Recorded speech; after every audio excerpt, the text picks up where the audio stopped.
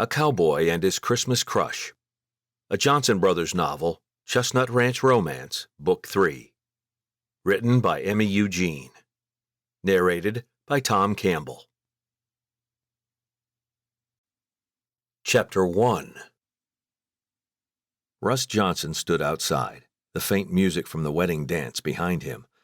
He couldn't go back inside, not with his chest as deflated as it was. He was thrilled for Seth and Jenna, who'd been friends for a very long time, and he owed his last 2 months of dating the beautiful Janelle Stokes to Seth, who'd encouraged him to get out there and meet someone. And he had. He and Janelle may not have seen each other every day for the past 2 months. Some people would call their relationship slow. Russ didn't mind either of those things. When something awesome happened, he wanted to tell Janelle. When she had something to celebrate, he wanted to be the one who showed up with a cake. And he'd thought they'd been getting along really well since the speed dating event in October. Slow and steady wins the race, he'd told himself. Except he was losing. Big time. Janelle had called him on Tuesday, and Russ had known from the moment she said his name that he wouldn't like what she was about to say. And he hadn't, because she'd broken up with him, citing her daughters as the reason why. He'd wanted to meet them. She'd freaked out. It's fine, he'd texted her after she'd told him she didn't want to see him anymore. I don't have to meet them until you're ready. He hadn't heard from her since. He took a big breath and looked up into the starry sky. Behind him, the music stopped and the door opened. People began piling outside, and Russ wanted to disappear again. But he joined the crowd instead, stepping over to Griffin and Rex while he scanned the crowd for Travis. He didn't see his brother, and Rex stepped out to help their parents get out of the fray. The photographer came out and raised both of his hands. "Okay, everyone," he yelled. "Sparklers for everyone. Don't light them until I say, and you're going to hold them up like this." He held the sparkler right up above his head and waved them in short bursts. "We only get one shot at this." He started passing out sparklers, as did his assistant. Russ had no way to light the sparklers, but the photographer and his assistant started handing out matches, too. He backed up to the doors and opened them a couple of inches. "Are the bride and groom ready?" He must have gotten the go-ahead, because he turned back to the crowd outside. "All right, light 'em up." The buzzing and fizzing of sparklers started, and the photographer called for Seth to bring Jenna outside. He did, and Russ could feel his brother's joy all the way at the back of the crowd. A cheer went up, and everyone lifted their sparklers and started waving them as taught. The camera went click, click, click as the photographer walked backward, capturing the sparkler send-off. He turned and took several pictures of the car, which Rex and Griffin had decorated. The decor was barely appropriate, but Seth and Jenna laughed at the cookies stuck to their car and ducked inside. With them gone, the event concluded, and the vibrant atmosphere fizzled along with the sparklers.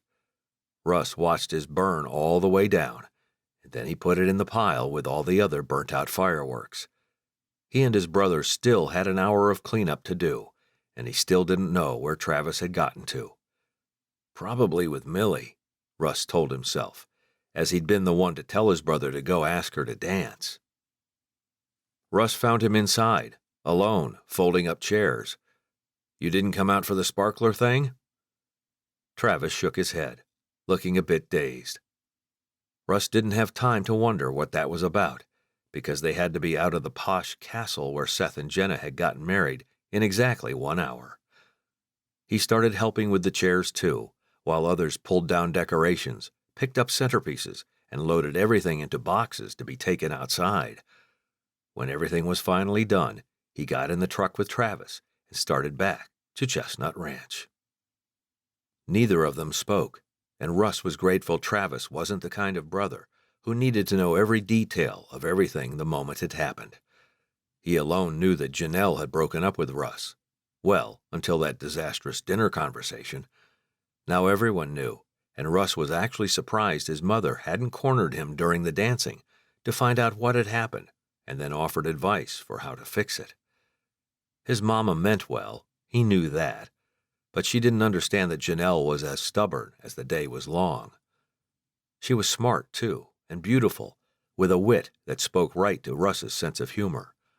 She outclassed him in every way, and he told himself he should be grateful he'd had 2 months with her.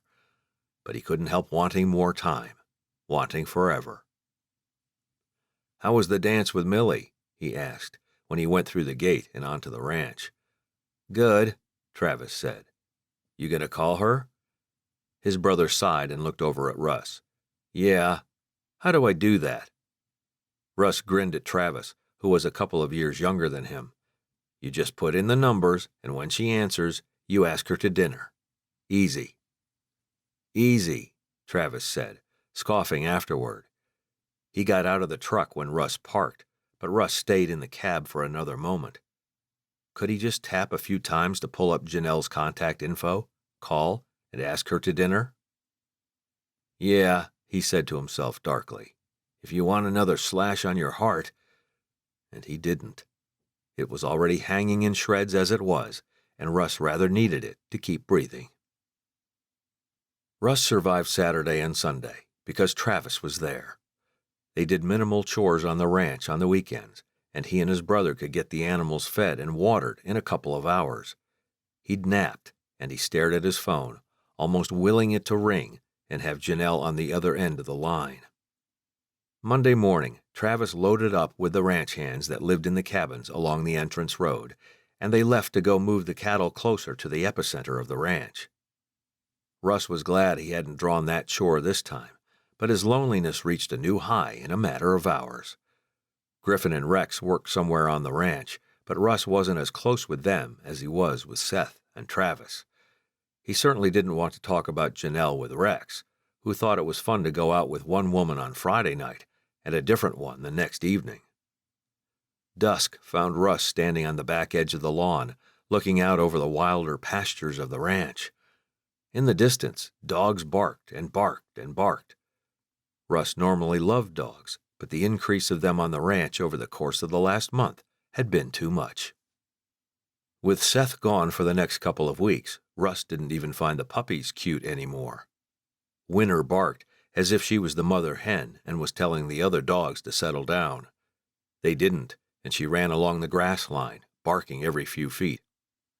"Enough," Russ told her. Eventually, he turned back to the house. He ate dinner, showered, slept. Then, the next morning, he got up and did everything all over again. Travis returned that afternoon, and Rex ran to town for pizza and their mother's homemade root beer. "To a successful relocation," Rex said, his voice so loud that it echoed through the kitchen. Travis just grinned at him and took a bite of his supreme pizza. Russ was just glad there were more people in the homestead that night. It was a giant house, and he didn't like being in it alone.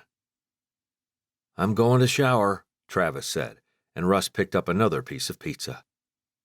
Griffin started telling a story about something Darren had said, and Russ was content to listen and laugh. A few minutes later, Travis came thundering down the stairs, his cowboy boots loud on the wood. Rex was practically standing in the doorway already, and he ducked out to see what Travis was doing. He whistled and said, "Hoo boy, where are you off to?" Russ exchanged a glance with Griffin and said, "He's so loud."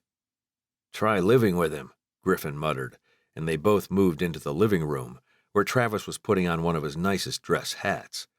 He turned toward everyone and said, "I'm going out with Millie." A smile crossed Russ's face. So, he'd called her. "Good for you, bro," Rex said. "You look like you're going to throw up," Griffin said. "Go," Russ said, stepping in front of the younger brothers. "Don't listen to them. Have fun." He smiled at Travis and nodded, because his brother needed to go out, and he needed the encouragement. "What if—" "Nope," Russ said. "Now, where are your keys?" Travis patted his pockets, panic filling his face. "Shoot, I must have left them upstairs." He bolted back that way, and Russ shook his head. "Don't give him grief over this," he said to the other two brothers. Rex held up both hands as if surrendering, and Griffin wandered back into the kitchen. Travis came back downstairs, his keys in his hand, and Russ said, "Have fun." Travis said nothing as he left, and Russ chuckled and turned around. "I hope he calms down and has fun." "He will," Rex said. "Travis gets along great with Millie. They'll be fine." Russ nodded, wishing he was the one going out tonight. He didn't realize Rex had left until he brought him a piece of pizza from the kitchen. How much time did he lose thinking about Janelle?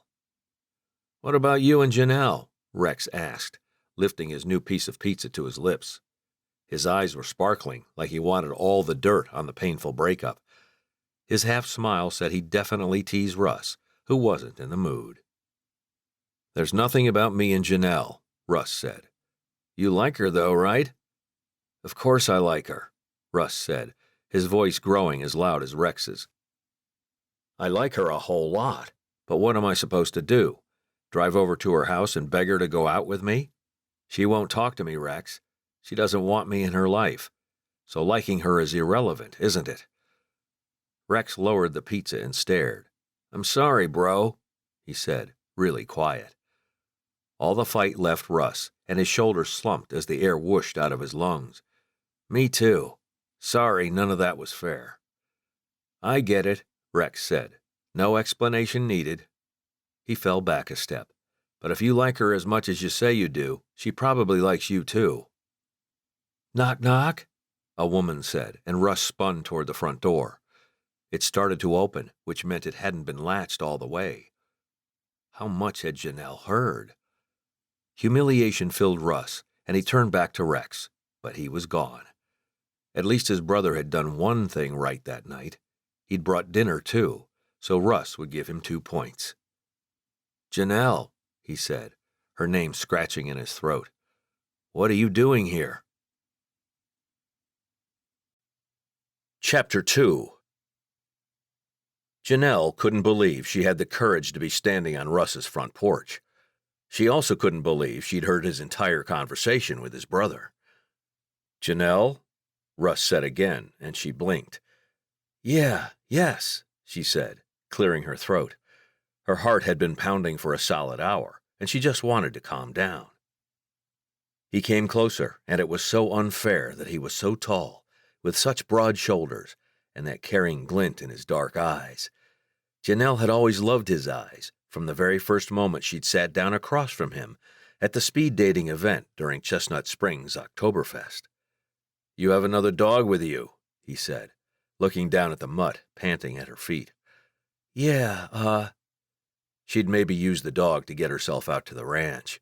Somehow, she could deal with cheating husbands and angry wives as they became exes. She could argue for the rights of one of those parents in court until she got what she wanted. She owned and ran the biggest family law practice in the country. And Russ Johnson made her heart flutter and her nerves fray. He could also make her laugh faster than anyone else, and the man kissed her like she was worth something. And Janelle had been miserable for almost a week now. "Look," she said, brushing her loose hair out of her eyes. "Someone brought the dog over, and they brought him to me because they thought we were together."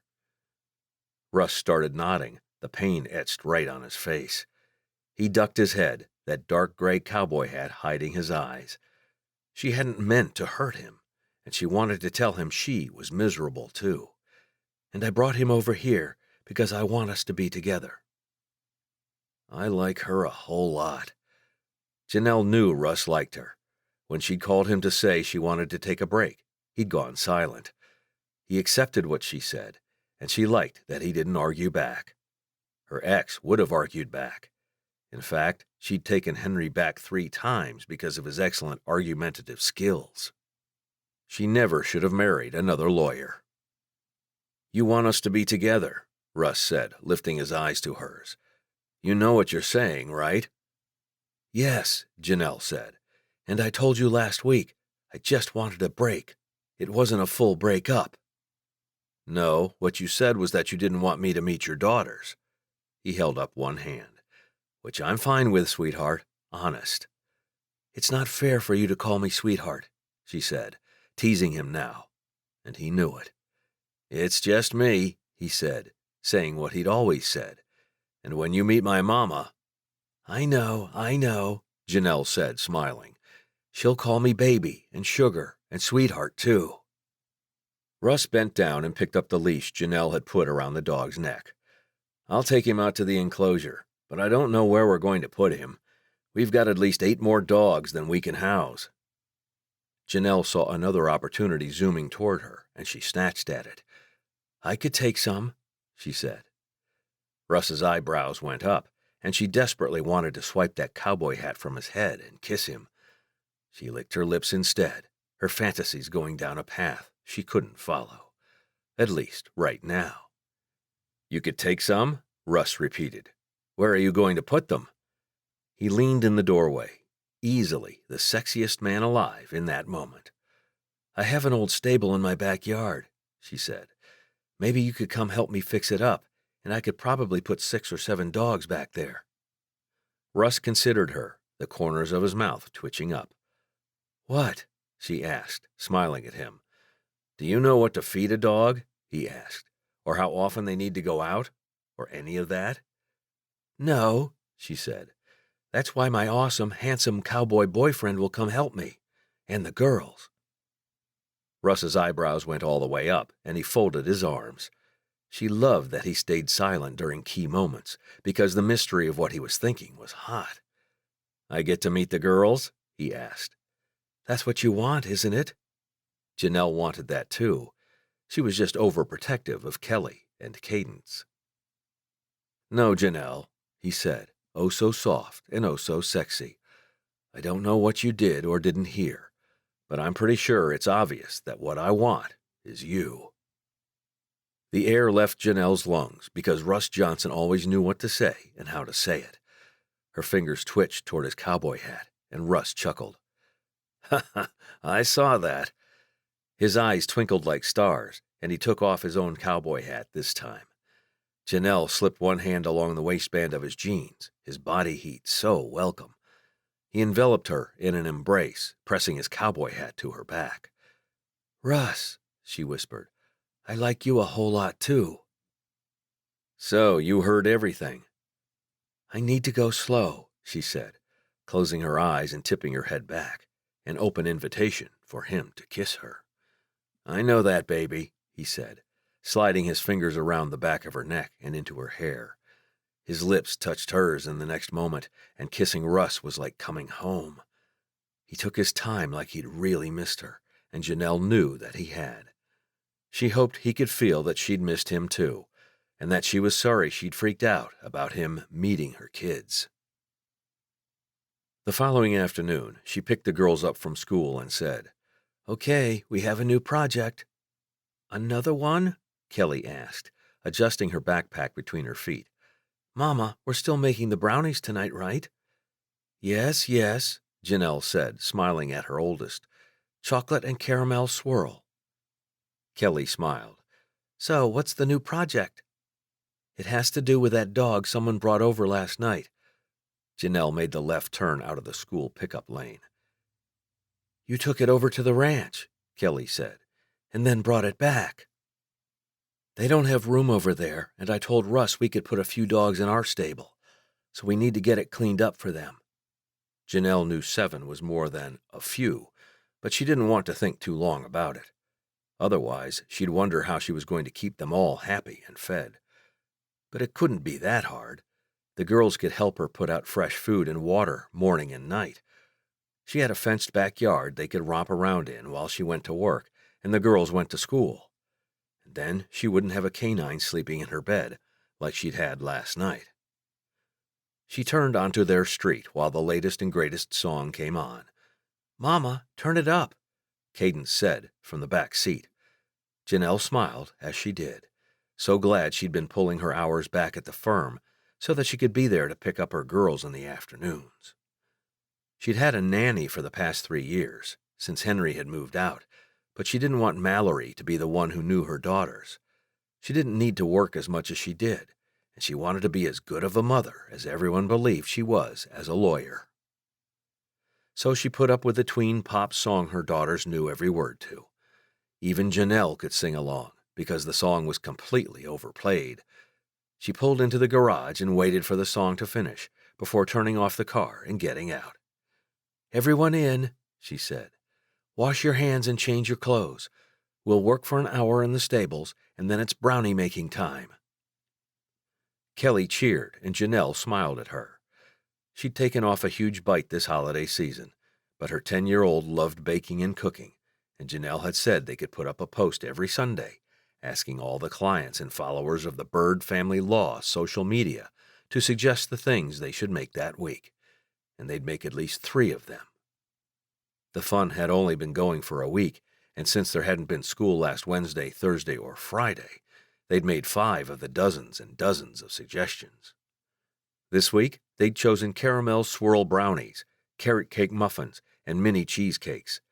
They'd already made the carrot cake muffins last night, and Janelle wouldn't be surprised if they made 5 additional desserts that week.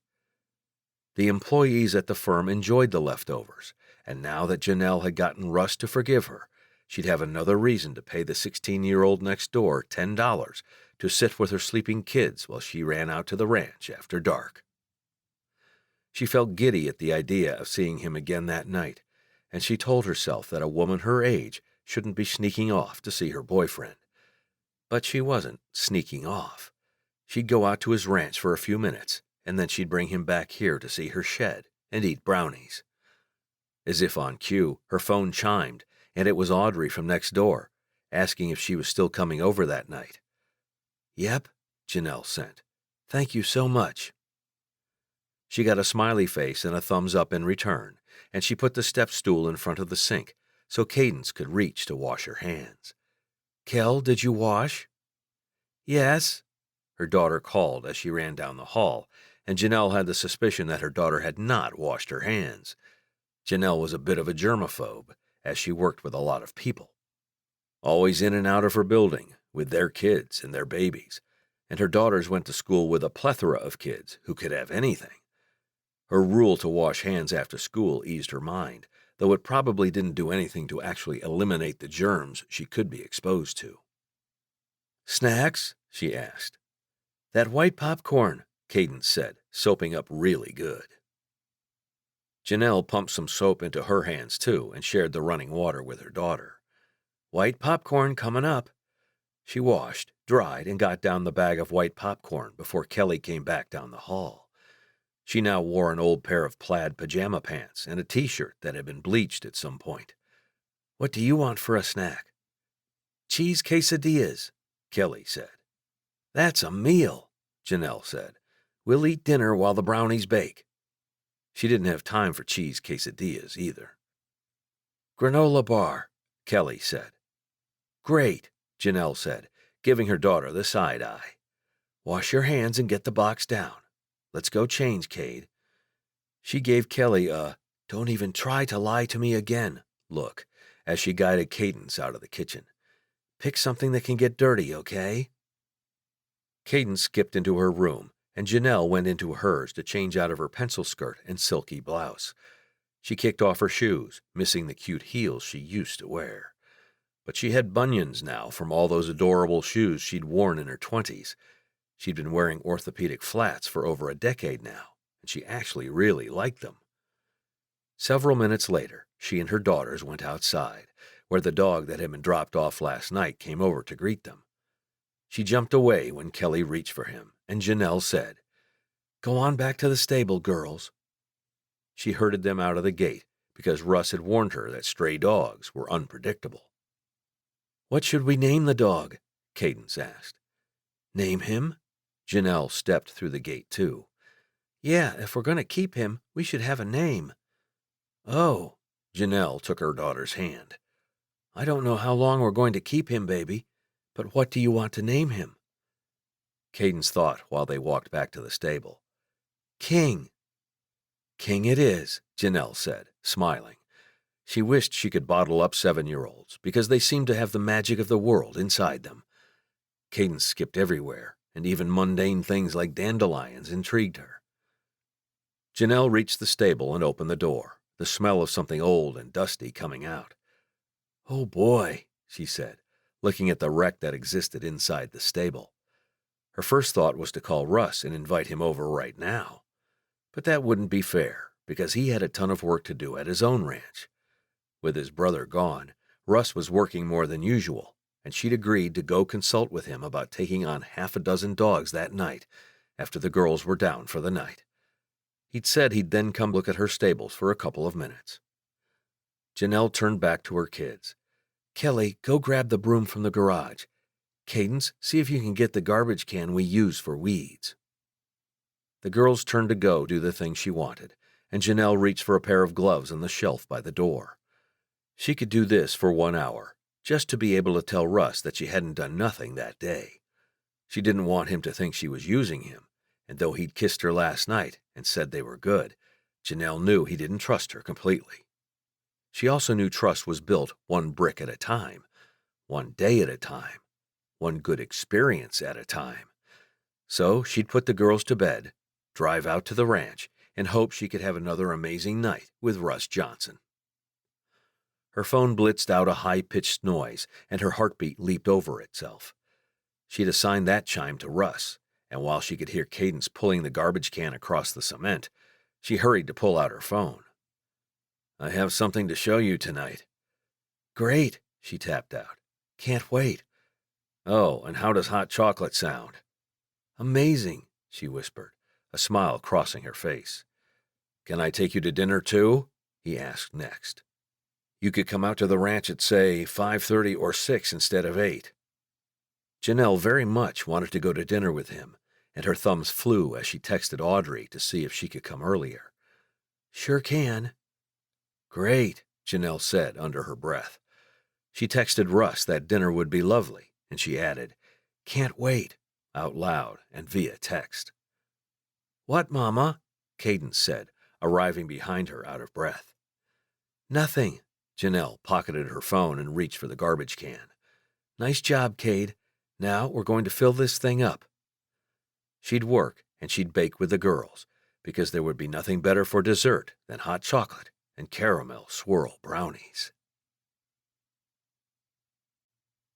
Chapter 3.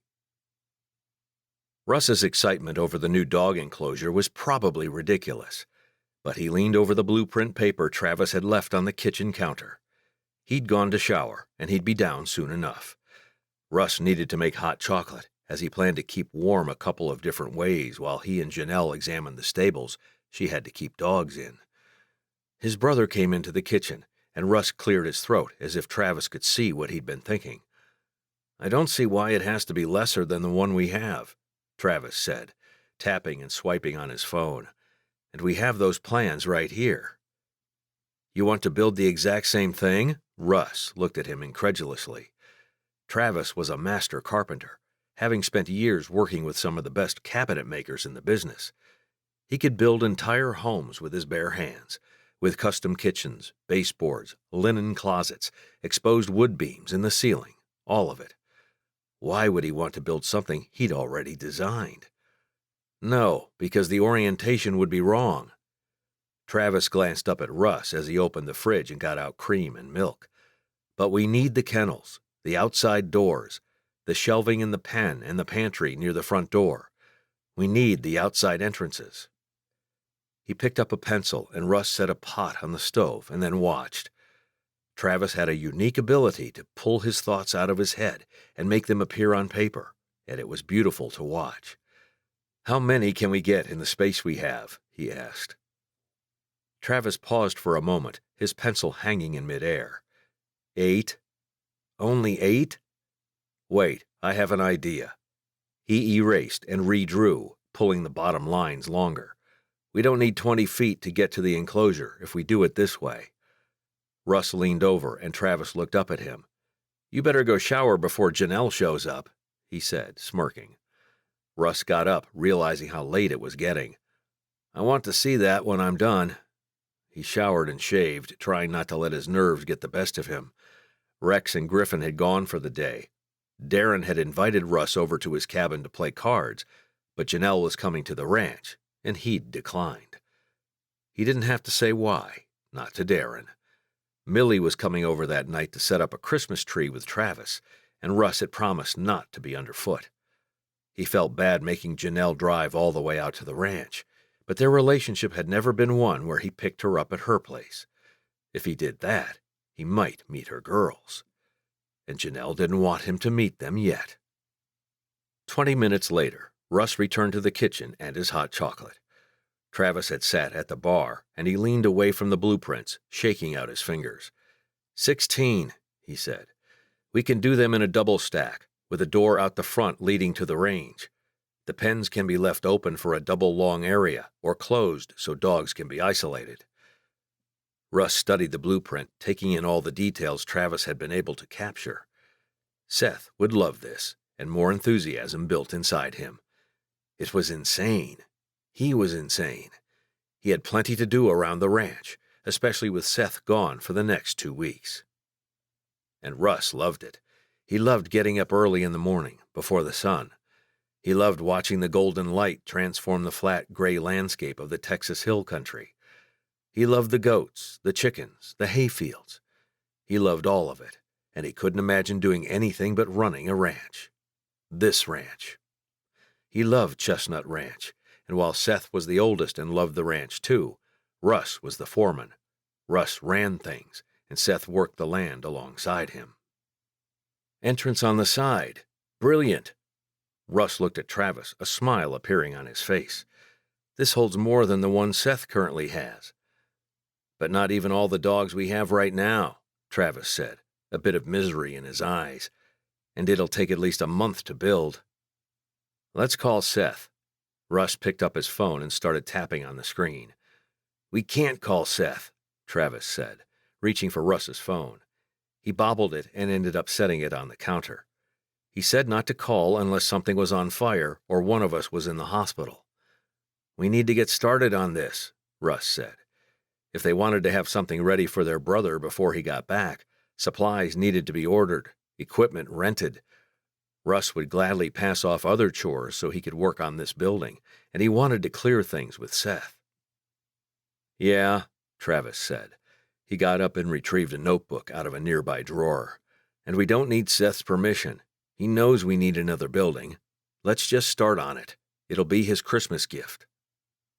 Travis started making a list of the things they'd need to order and have delivered to the ranch. While he did that, Russ turned to the stove and turned the knob to light the flame. He poured water into the pan and added sugar, cocoa powder, and vanilla. Whisking, he hummed, bringing the mixture to a boil and then adding the cream and milk. He loved working in the kitchen and around the ranch. He loved seeing things come together, and he loved making other people smile with a simple meal or a hot mug of liquid chocolate. The doorbell rang, and Russ jerked his head toward the front door. What time is it? Travis asked, a bit of shock in his voice. Russ glanced at the clock on the stove. 5:30, he said. Holy cow, Janelle is going to be here soon. Travis abandoned the blueprints on the counter. That means that's probably Millie. Russ practically jumped in front of him, a smile on his face. I'll get it.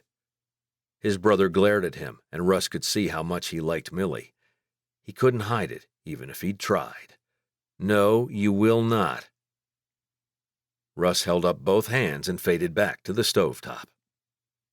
Feed Winter, Cloudy, and Thunder. I'll bring Millie to meet you. Travis nodded and slicked his palms down the front of his jeans. Russ chuckled as his brother went to answer the door.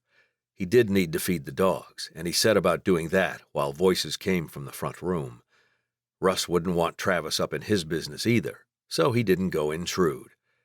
Rex would have, and Russ was glad his brother had chosen to live in town instead of out here at the ranch.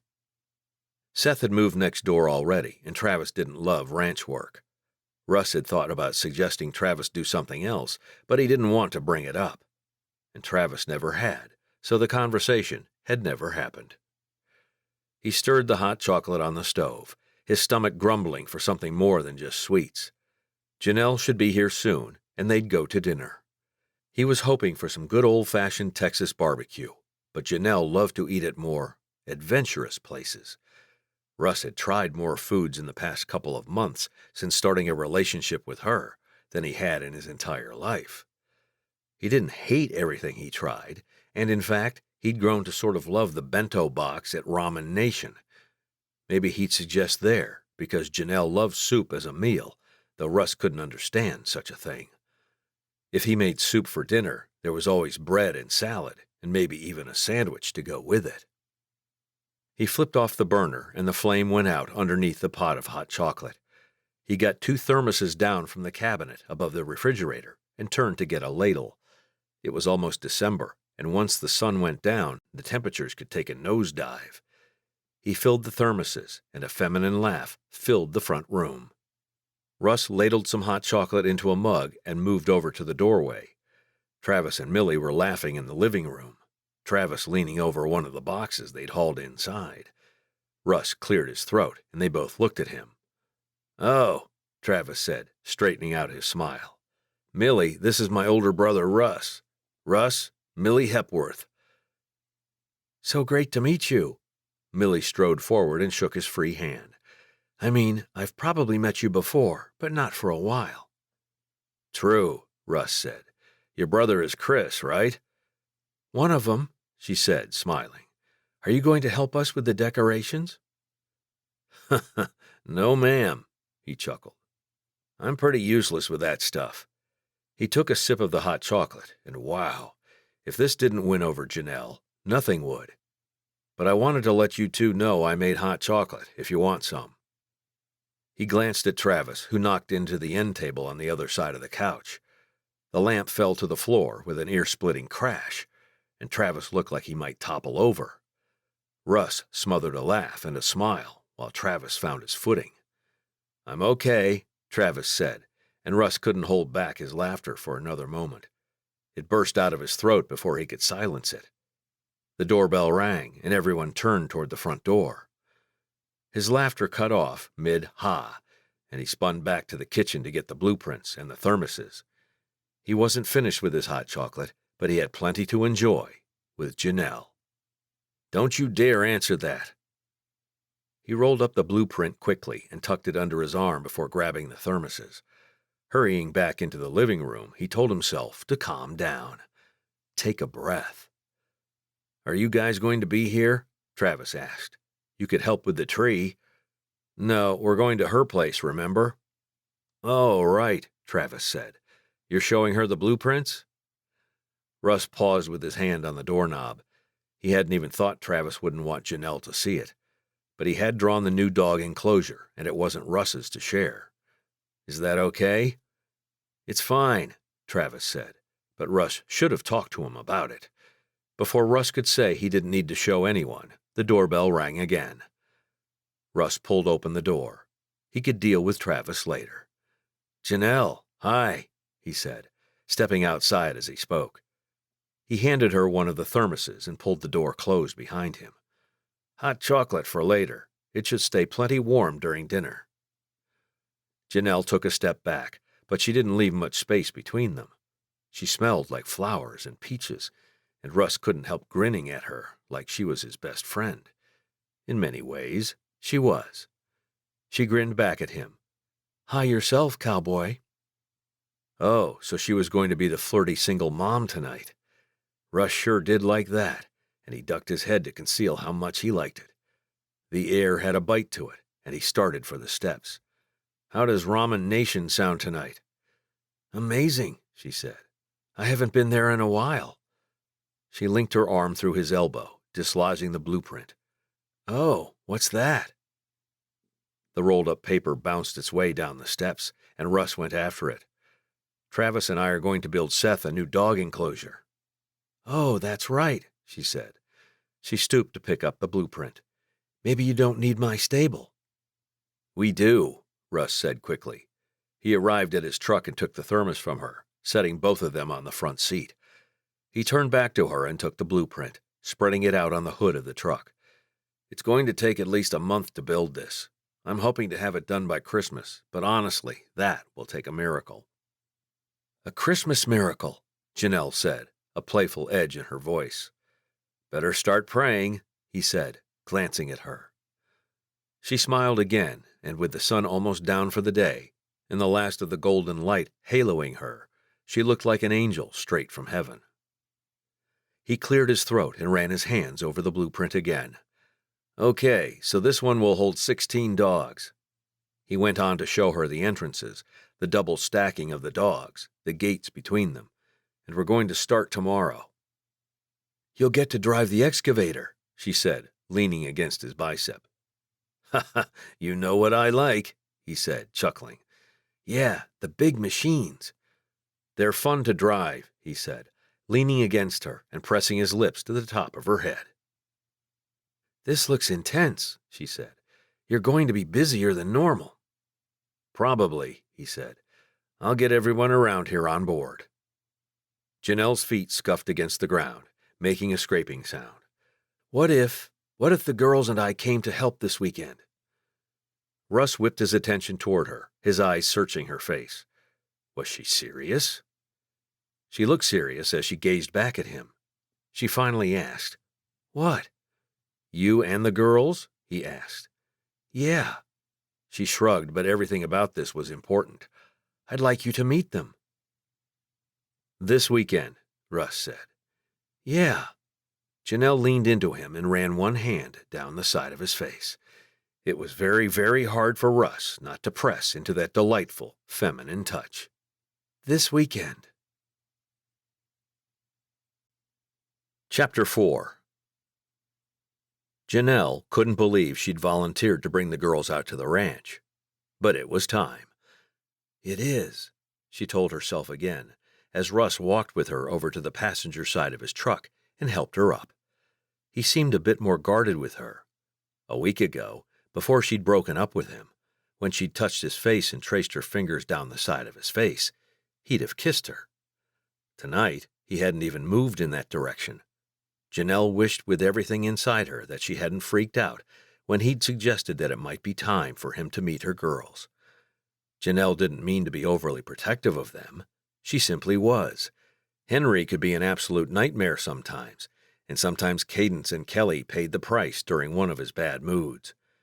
And until recently, Janelle had been more concerned with her work than her family, too. The moment she'd realized she sometimes acted exactly like Henry, she'd decided to cut back on her hours and let the law firm run like the well-oiled machine she'd set it up to be. Being a more involved mother was harder than she'd thought it would be. Preparing a case? That she could do. Interviewing a client? Easy. Working 16 hours a day? No problem. Dealing with homework, making dinner, or listening to Kelly cry after she didn't get picked for the right part in her class reader's theater had been much harder than Janelle had anticipated. If she were being honest with herself, she didn't know what she was doing, trying to raise 2 girls by herself. Things weren't neat or pretty, and facts didn't line up the way they did in legal briefs. Sure, she'd seen plenty of custody fights over the years, and she was very good at winning them. But she honestly had no idea how to win her own, or how to make sure the girls had all of their needs met.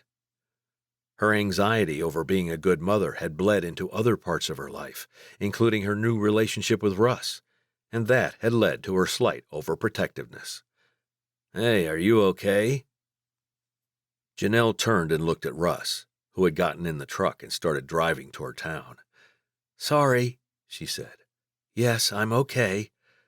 She put a smile on her face because she'd been looking forward to seeing him all day long.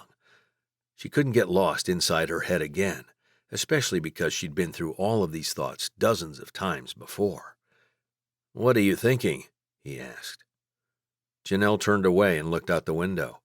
Darkness was falling fast, and the trees crowded so close to the road anyway that she couldn't see much of anything. She and Russ had started this game on their first date, and she'd found it cute then. She'd loved learning more about him and sharing more about herself with him. But now that they were a little deeper into their relationship, her confessions weren't about the fact that she liked pistachio ice cream or watched Saturday morning cartoons with her daughters. If she told him, she'd see real fears and concerns. He'd know she wasn't perfect. Are we not doing that anymore? He asked, and Janelle knew he was trying so very hard. I was just thinking about how hard it is for me to be a good mom. She tried on a grin, but it felt a little watery. You are a good mom. Russ glanced at Janelle, and she looked at him.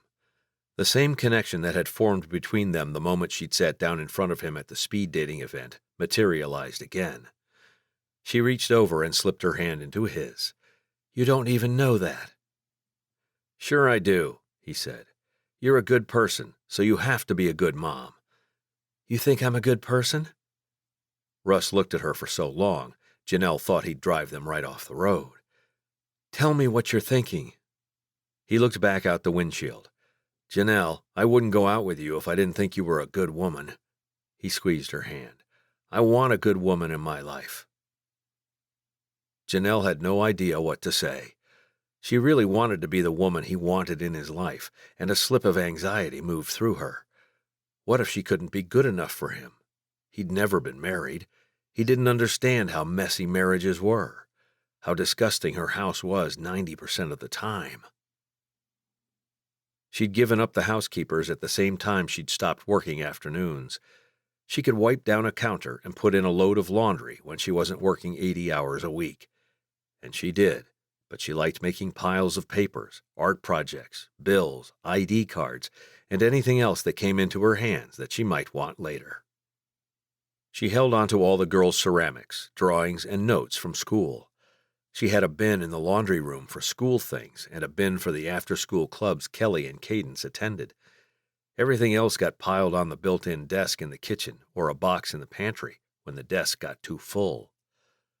No wonder she'd never invited Russ to her house. He'd run screaming, and she was glad she'd only be taking him out to the stables that evening. "Do you want to get the food and eat under the stars?" Russ asked, and the husky quality of his voice was the most romantic thing in the world. "Maybe it's too cold for that." "Do you still have that blanket in the back of your truck?" Russ glanced at her, and that was an affirmative. "Let's get it to go," Janelle said. Russ joined the drive-through line, and Ramen Nation was one of the fastest restaurants in the county, and before Janelle knew it, he passed her a bag with 2 bowls of soup and an order of edamame. She balanced it on her lap while Russ drove out of the parking lot and headed away from the main square in Chestnut Springs. Janelle didn't have to ask where he was headed. They'd gone to Bridal Veil Falls several times in the past few months, and after a short 10-minute walk, the entire sky opened up above them. With the sound of rushing water nearby and the universe winking to life overhead, and the delicious soup, it was the best date Janelle had ever been on. The light pollution from the town disappeared behind them, and a minute later he made a right turn into the parking lot. Only a couple of cars sat there, and Russ pulled all the way to the end of the lot, nearest to the trailhead. "You've got the food?" "Mm-hmm." Janelle collected it and slid out of the truck, glad she'd put a jacket on. She'd take Russ's arm around her too, though, and she hoped that would happen. Russ joined her at the hood of the truck, a blanket in his arms. He reached for her hand, and she easily put hers in his. The hike didn't last long, and neither of them spoke. Janelle liked that everything about Russ was about 10 times slower than the rest of her life, all aspects of it. She liked that she didn't have to call for an assistant or wonder where the file she needed was. Russ went past the last stand of trees and said, "Here?" "Yes," she said. The short walk had gotten her blood moving, and she settled onto the bench next to Russ, and he draped the blanket over their legs. "Okay?" He lifted his arm, and Janelle leaned into him. "Now it's okay." She snuggled right into him, and she loved the affection he showed for her by tucking her right into his side and pressing his lips to her forehead again. She really wanted him to kiss her that night, but she didn't think it was going to happen. Number 1, she'd told him that she needed to go slow. Number 2, he didn't trust her. So tonight they'd eat soup, and she'd take him to her house for the first time. Her nerves flew through her, and she straightened as he handed her a plastic to-go bowl of soup. He removed his arm from her shoulders and handed her a spoon. "You sure you can handle several dogs, sweetheart?" "If you show me what to do." "We'll see how your facilities are." Janelle suddenly wished she'd hired someone to come work all afternoon and evening, only to deftly clean up quickly only moments before she and Russ arrived at her home. She realized in that moment that she desperately wanted to impress Russ for some reason. She wanted to win him back. She wanted to earn his trust. "This is so good," Russ said, stirring his soft-boiled egg into the soup. Janelle smiled, because the first time she'd suggested ramen nation, he'd looked like she'd asked him to eat poison and enjoy it, too. To his credit, he'd tried everything she'd suggested, even though he didn't like some of it. "I'm glad you like it," she said. "Kelly gets the same thing as you." "She does?" Russ looked at her, but it was dark enough that she couldn't see a whole lot in his eyes. "Oh, yeah. Pork broth. No bean sprouts. Chicken, not pork." She nodded as she wound up another forkful of noodles. "She's going to love you." "You think so?"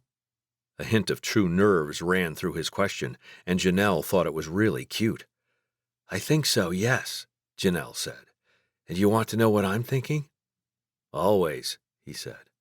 "I'm scared to introduce you to them," she said. "Not because they won't love you, but because it's a lot to take at once." Russ took another bite, and Janelle knew he was thinking about what she'd said. "I'm going to like them," he said. "I didn't say you wouldn't." "But that's what you're worried about," Russ said.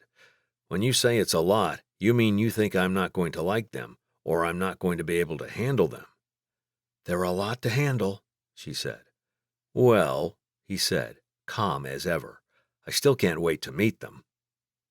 Janelle's stomach quivered slightly, and she took another bite of noodles to calm it. That didn't really work, and she put her spoon back in her bowl. She took a deep breath of the crisp, clean air, toying with the idea of introducing him to the girls that night. But she'd asked Audrey to put them to bed by 8, and with her drive to the ranch and back, they wouldn't make it to her house before 8. "Which is fine," she told herself. The thought of introducing him to her daughters on Saturday was nerve-wracking enough. Saturday. She sucked in a breath and held it for a moment. She could do this. She liked Russ a whole lot, and she didn't want to lose him. The several days where he hadn't called or texted and she hadn't seen him had been terrible. She didn't want to go back to that. Russ was a patient man. He could wait to meet the girls, and she knew he would. But she'd have to introduce him to Kelly and Cadence at some point, and it might as well be Saturday. Then she'd get to see him on the weekend, too. "Janelle," Russ said, taking her bowl and setting it on the bench beside him along with his. She had no choice but to look at him. "If you don't want to—" "I do," she said. He just looked at her steadily for what seemed like a long time. "All right," he said. "But all you have to do is say something, and I'll, do what you're comfortable with." "I know," Janelle said, and that was exactly why he was too good for her. Too good for her messy, always late, sometimes smelly life. "We'll be there on Saturday morning," she said, "but I hope that's not the next time I see you." Russ's lips twitched into an upward slant. "Come on, baby. Let's see if we can see the Milky Way tonight." He put the soup bowls on the ground and leaned back against the arm of the bench. Janelle leaned back into him, and the two of them gazed up into the sky. Janelle let go of her worries, her fears that Russ wouldn't like her kids, or the fact that she came with 2 little girls, and just enjoyed stargazing with the handsome, warm cowboy. Chapter 5. Russ loved holding Janelle. He knew she'd drawn distinct boxes in her life, and she'd kept him in the ones she liked. She didn't let him come to her house, meet her kids, or show up at work with a chocolate cupcake on her birthday. She wanted to see him on the ranch, and she really liked to be taken to dinner, to movies, to symphonies, to state parks, to experience nature and look at constellations. She'd basically hidden all the most personal parts of herself, and Russ really wanted to crack her open and see what was inside. At the same time, a twinge of fear accompanied the idea, because what if what she was worried about was right? What if he didn't like her girls? What if they didn't like him? What if the idea of an instant family of 4 did become too much for him? He didn't allow the thoughts to stay for very long. The scent of Janelle's sweet perfume helped chase away some of the doubt, and he reminded himself that she was the first woman in 5 years to catch his eye and stoke his interest. He'd imagined her on the ranch with him, and she seemed to fit there, especially when she wore jeans and t-shirts, though he liked her power skirts and silky blouses too. She fit perfectly in his arms and in his life, and Russ just needed to figure out how to keep her there. He wondered if he was really the type of man she wanted, but he was who he was. A shiver ran through her, making her tremble against his chest, and Russ ran his fingers down her arm. "Should we go?" "I love the stars," she said, her voice awed. She made no move to get up, and Russ was content to stay with her under the blanket of stars for as long as she wanted. He might be exhausted the next day, but spending time with her was worth it. "I do too," he said. "I thought you were a fan of the moon." "That too," he said, not daring to speak too loudly out here. For some reason, he felt like loud noises would scare away the stars. "But there's no moon tonight." "I think it just comes up later," she said. "No, I think it's the new moon, baby." He caressed her upper arm. "We should go. It's getting cold and late." "Let's have hot chocolate before we head to my house," she said. "All right, but we still have to get back to the truck." Janelle sat up with a groan, and that made Russ feel better about the ache radiating through his back, too. He stood up and bent to get the bowls. "Can you handle the blanket?" "Got it," she said, folding it neatly and tucking it over her arm with a smile. Russ reached for her hand and secured it in his. He remembered the first time he'd held her hand, their second date in as many days after the speed dating event. She'd taken him to a fast-fire pizza joint, and then they'd walked up to Chestnut Springs. On the way back, he'd held her hand, pure electricity flowing through him. Those same sparks moved through him now, and he really liked them. "Are you going to be extra busy around the ranch with this new enclosure?" "Yes," he said simply, thinking telling the truth was the best idea here. "You can come out any time you want, and I always have time for a dinner I didn't make." "Ha ha, oh, I know," she said with a giggle. "The way to your heart is definitely through your stomach." She sucked in a breath. "Oh no, I left the brownies in my car." "It's stupid you came out to the ranch," he said. "I should have just come and picked you up for dinner." He watched the ground so he didn't trip over something. He'd never pegged Travis as a clumsy man, but he'd nearly fallen down in the living room. "I'll take you back now, and you can lead me to your house." "That adds 30 minutes to our trip," she said. "Either now or later," he said. Russ didn't push very many issues with Janelle, but he felt like pushing this one. "So we'll go now, and then you can just go inside with your girls when we're done in the stable." Surprisingly, Janelle didn't argue with him, and Russ let go of her hand to dig in his pocket for his keys. He clicked a couple of times, and the truck's engine fired up. "Always showing off," she said, a grin in her voice. "I'm actually chilled," he said. Janelle burst out laughing, just as Russ had hoped she would. He joined her, going all the way to her door, chuckling. She stepped in front of him and turned around. The interior light from the truck illuminated her face, and she looked at him with a coy smile on her lips. "I'll keep you warm, Cowboy." "Yeah?" Russ liked the sound of that, but he still made no move to kiss her. He felt like they were starting back at square one, maybe two, and he needed to learn more about Janelle before he took things to the next level in their relationship. So he ducked his head, practically tasting the disappointment on his tongue, and fell back a step. "Let's get going," he said. "I'm not convinced you have somewhere for these dogs to live." They drove back to the ranch, which only took 10 minutes, as they were already outside of town a mile or two, while Janelle poured hot chocolate for them. "Let me grab the brownies." She slid from the truck before he could protest, hurrying to her car and returning quickly. The scent of chocolate came back with her, along with something salty. "Caramel swirl brownies," she said. "Kelly and I made them this afternoon." "I didn't realize you baked," he said, eyeing the square plastic container as she plucked a brownie from it. "Kelly loves to bake," Janelle said, "and we're sort of doing this challenge with the firm." "Oh?" He accepted the brownie and took a bite, hoping she'd talk for a few minutes. because brownies were invented to eat with hot chocolate. "Yeah," she said. "Every Sunday night, we post on the firm's social media and ask people to give us desserts to make during the week.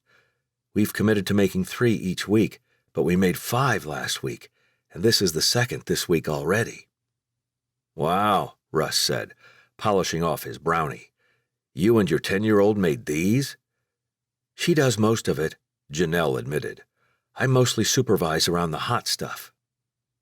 She took a bite of a brownie, and Russ watched her for an extra moment before looking away. "What's on the agenda for later this week?" he asked.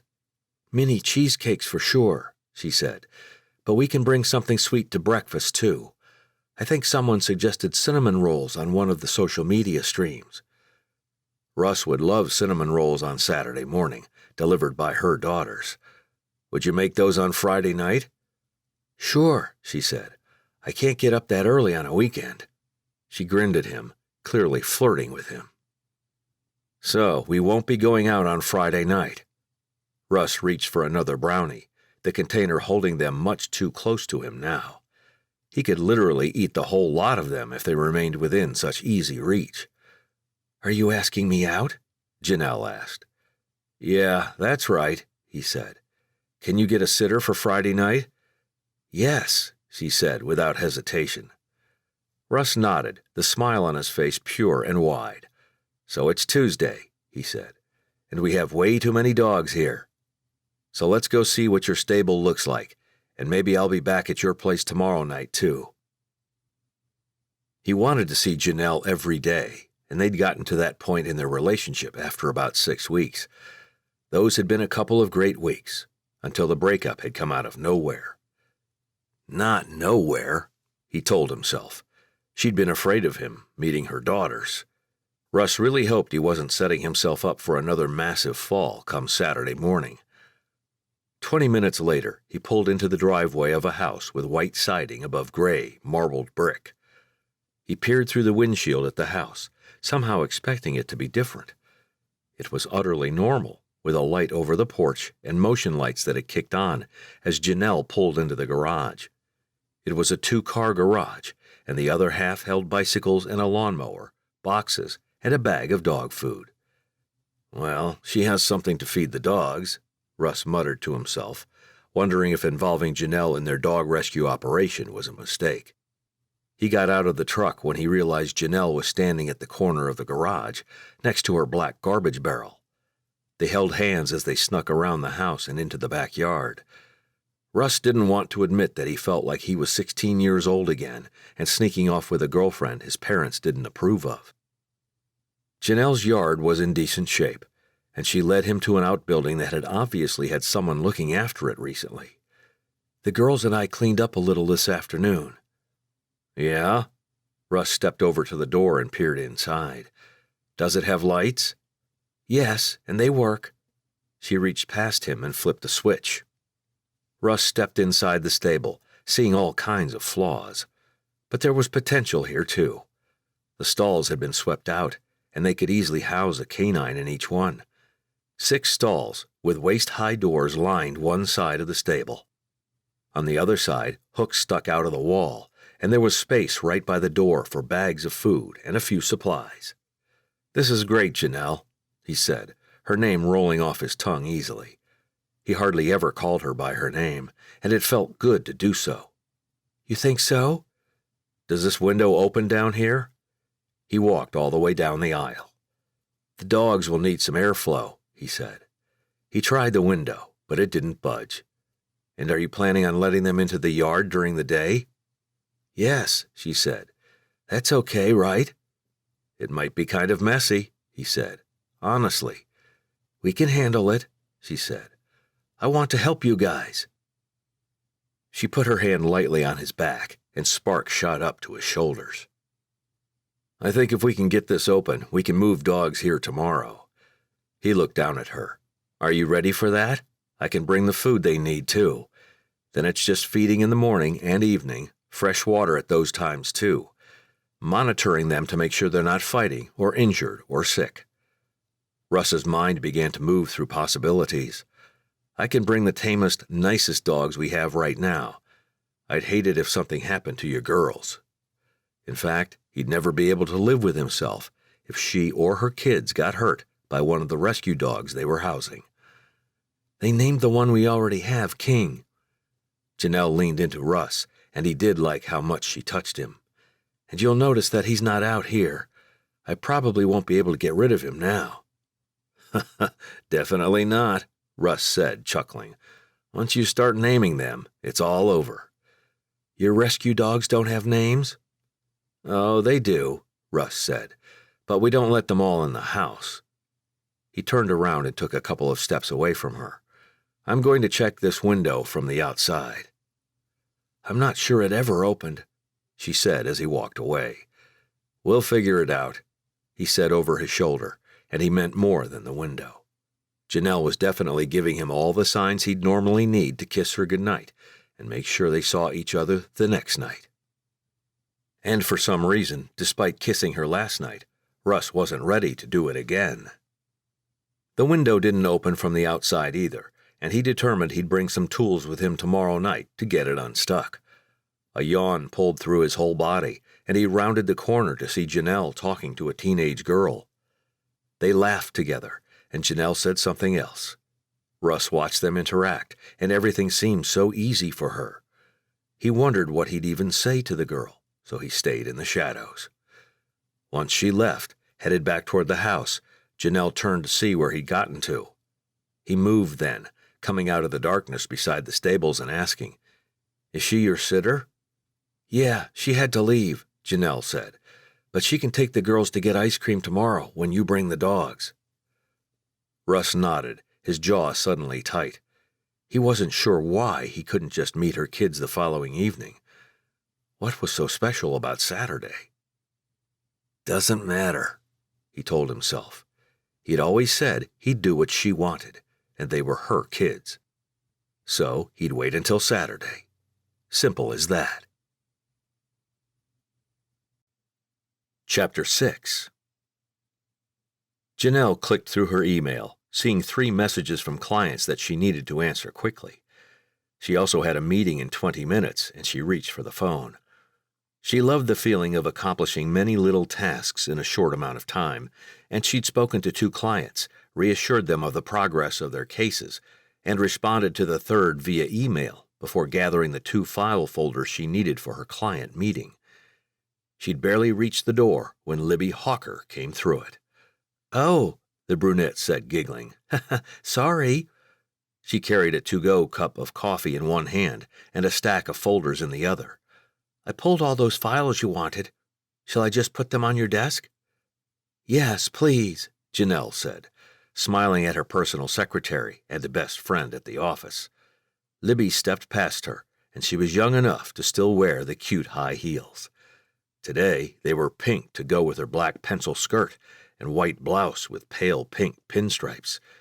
She put the folders on Janelle's desk and turned back to her. What? Libby asked. Do I have time for lunch today?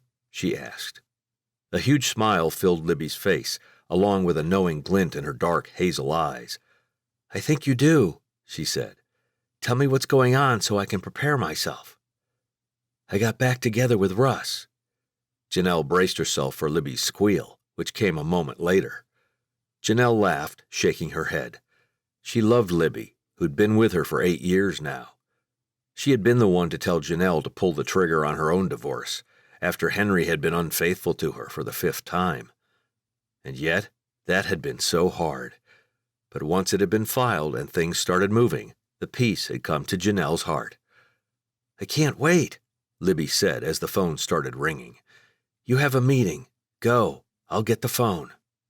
Janelle left her office first, and Libby followed her, stopping at her desk to answer the phone. She ducked into the conference room. Lily already sitting at the table, her eyes on her phone. Morning, Lily, Janelle said with a professional bite to her tone. How are the kids? Lily looked up, and she looked tired. Exhausted, really. Redness rimmed her eyes, and Janelle recognized the pure helplessness in the woman's eyes. She'd seen it in her own before, while she was going through her own separation and divorce. She didn't miss those sleepless nights, nor the constant ball of worry in her gut about what might happen that day. She smiled at Lily and sat down, covering both of Lily's hands with hers. "Talk to me," Janelle said. She ran the best and busiest family law firm in the county, but she knew it was the personal touch that set her apart from the others. She called back within hours, she answered texts and emails as quickly as she could, and she took time to make a real connection with her clients. That was why her social media accounts were full of followers and fans, and why, when she sponsored the pool day in Chestnut Springs, hundreds of past clients and their families attended. "Bruce called again last night," Lily sighed, but she wasn't frustrated or angry, only tired. "I just can't keep having the same conversation over and over." "I understand. Is he still arguing for shared custody?" Lily nodded. "But I don't see how he can do that. Bruce works graveyards, and there's no way he can have Tina half the time. He'd have to have someone sleep with the kids, and someone to take Tina during the day, too, while he sleeps." Lily shook her head. "It's fine. Whatever. Just tell me what to do." "So we'll fight the shared custody," Janelle said, flipping open her folder. "The best he can do is weekends, when he's not working. Now, the judge might give him every weekend, not every other." Janelle glanced at Lily, who seemed so worn down that she'd accept anything at this point. And that was why Janelle was there. She wouldn't accept just anything, and certainly not anything that would make life harder for Lily, or for her two girls, Emily and Tina. She remembered well her worries over Cadence, who'd only been 4 years old when Janelle had filed for the divorce. The difference was, Henry hadn't fought her for anything except a few weeks in the summer, one of the major winter holidays, and the chance to communicate about other times he might want to see the girls. Someone knocked on the door, and Janelle glanced over to see Libby poke her head in. She wore a look on her face that was made of pure concern, and Janelle's heartbeat bumped over itself painfully. Without saying anything, Libby pulled the door closed, and Janelle looked back at Lily. She didn't appear to even know the door had opened. "Okay," Janelle said with a long exhale. "I think you were going to bring me pay stubs from the last 3 months today, so we could prove that you can support the girls, but that your request for child support is warranted." "Yes." Lily started digging in her purse, and the door opened again. This time, a man stood there, and Janelle stood up, her pulse stopping completely. "Excuse me a moment," she said to Lily, already moving toward Henry. "What are you doing here?" she hissed, pressing against him so he'd back out of the conference room. "I'm sorry, ma'am," Lily said. "I told him he had to wait." "I need to talk to you," he said. "I called and texted." "I'm in a meeting," Janelle snapped. Henry was a lawyer. He knew not all calls and texts could be answered instantly. "My office, now." She marched away from him, avoiding Libby's anxious eyes as she passed. Libby knew the drill. If Janelle went to the door and opened it a crack, she was to call security. Janelle rented the whole building for the law firm, and she paid 2 security guards. One circled the building outside, drove around the parking lot, that kind of thing. The other watched the front entrance and walked the 2 floors periodically. They'd both come the moment they were paged, and Janelle closed the door behind her ex-husband. "You can't just show up here any time you want," she said crisply, walking away from him. "I don't take my phone into meetings, and you can't have called more than 10 minutes ago." "I was driving by," he said.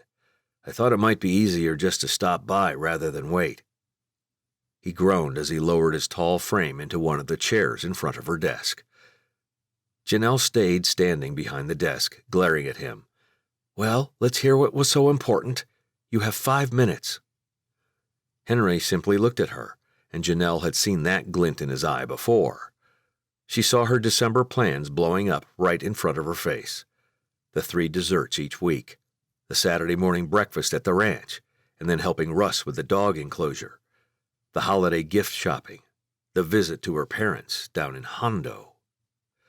She sighed and folded her arms. "You're not saying anything." "I want to come home," he said. "No," she said before he'd even stopped speaking. "Henry, no. I've moved on, and I'm seeing someone else. I'm introducing him to the girls this weekend." She shook her head, already frustrated with herself that she told him all of that. Henry could take the most innocent of statements and twist them to his advantage. "No." "You're seeing someone?" Janelle just sighed. She'd told him she was seeing someone almost a month ago, when they'd worked out their holiday plans. He'd taken the girls from Wednesday to Sunday for Thanksgiving, and Janelle hadn't expected to hear from him again until at least January, maybe even February. She needed to get him out of the building, out of her life for good. For some reason, she had a weakness for this man, and if he was nice to her at all, she might give him what he wanted. Her phone brightened, and she glanced down at it. Russ's name flashed across the top of the screen. Her emotions had been belted into a roller coaster, and she was glad she hadn't eaten anything for breakfast. Not that she ever did. Only coffee for her, and usually as she ran out the door to get the girls to school on time. "You need to leave, Henry." Janelle rounded the desk and headed for the door. She opened it all the way, though Henry hadn't even gotten up yet. He sighed as he did, buttoning his suit coat as he turned toward her. "You look good, Janelle." She said nothing as he approached, and Janelle wasn't afraid of him. He wouldn't hurt her physically. He'd only reach right into her chest and squeeze the life out of her heart. He'd already done it 3 times, and Janelle was ready to move past him completely. And she felt this close to achieving that milestone. Maybe this Saturday, when she finally involved another man in her children's lives. Janelle's nerves vibrated in her chest, both about the huge step she was about to take with Russ and the nearness of her ex. She felt nothing for the man, but he was the father of her children, and Janelle believed families were better together than they were apart. But Henry was all wrong for Janelle, and no matter how hard she tried, she couldn't make a relationship with him work. She wondered if she could make any relationship work, as Henry had implied that their marriage would have worked if Janelle had made some changes. She reminded herself that she wasn't the one sneaking out with someone else several times a week. She hadn't lied about where she was. She hadn't been unfaithful to him, not even once, not even remotely. He stepped past her without another word, and relief filled Janelle. She gave Libby a look that said, "Add Henry to the list of lunch topics," and stepped back into the conference room. "Lily," she said diplomatically, "I'm so sorry for the interruption. Did you find those pay stubs?" A couple of hours later, Janelle finally sat down behind her desk, while Libby passed out a soup and salad combo from the local deli. "Ham and cheese with pesto," Libby said. "Tomato basil." "You're a lifesaver, Libs," Janelle said, giving her friend a grateful smile. "Which do you want to hear about first?" "Henry," Libby said, opening her own bowl of soup. She always ordered vegetable chowder and started stirring in a spoonful of cheese. She didn't look at Janelle, which was a tactic to get Janelle to talk more freely. Which she usually did. "He just wanted to come home. Those were the words he used." "And you said?" "No," Janelle said. "Emphatically. I mean, I have Russ now, and I'm not going to give him up for a 4th chance at Henry. There's no way he's going to remain faithful to me for longer than a week." Last time, he'd been home for 8 days before she'd learned he'd driven an hour south to meet up with a former female client, and it wasn't for a business meeting, no matter what Henry had claimed. "You have Russ now? I thought you didn't want him to meet the girls, and you broke up." "Technically, what I said was I needed a break, but I don't think I communicated it very well." Everyone thought Janelle had wanted to break up with Russ.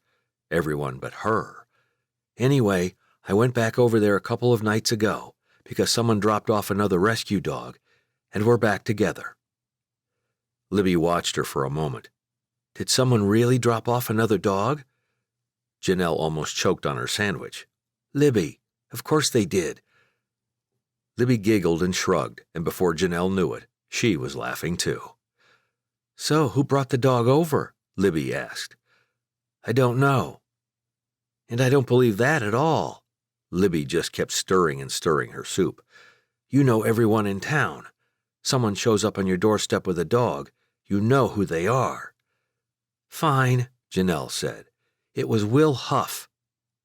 Oh boy, Libby finally took a bite of her soup. He didn't ask me out.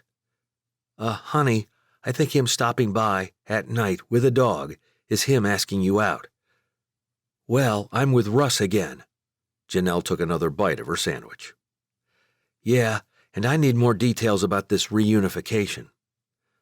Libby's eyes twinkled, and Janelle really wanted to talk everything out with a trusted friend.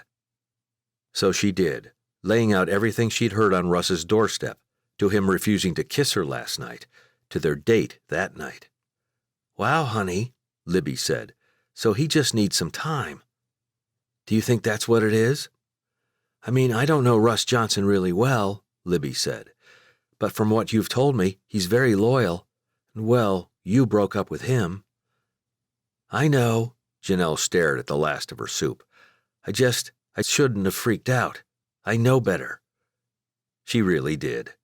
She was old enough not to let her heart rule things and not to let her mind run away with itself. I'm trying to fix it.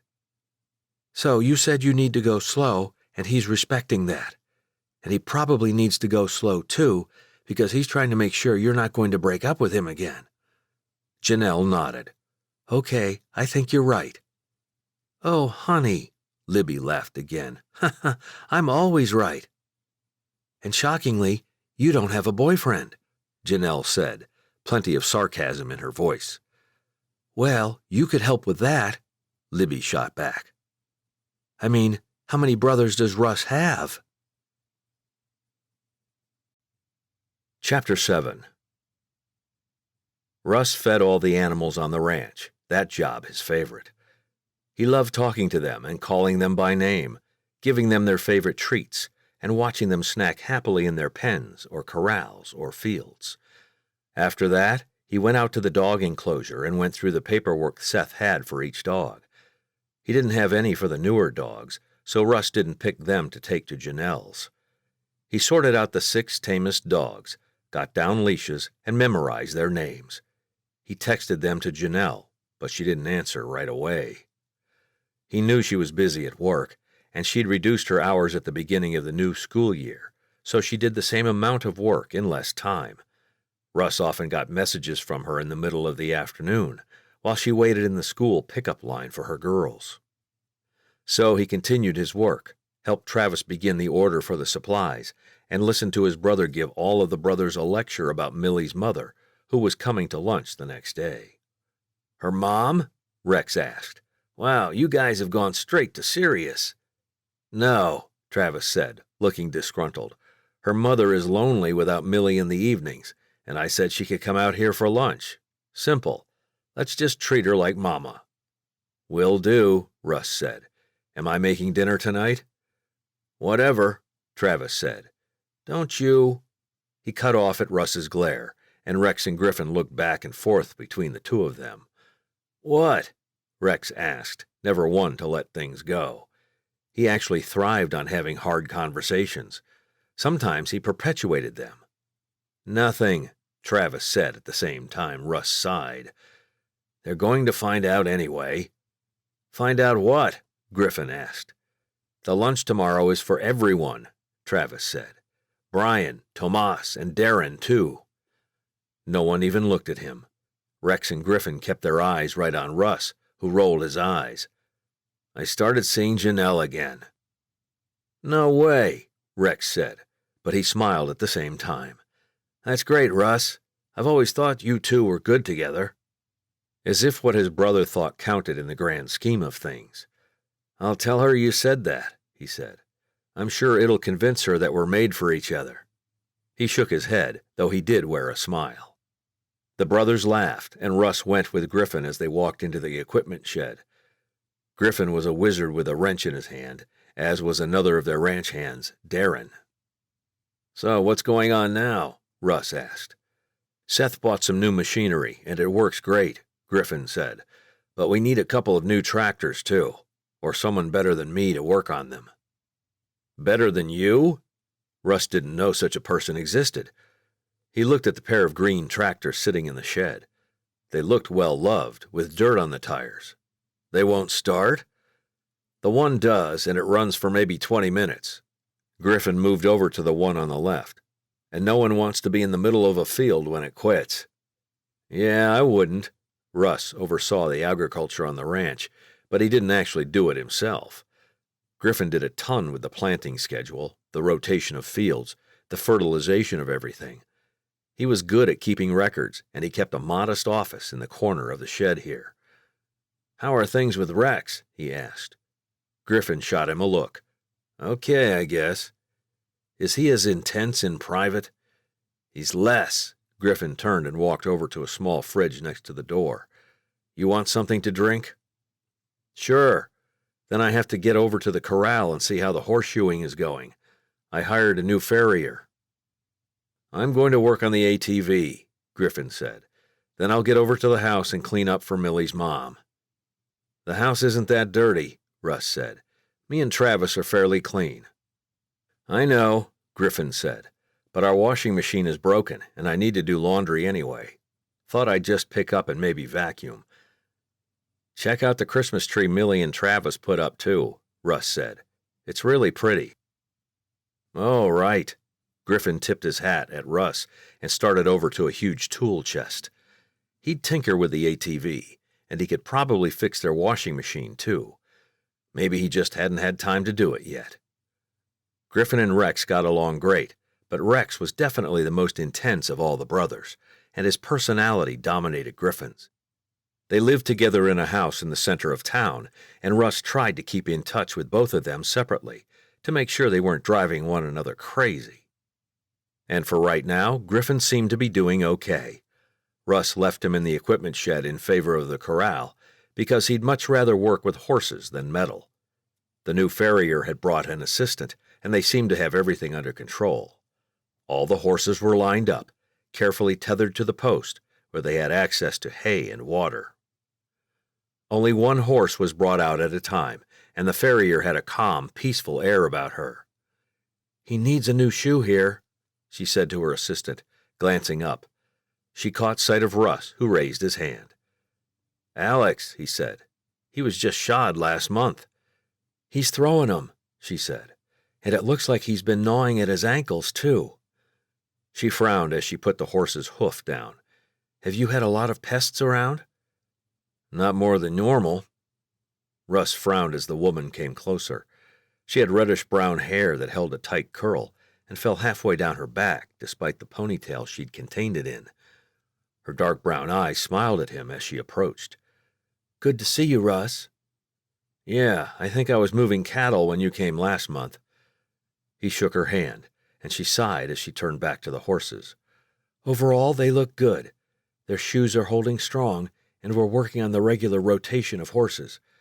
But Gallop here doesn't seem to like his shoes. I'm going to try one with a false center. It'll make the shoe lighter, and maybe he won't feel like he wants to kick them off. Maybe he needs more support, not less, Russ said. Maybe, she said. I have full support shoes too, but I want to try the lighter center first. All right, Russ said. He hired a farrier to come because he didn't know all the ins and outs of horse foot care. Alex did. I'm just going to watch for a while if that's okay. Of course, Alex said. You remember my assistant, Ted? Yeah, of course. Russ shook the man's hand, and they got back to work. Russ watched for several minutes, and his horses were definitely in good hands. He went to his office, which was in the barn, and looked at the distribution of cattle. Travis had just brought in most of them, so they were much easier to take care of the closer to the center of the ranch they were. Russ loved the cows, even as stubborn as they were sometimes. He managed all of the sales on the ranch, including cattle and excess crops. He filed a few pieces of paperwork from nearby ranches who'd bought hay from him last week, and he looked up the date of the winter auction, which wasn't until January. He hoped the price of beef would go up over Christmas, as it sometimes did, and depending on the rate, he might sell a few hundred head. He flipped some pages in a folder, looking at his herd projections for the next year. He'd need to buy some calves if he sold that many mature cows, and he had good bulls for siring. An hour later, his stomach reminded him that he needed to eat, and he tidied up his small desk and headed inside. Travis was there, and Russ asked, "How'd everything go with the ordering? Are we on track to get started right away?" "Yep," Travis said, pouring himself a glass of sweet tea. He left the pitcher on the counter for Russ and moved behind the bar to sit down. "How was last night with Janelle?" Russ felt his vocal cords dry right up. "Great." "Okay," Travis said, and that was all. That was the number one reason Russ liked living with Travis over Rex. First off, Rex wouldn't have asked like a human being. He would have joked about Russ's rekindling with Janelle and how it had gone, said something about how he should kiss her as often as possible, and then laughed if Russ tried to defend her at all. With Travis, there was nothing to defend. Russ didn't even have to talk if he didn't want to. Out of all the brothers, Travis was the quietest, but Russ didn't fault him for that. "What about you and Millie? The tree looks nice. Sorry I came home and ruined everything." "You didn't ruin everything," Travis said. Russ turned to the stove where Travis had started making a grilled cheese sandwich. Russ flipped it and put together one for himself, with the ingredients still laying on the counter beside the stove. "I'm nervous about meeting her kids." "Understandable," Travis said. "When's that happening?" "Saturday, apparently," he said. "We'll have all the supplies by then, and she's going to bring them out to the ranch to help with the building."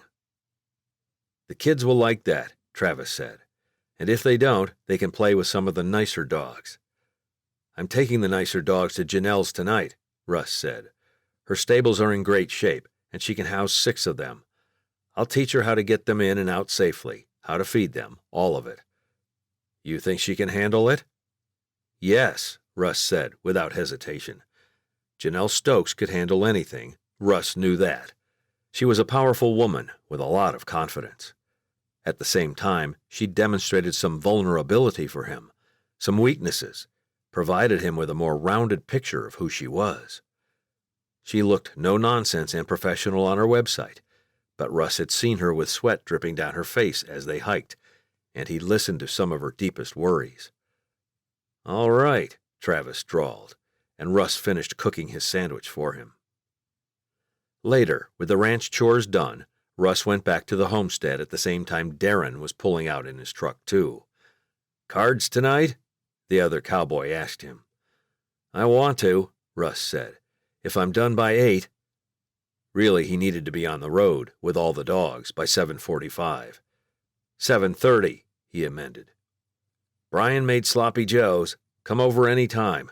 We can deal you out at 7:30. Darren tipped his hat and continued down the driveway. Russ decided to get as much loaded up that he could. Then all he'd have to do at 7:30 is drive out to the enclosure and get the 6 dogs he designated as going to Janelle's. She'd texted that afternoon that she loved the names of the dogs coming to her stables, and she'd sent 6 dog emojis. Russ liked her texts, and they made him happy. He wasn't sure if that would be considered cute or pathetic. He decided he didn't care. He liked Janelle Stokes, plain and simple.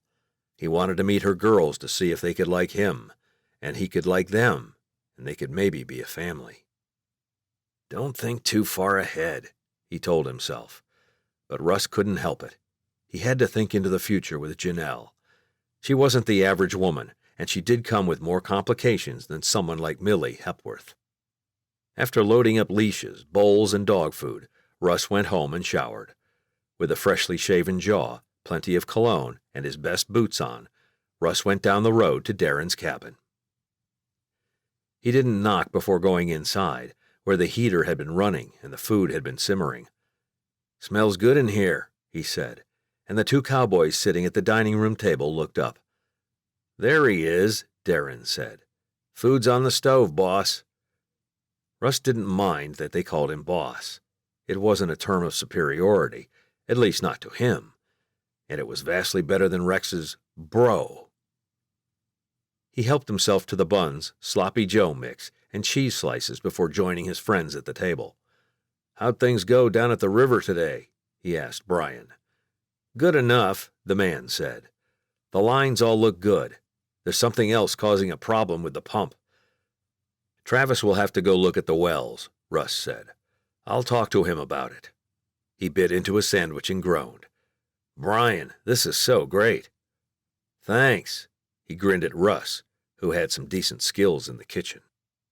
"Is Tomas coming?" he asked, reaching for the bag of chips in the middle of the table. Russ liked spending time with the cowboys who worked the ranch with him, as he felt it was always better to know the men he employed.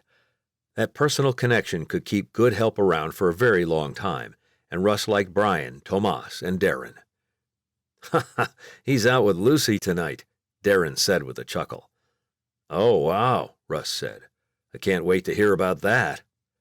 No one asked him about Janelle, and he was glad for that. Brian started shuffling before Russ had finished eating, and Darren got out the poker chips they used to bet. No real money exchanged hands, and Russ did enjoy an evening or two with his friends, chatting and drinking peach lemonade. "What are you doing for Christmas?" he asked Darren. He was from Corpus Christi, but he had a sister only 30 minutes down the road. "Going to Jess's?" "Probably," Darren said. "I haven't talked to her about it. She's pregnant again." He picked up his cards and looked at them. "Wow, tell her congrats," Russ said. "Is that number 4? "Yep." Darren concentrated on his cards, and Russ got the distinct feeling that he didn't want to talk about his sister. Which was fine with Russ. He studied his cards, too, and put down 2 to trade in. He got nothing, but he put in a couple of red chips to play the hand anyway. Brian was the whiz at cards, and sure enough, he beat Russ and Darren over and over and over. Completely satiated with potato chips and entirely tired of losing, Russ threw down his last hand about 7:20. "Okay, boys, I'm out." "Me too," Darren said darkly. "I didn't win a single hand." Brian smiled as he cleaned up the cards and poker chips. "It's not real money," he said. "Good thing," Darren responded. "I'm going to go sit outside and find something to carve." "Have you asked Travis to teach you?" Russ asked. "He's great with a knife in his hand." "Not yet," Darren said, and Russ knew he never would. Maybe he should mention it to Travis instead. But something told him not to, so Russ just picked up his cowboy hat, positioned it on his head, and left the cabin. "All right, Acorn," he said to the dogs when he entered the enclosure. "We're moving you to Janelle's stable." One by one, he loaded up the 6 dogs he'd chosen for her, each of them seemingly excited to be in the back of his truck. "Here we go," he told them before climbing behind the wheel. His nerves accompanied him off the ranch, and he told himself he wouldn't kiss Janelle. Therefore, he had nothing to worry about. Nothing at all. Chapter 8. Janelle wiped her hand through her hair as she tiptoed out of Cadence's bedroom. Her youngest had demanded a story, then a drink, then a song before she'd settled down to sleep. Janelle had made the girls help in the stables again, as well as cleaning up all of their toys from the backyard. They'd checked the fences to make sure none of the dogs could get out, and Janelle had cleaned up an old pile of firewood she'd never used. She had good intentions for a lot of things that simply never came to fruition. The firewood had been for a summer hot dog roast that she and the girls had never gotten around to. She didn't want to have to explain such things to Russ, who should be arriving any moment. He'd texted when he'd left the ranch, and that had been about the time Cadence had started crying because she was so thirsty.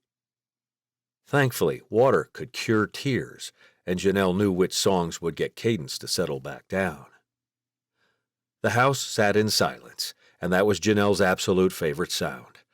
She texted Audrey to come on in, and Janelle went into the kitchen to get down a package of cookies. They hadn't baked anything that afternoon, much to Kelly's disgust. But Janelle had made them work for more than an hour, and she'd barely had any energy left to cook dinner. She'd put together spaghetti and meatballs in a jiffy, put the girls in the tub, and checked homework before declaring it bedtime. "It's just me," Audrey said as she entered. She carried her backpack with her, and she sat on the couch and pulled out a math textbook. "The girls already down?" "Yep," Janelle said, "and I'll just be in the backyard with Russ. He's bringing all the dogs." As if King knew Janelle was talking about his species, he lifted his head from the floor in front of the TV, where he'd taken up residence. "Come on, boy," she said to the dog, and he got up and ambled over to her. She scratched him behind his ears, knowing in that moment that she'd be keeping him. Kelly was particularly attached to the dog already, and Janelle didn't have the heart to break her daughters. Her thoughts roamed across Henry and how he'd broken so many things in her life, and in their daughters' lives, as she put on a jacket and headed outside with King. "I couldn't get the window open," she told him, "but Russ said he'd bring some tools to do it." She hoped the project wouldn't be too loud so as to not wake the girls. For some reason, she needed until Saturday to be ready to introduce them to him. She wasn't even sure how that would go. "Kelly, Cadence," she said, "this is my boyfriend, Russ Johnson." She stepped to the right, as if she were Russ. "Russ, my daughters, Kelly and Cadence." She hated how formal she sounded. And did she need to use the word boyfriend? "He is your boyfriend," she thought. And the girls knew she'd been going out with him for 2 months. Still, she hadn't introduced anyone as her boyfriend in such a long time. The word felt funny in her mouth. "Boyfriend," she said again, reaching up to touch her throat. "My boyfriend, Russ." "Talking about me?" he asked, and Janelle spun toward the sound of his voice, her heartbeat pittering in her chest. She couldn't quite get a proper breath for how handsome he was, standing there haloed in the light from her back porch. King barked once, but Janelle shushed the dog, who came to sit right beside her. She didn't know what to say, and that literally never happened to Janelle and the lawyer inside her. He smiled at her and hooked his thumb over his shoulder. "Are you ready for this madness?" "Totally ready," she said, though her stomach had tied itself into a knot. 6 dogs. What had she been thinking? She followed him around the house to the front driveway, where 6 wiggling canines waited, almost all of them with their tongues hanging out of their mouths. King did bark then, and he didn't stop. "Hush," she said, trying to get him to stop pacing at the back of Russ's truck. "I'll take him," Russ said, reaching over the tailgate to get a leash.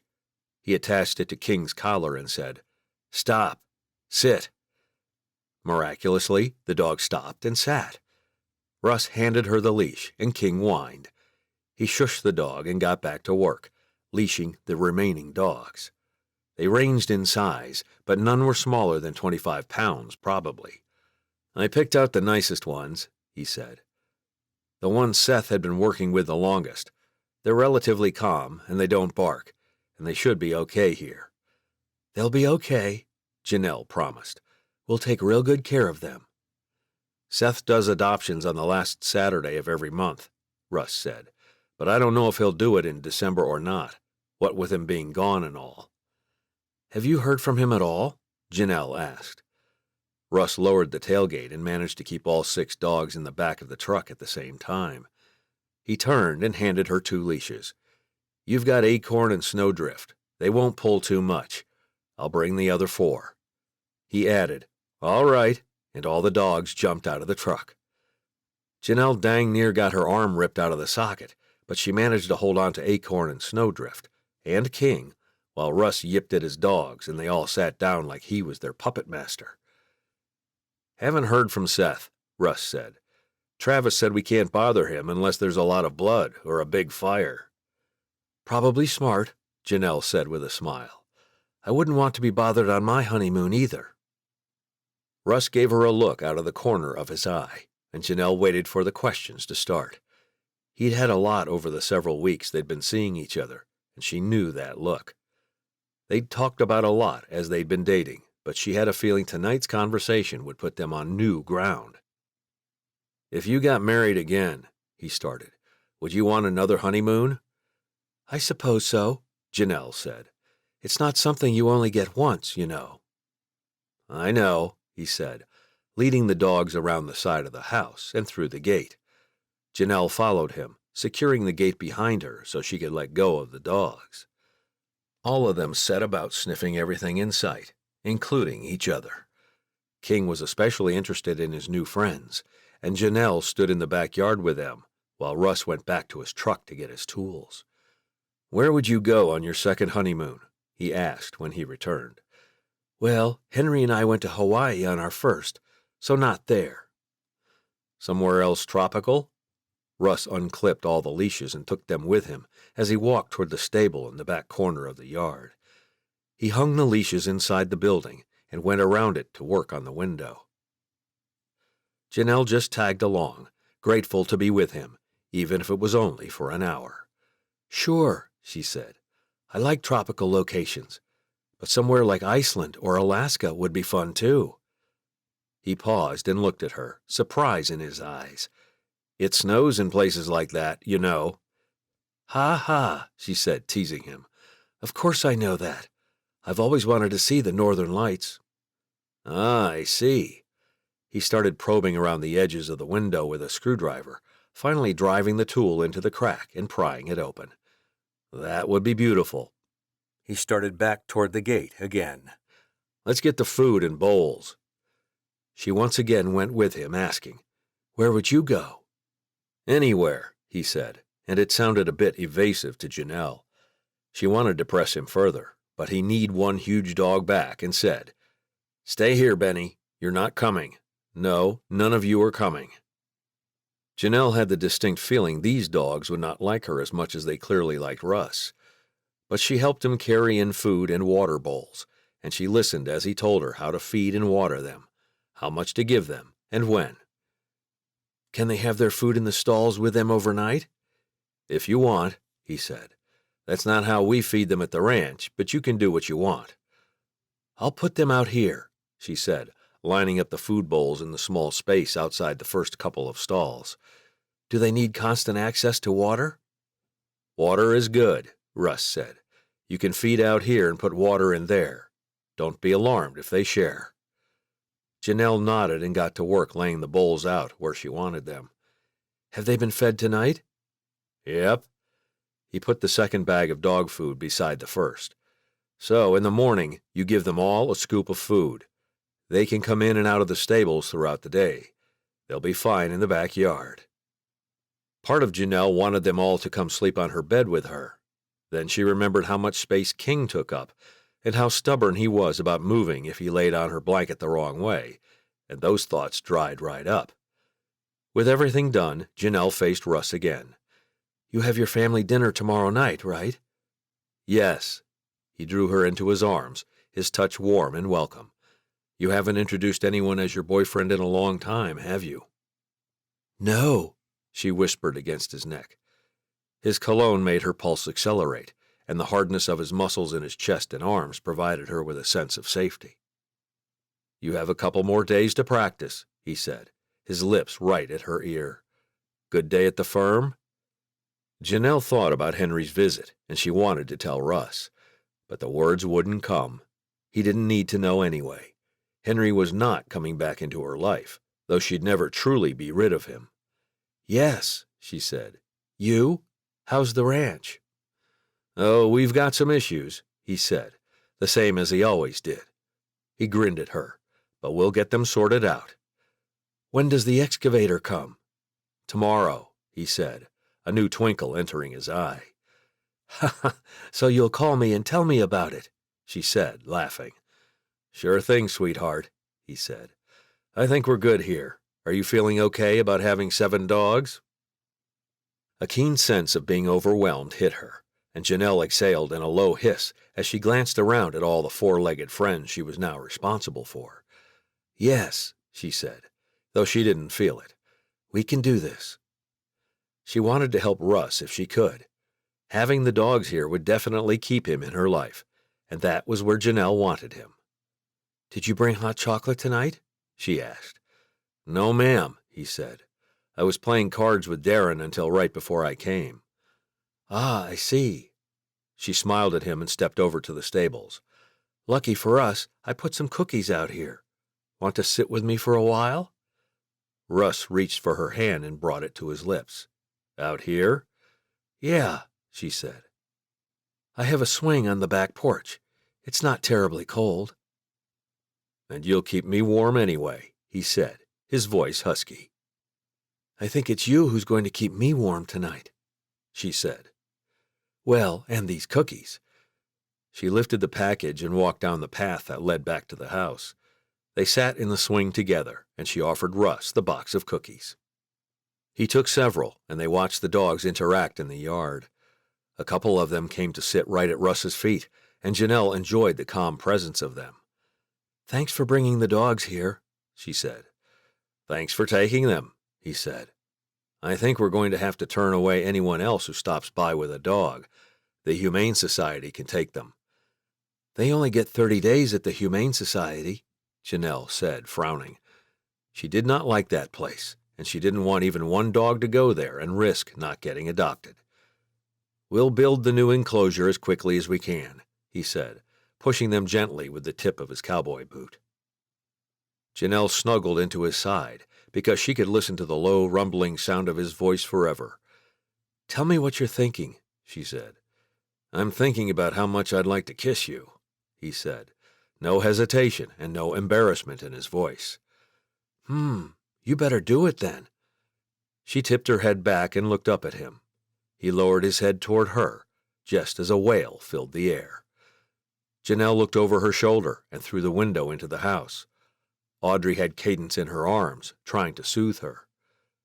"I should go," Russ said, standing up. "I'll see you Saturday morning?" "Maybe we could go out Friday night," she said.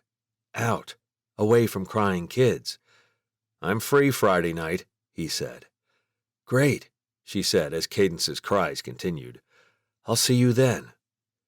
She stepped into his arms and swept a kiss across his cheek, wanting so much more. "Come on, guys," he said, walking toward the stables as some sort of dog whisperer. All the canines went with him, and he secured them in the stables. King came back with him, and Russ saluted her as he went around the house, and she heard him tell King he wasn't coming with him and to go on back to Janelle. Then Russ was gone, leaving her with 7 dogs and a crying 7-year-old. Janelle heaved a sigh as King came trotting around the corner of the house, and together they went in the back door. "I'll take her, Audrey. You can go on home." "Sorry, Mrs. Stokes." And Audrey looked sorry, too. "It's fine." She gave her a smile. "Thanks for coming over. You were a great help." She took Cadence and sat in the recliner, already humming to her daughter. She closed her eyes and let her mind wander. All she could do was think about kissing Russ again, and she dozed with a smile on her face. Chapter 9. Russ felt like maybe he'd missed his true calling in life, driving heavy machinery. Nothing brought him as much satisfaction as sitting in that seat, the whole world in front of him, while he created something where nothing had been before. And the best part? Travis had marked everything out for him, so all Russ had to do was learn the controls, easy as apple pie, and start digging.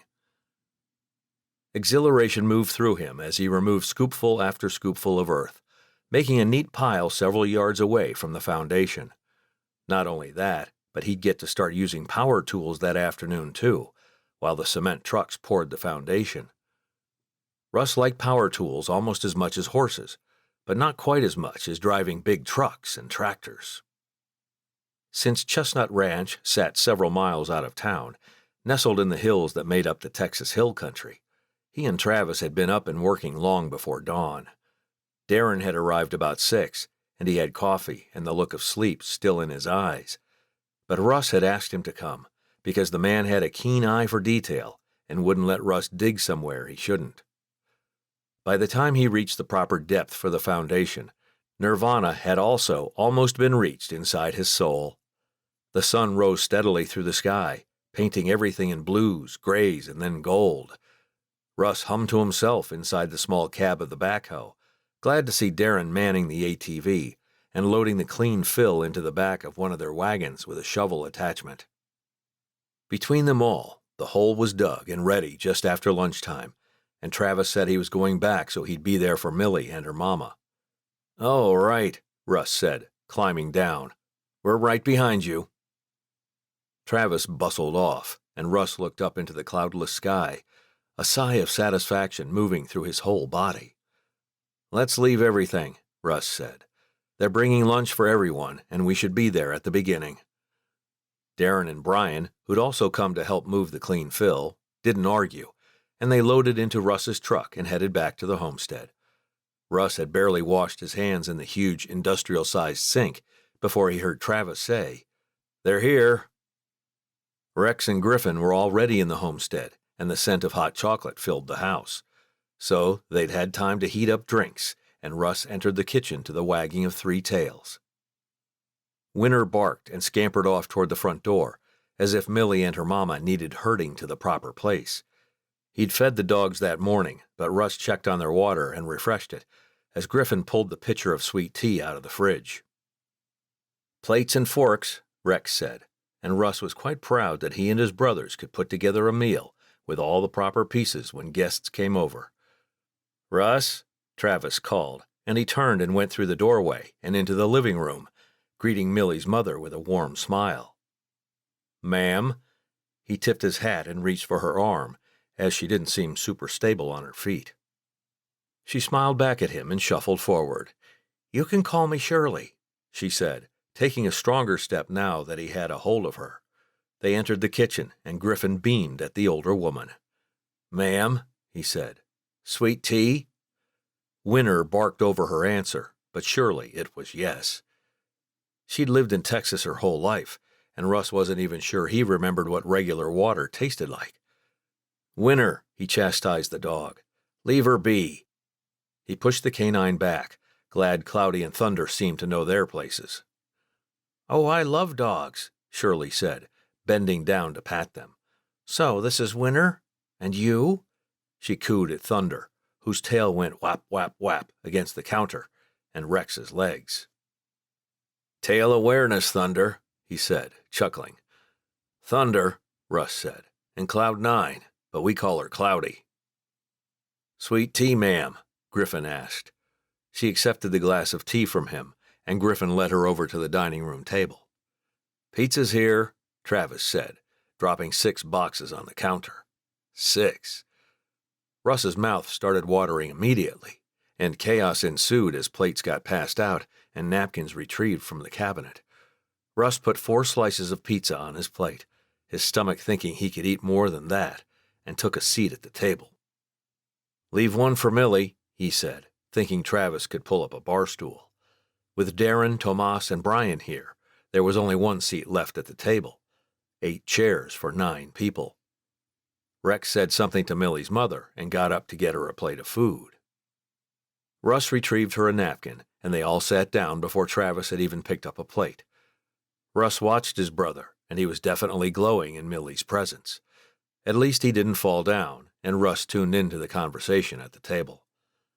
"We need to get out to the South Stream," Griffin said. "I think there might be sludge there polluting our water supply." "It's not the well?" Rex asked. "I haven't sent Travis out there yet," Russ said. "I know it's not the river between us and the Wrights," Darren said. "We checked that north to south, didn't we, boys?" "That we did," Tomas said. "So, really, I need to talk about Lucy." "Oh, boy," Brian said, but Tomas ignored him. "She's really nice, you guys." "Lucy McBride?" Shirley asked, and all the conversation stopped. "Yes, ma'am," Tomas said, his eyes lighting up. "Do you know her?" "Of course I do," Shirley said. "Her family lives down the block from me. Good folks. Everyone thinks she's a bit odd." "Oh, she's a bit odd," Shirley confirmed, and Russ wanted to laugh. But Shirley didn't, so he stayed sober too. "But a lovely woman, bright and kind and so talented. I own a few of her paintings." "She paints?" Tomas asked, and Russ couldn't hold back the laughter then. "You've been out with her a dozen times," Darren said. "How do you not know she paints?" He shook his head, and Rex practically wheezed, he was laughing so hard. It wasn't that funny, but Rex took everything to the extreme. Always had. Russ caught Travis's eye as he and Millie went outside to the patio, and a slip of guilt moved through him. They should have gotten another chair out of the garage and made sure they could all eat together. "Travis probably wants to be alone with her," he thought. If it were Janelle, he'd want to eat on the patio too, just to get some peace and quiet. So, I heard a rumor about you, Rex said, zeroing in on Russ. Yes? Russ asked in a monotone. You're back together with Janelle? It's not a rumor, Russ said. I told you yesterday morning I'd started seeing her again. He rolled his eyes and Shirley said, Janelle Stokes? Oh, she's a brilliant woman. Russ ignored the smug look on Rex's face and tuned in, because the second best thing to being with Janelle was listening to someone talk about her. Russ sang along to the country song on the radio as he drove to town. The cement workers were well into pouring the foundation, and Travis had realized that he hadn't ordered the right kind of nails for the nail gun they owned. Russ had volunteered to go to town because he had a hankering for a fresh cinnamon roll, and the bakery did a 3 p.m. baking every day of the week. If he got in line in time, he could get one with drippy warm cream cheese frosting before he went to the hardware store. His mouth watered, and he may have pressed harder on the accelerator. The line for the cinnamon rolls wasn't the usual drive-through line, and only one person waited at the bright blue line in the parking lot. Russ pulled up behind him and increased the volume on the radio. He loved country music, and he had a good 20 minutes to wait before the first cinnamon rolls would hit the line. Within 30 seconds, 3 more cars pulled into the reserved line, and Russ smiled to himself that he'd gotten there before them. His phone chimed, and he glanced at the in-dash screen. Message from Janelle Stokes sat there, and he tapped the green button that said, Read, in all capital letters. The words appeared on the screen, and Russ scanned them. Have fun at your mother's tonight. Russ smiled because there was more to the text than just the words. Her text meant she was thinking about him, and he sure did like that. Thanks, he tapped out on his phone, sending the message. How's your mother? Your daddy? Janelle's parents lived down the highway a bit, in Johnson City. He'd teased her for a solid week that his family had founded Johnson City, though it wasn't true. And boy, had Janelle been annoyed at him when he'd finally come clean. But she laughed, too, and Russ had kissed her for the first time after that date. They're doing okay, she said. Her parents were getting older, and Janelle, as the oldest child, bore the weight of taking care of them. Russ was the second oldest, but he saw how much Seth did for their parents that Russ didn't even think of. And Janelle was a woman with 2 younger brothers and a younger sister. She'd liked that he came from a bigger family, and they were both used to a little bit of chaos. He hadn't asked her if she wanted more kids yet, because he hadn't even met the ones she had. Russ wanted kids, he knew that. What he was less sure about was whether or not he was ready to become a father on the same day he became a husband, and both were really far down the road anyway. The music was suddenly too loud for all of his thoughts, so he reached over and turned the volume down. He didn't like the constant up and down with Janelle. Happy she was texting one moment, and then too far inside his mind the next. So get out of your mind, he told himself. He wanted to meet her parents, but he didn't want to ask when that would happen. He wondered what her Christmas plans were, as Travis was planning a big party at the homestead, and Russ would like to celebrate the holiday with Janelle and her kids. But he hadn't asked either of them yet, so he'd made no plans. Let's go to the mall tomorrow night, he messaged her. Get some Christmas presents, see Santa, have peppermint hot chocolate. Oh, you're trying to get right back into my life. Janelle sent a smiley face with her words. How'd you know I love the mall at Christmas time? Lucky guess, he said, smiling again. So that's a yes? We can eat there if you'd like, or stop somewhere first. That's a yes, Cowboy, and I love that pot pie shop in the same parking lot as the mall. Have we been? Oh, they'd been. Russ really liked pot pied, and he'd gone several times since Janelle had introduced him to the fast casual pot pie shop that had everything from the classic chicken pot pie to a wild mushroom and kale pot pie that made him groan just from the scent of it.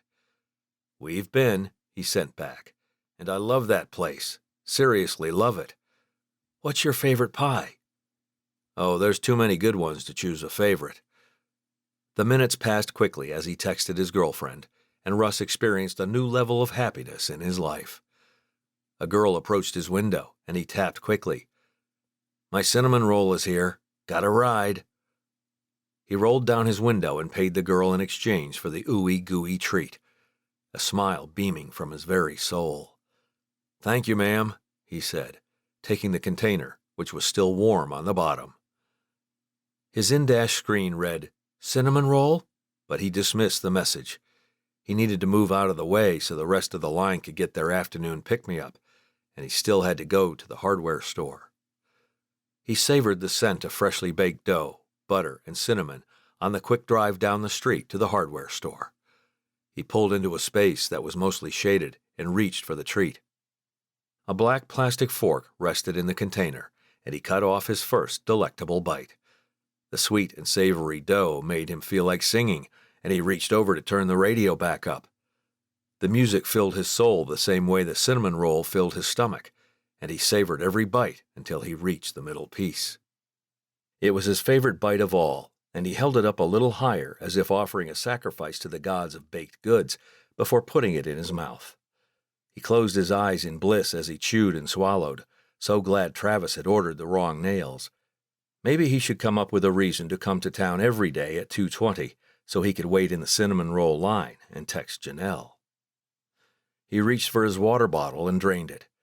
"Back to business," he told himself, taking his trash with him as he exited his truck.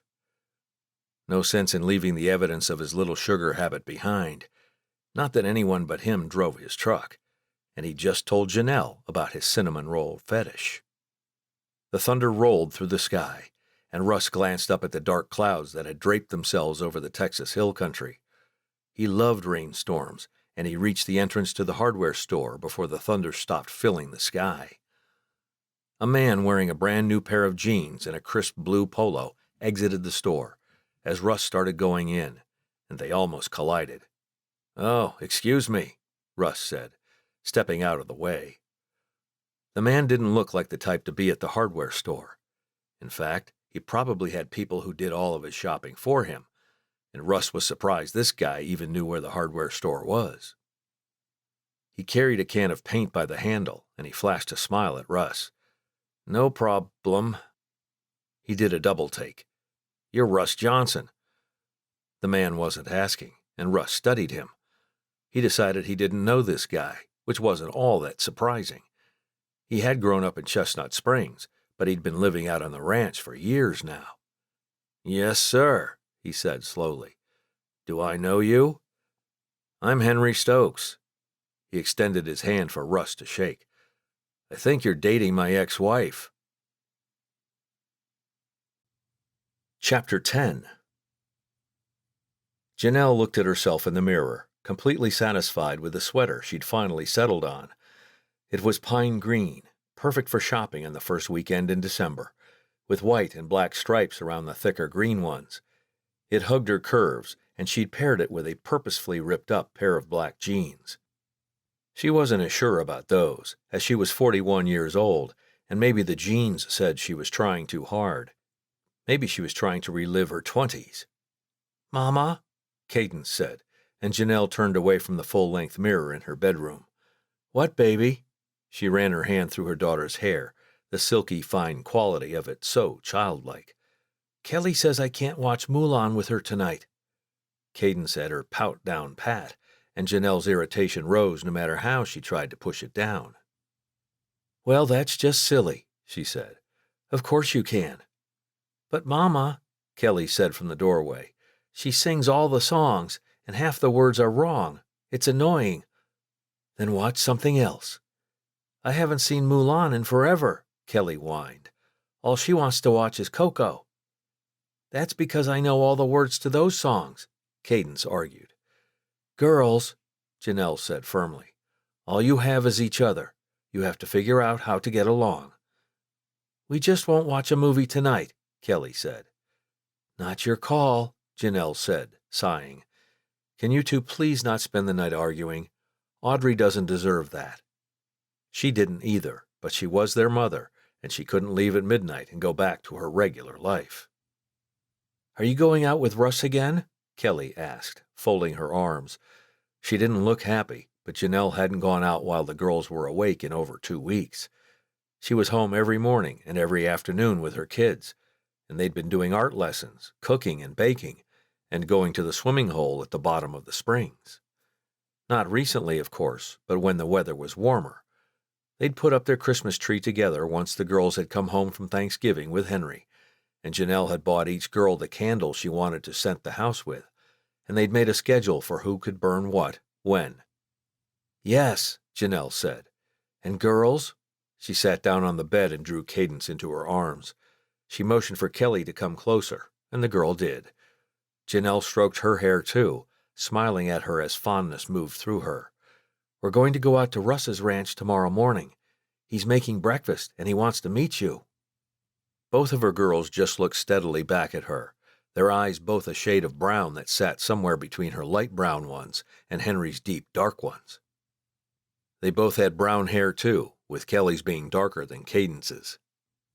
Kelly pushed Janelle further than Cadence did, but she was smart as a whip and mostly obedient.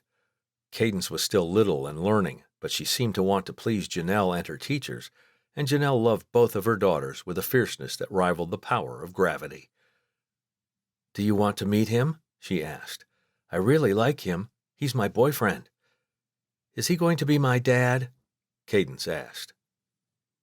"No, sweetie." Janelle gave her youngest a smile.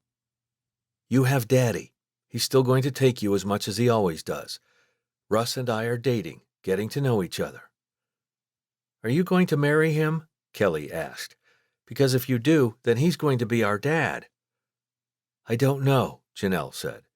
"You guys know I would never bring someone into your lives that wasn't amazing.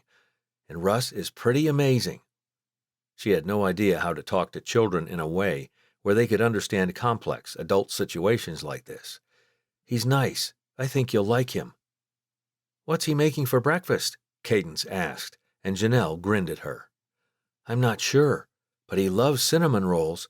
Should we get up early and make him some?" Kelly's face lit up then, and Janelle knew she'd be getting up at 5 a.m. to make the dough, so it had time to rest before going out to the ranch. "Yes," her daughter said. "Okay then," Janelle said. "But if I agree to getting up early to make cinnamon rolls, you have to be kind to your sister tonight." She tapped Kelly's nose, and she saw her daughter's shoulders sag. "All right," she drawled in her high-pitched Texas twang. Janelle giggled and echoed her. "We've already made 3 items this week, but were cinnamon rolls on the list?" "I'll check," Cadence said, reaching for Janelle's phone. The fact that her 7-year-old knew how to navigate the intricacies of social media wasn't lost on Janelle, but she supposed that was the world she, and they, lived in. "Yep," Cadence said. "Cinnamon rolls right here." "Great," Janelle said. "Kel, you need to check the ingredients and make sure we have them all. Text me if we don't, and I'll stop somewhere tonight." "Okay, Mama." They went down the hall together, and Janelle took her phone back from Cadence. "Is that what time it is?" Her pulse leaped, and she hurried to step into her ankle boots. "I'm late. Audrey should be here any moment." She stood back as the doorbell rang. "How do I look?" "Cute," Kelly said, at the same time Cadence said, "Sexy." "Sexy?" She gaped at her 7-year-old. "Where did you hear that?" She moved over to open the front door, where Audrey stood with another girl, her little sister. "Hello, girls. Come on in." They did, and Janelle crouched down in front of Cadence. "Where did you hear that?" Cadence shuffled her feet and looked at the ground. "Cade," Janelle said, lifting the girl's chin. "It's okay. I'm not mad. I just want to know where you heard that word." And if she knew what it meant. Janelle had been going for cute and sexy, but she never thought one of her daughters would say it. "This girl in my class," Cadence said. "She said her sister only wears skirts that make her look sexy." "Okay," Janelle exhaled. "Well, it's not really a word a little girl like you uses. We'll talk about it tomorrow, okay?" Cadence flung her arms around Janelle's neck and kissed her cheek. "Okay, Mama. Love you." "Love you too, baby." She stood up and drew Kelly into a hug, too. "Remember our deal." "Yes, ma'am," Kelly said, and Janelle stepped over to Audrey and Allison to give a few last-minute instructions. Satisfied that Audrey knew Kelly needed to be kind in order to get to make cinnamon rolls, and that she had permission to text Janelle after she went through the cupboards, Janelle grabbed her keys and headed out to the garage. She texted Russ before she backed out. "Running late. See you in 10," and then got on the road. He hadn't texted since saying he had to go because his cinnamon roll had arrived, and Janelle couldn't wait to see him. Her pulse skipped around merrily as she drove, and before she knew it, she'd reached the junction where the road that led out to the ranch met the main highway. Russ waited there in his truck, their common meeting place, one they could both reach in a matter of minutes. Janelle stuffed her phone in her purse, turned off her car, and put her keys in a side pocket before getting out. She couldn't help half running toward Russ, who'd gotten out and stood near the hood of his truck. He was the epitome of sexy, and she definitely knew how to use the word. He wore a pair of blue jeans, cowboy boots, a black shirt, and a cowboy hat to match. He seemed to know exactly how to stand to appeal to her, and she practically threw herself into his arms.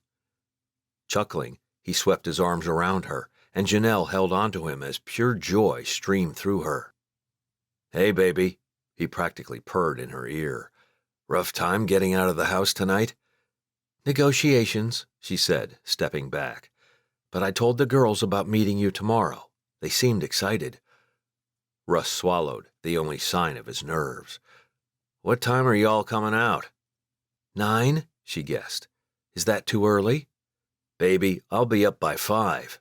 He chuckled and laced his fingers through hers for the 2 steps to the passenger door. "Do you actually get out of bed at 5? She asked. "Or just wake up?" "Once I'm up, there's no use of lying in bed." "Oh, that's where you're wrong." Janelle loved lying in bed almost as much as she loved chocolate and that cowboy hat Russ wore. "But I'll be up early tomorrow, too. The girls want to make cinnamon rolls." She cut him a look out of the corner of her eye as she climbed onto the higher truck seat. "I didn't know you loved them so much." "Trying to hide my flaws for a bit." He chuckled, closed her door, and rounded the hood. He got behind the wheel and turned down the radio. She knew he loved to listen to loud country music, and the first time he'd belted out a song with one of the most popular artists in the world, Janelle had started falling for him. He had a beautiful singing voice, and Janelle loved it when he hummed as he drove. He didn't even seem to notice that he did it. "So," he said, as he pulled onto the street and pointed the truck in the direction of Pot Pied, "I met your ex-husband today." Janelle sucked in a breath at the same time she tried to exhale, and she ended up choking, then coughing painfully. "What? Where?" Russ looked at her for a long moment before focusing on the road in front of them again. "At the hardware store." "What in the world was he doing there?" she demanded. Her hands shook, and not for a good reason. "Did he know who you were? What did he say?" Janelle was aware her voice had pitched up, both in volume and timbre, and Russ gazed at her again, pure curiosity flowing across his face. "I don't know what he was doing at the hardware store," Russ said, "but he knew we were dating."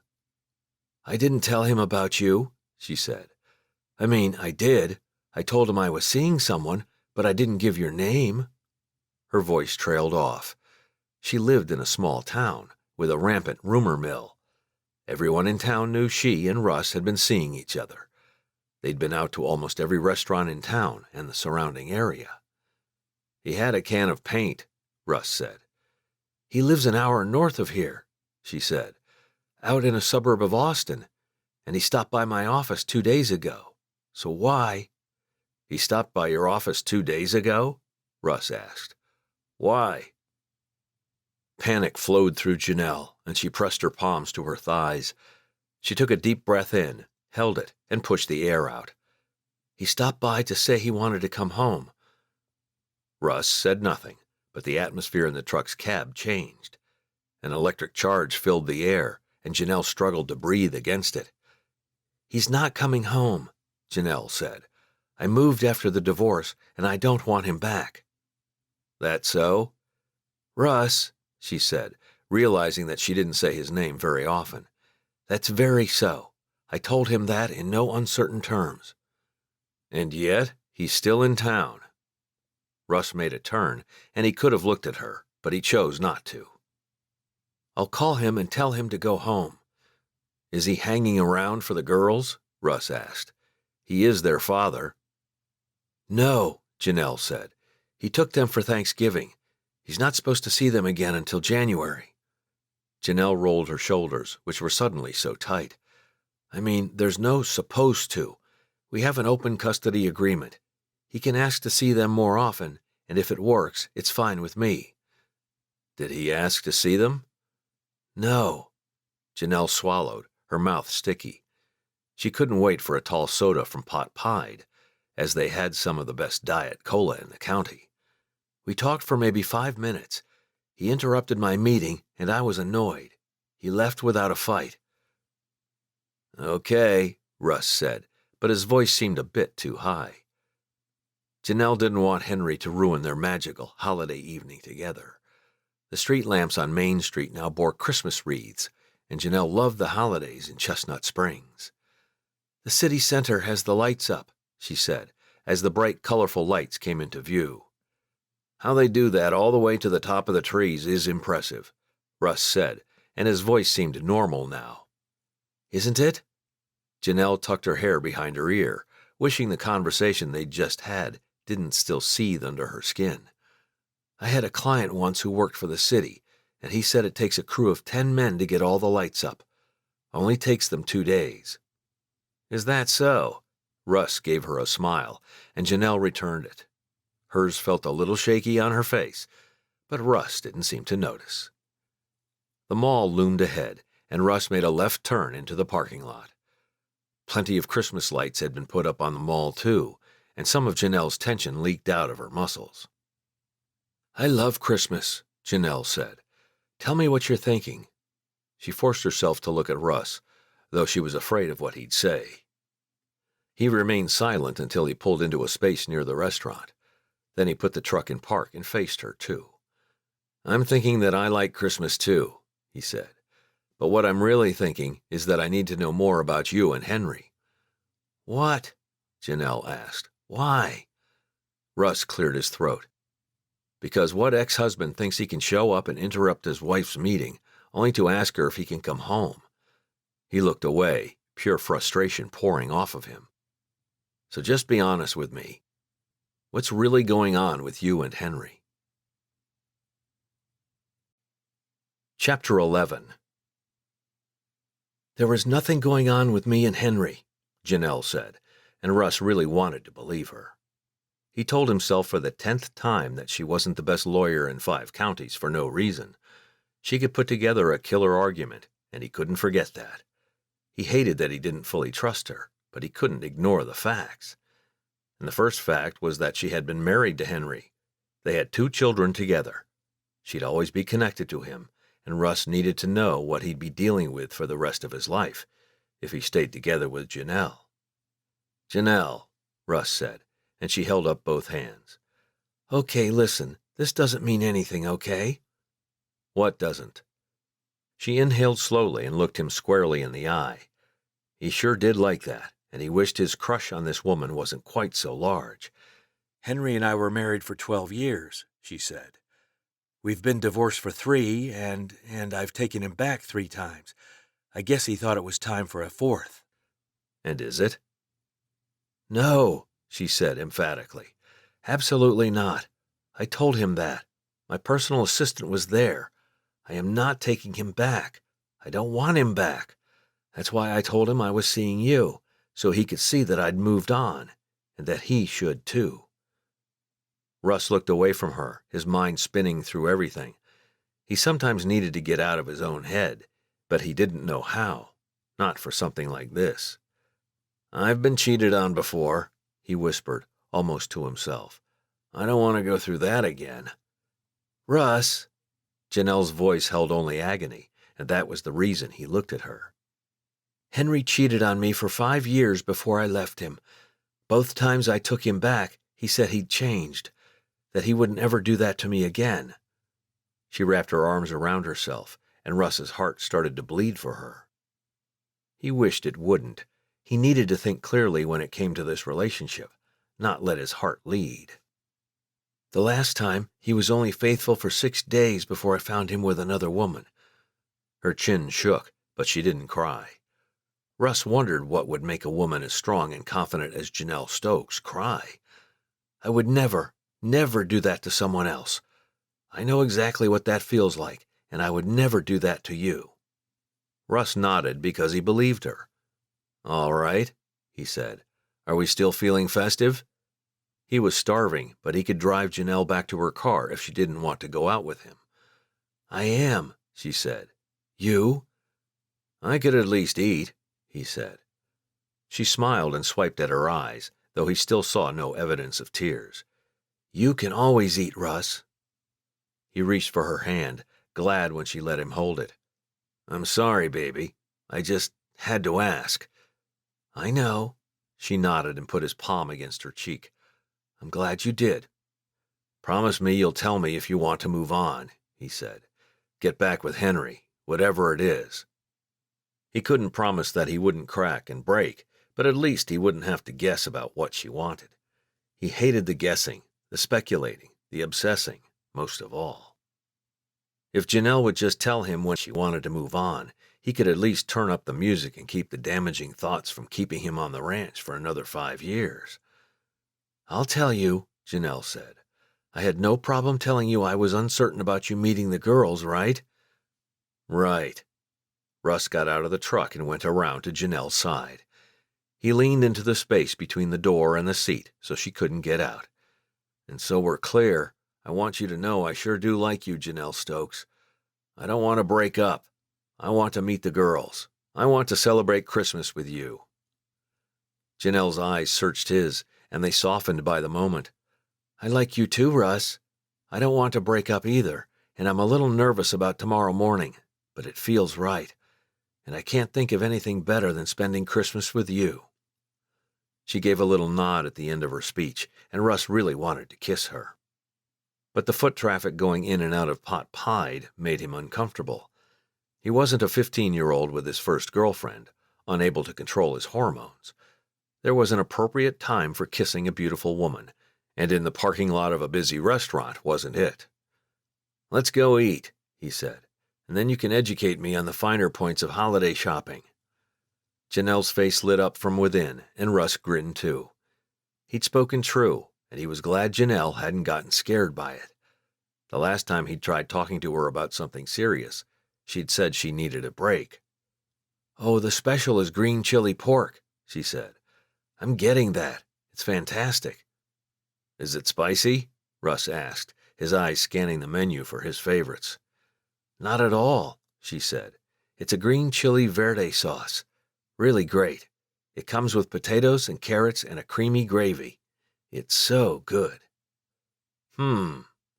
Russ kept examining the menu until it was their turn to order, and then he said, I'll take a large braised short rib, and we need a large special, too. Braised short ribs, Janelle said, linking her arm through his. I should have known. I like red meat, Russ practically growled, and he got rewarded with Janelle's feminine giggle. He could listen to that sound all day, every day, and he tucked her closer to his side. They ate, the conversation light and easy now that they'd gotten the harder topics out of the way. All right, Cowboy, she finally said, standing up. Let's hit the mall. Normally, those words would strike fear in the heart of any man, but tonight they held great promise for Russ. Christmas music played in earnest inside the mall, and Friday night was apparently the time when couples descended on the stores in great force. Russ held Janelle's hand and let her lead him from store to store as she exclaimed over the perfect wrapping paper or the most adorable Christmas ornaments. I buy one of these every year, she said, placing 2 globes in her basket. One for each girl. Kelly has a teddy bear theme, and I started a collection of ornaments with a rabbit theme for Cadence. Wow, Russ said. What do they do with them? We decorate a couple of trees, she said. Our main tree is already up. That's where all of my ornaments go, The girls put up and decorate their own trees on Christmas Eve. Well, if I have them, Henry's only taken them for Christmas once." "When do you do if he takes them?" "The morning before they leave," she said. "Their trees are small, only 4 feet tall." 3 Christmas trees, he said, glad Travis was upping the ranch's holiday game. Russ couldn't even remember the last time he'd put up a Christmas tree. "Oh, come on," Janelle said. "Don't tell me you don't have stockings for every horse and every goat on the ranch." She laughed, and Russ joined in. "No stockings for the livestock," he said. "Sorry to disappoint, but I do go out and give them treats on Christmas morning." "Of course you do." She looked at an assortment of snow globes, picking one up and putting it back on the shelf. "What kind of treats do goats like?" "Oh, all the animals like butterscotch," Russ said. "We buy them in bulk in December." "You must really need to budget for that," she said. Russ said nothing about that, because he'd stopped budgeting much of anything a couple of months ago, when his mother had gathered all the boys around and told them she owned half of a multi-billion-dollar cosmetics company. Consequently, Russ had become a billionaire along with the rest of his brothers. He'd bought himself a truck and not much else. Besides all the meals out, that was. Russ sure did love to eat good food, and he sometimes made it and sometimes bought it. "What do you want for Christmas?" he asked. He caught her looking at him, but he kept his eyes forward on the crowds of people in the mall. He didn't particularly like crowds or noise, but the scent of pine needles and the jolly holiday music did have a certain appeal. "What do I want for Christmas?" she mused. "I don't know. I usually buy myself a new pair of shoes or another sweater. I love sweaters." Russ loved the one she was wearing. It said Christmas without all the gaudy colors and reindeer antlers. He glanced down at her shoes, which added a couple of inches to her height. "What would a boyfriend buy you for Christmas?" he asked. "Oh, a boyfriend," she said playfully. "Now, that's a different story, isn't it?" Russ grinned as she steered him toward the checkout register. She just bought the ornaments, which the clerk took great pain to wrap in copious amounts of paper. She handed Janelle a red bag with gold handles and smiled them out of the store. "Jewelry?" Russ guessed.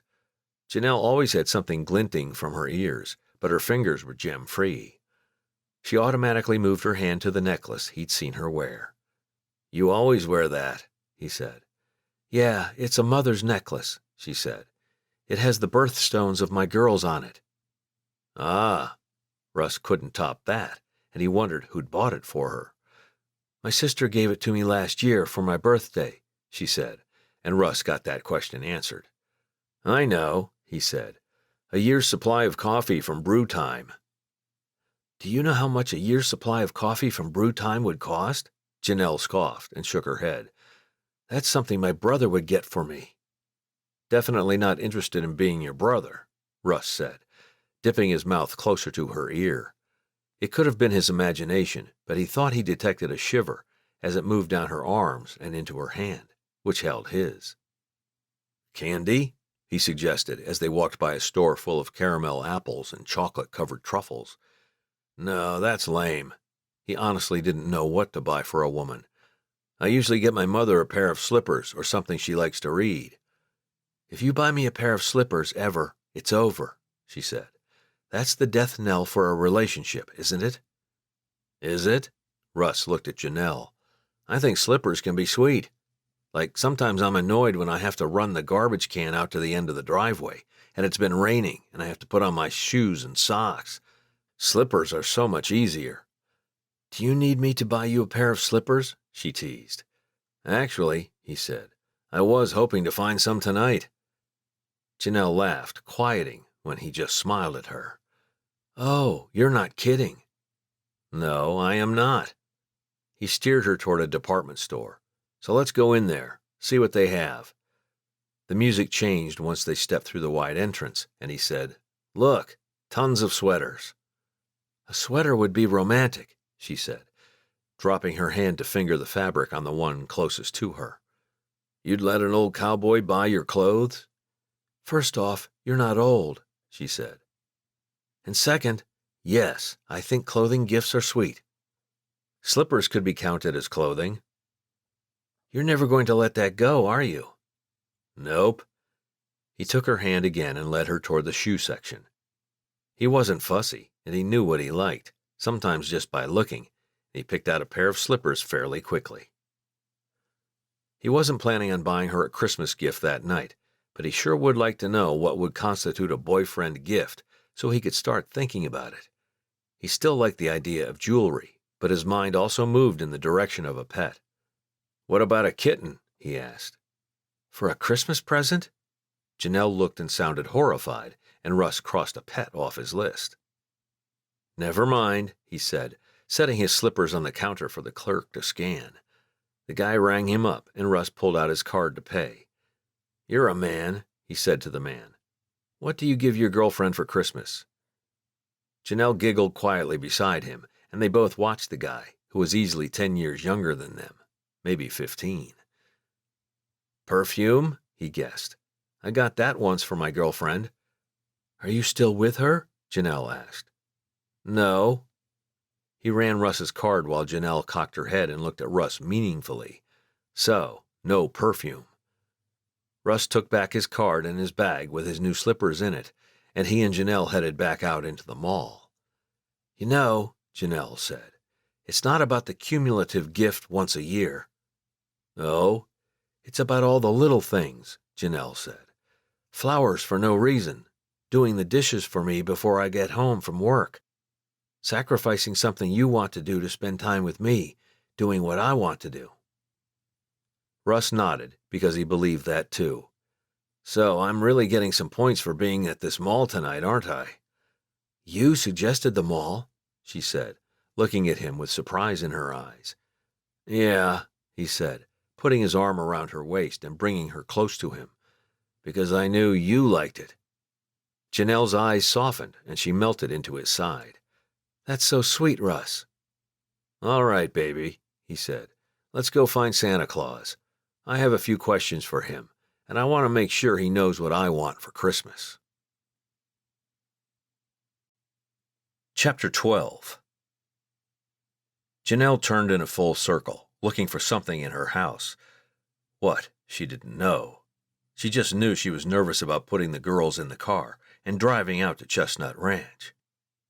Keys, she muttered. Phone, purse, cinnamon rolls.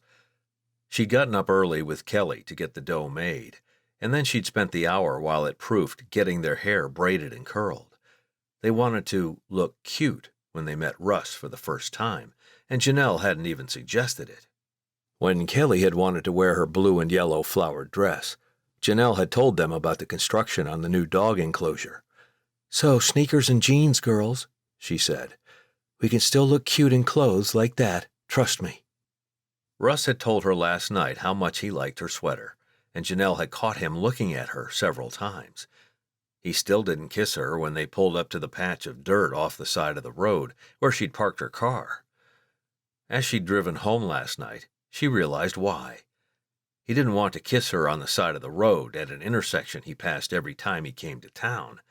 He wanted to kiss her somewhere romantic, and Janelle wanted that too. Though she'd kissed him before, this time would be important too, almost like the first time, all over again. Janelle had been thinking about it nonstop that morning. She needed to plan the perfect date, with the perfect ending spot, so she and Russ could have their special, romantic moment. She wanted to kiss him so badly, and she turned around again, still searching for something. What am I missing? She asked the girls. Nothing, Kelly said in her cute Texas drawl. Let's go, Mama. We're going to be late. Are we? Janelle looked around.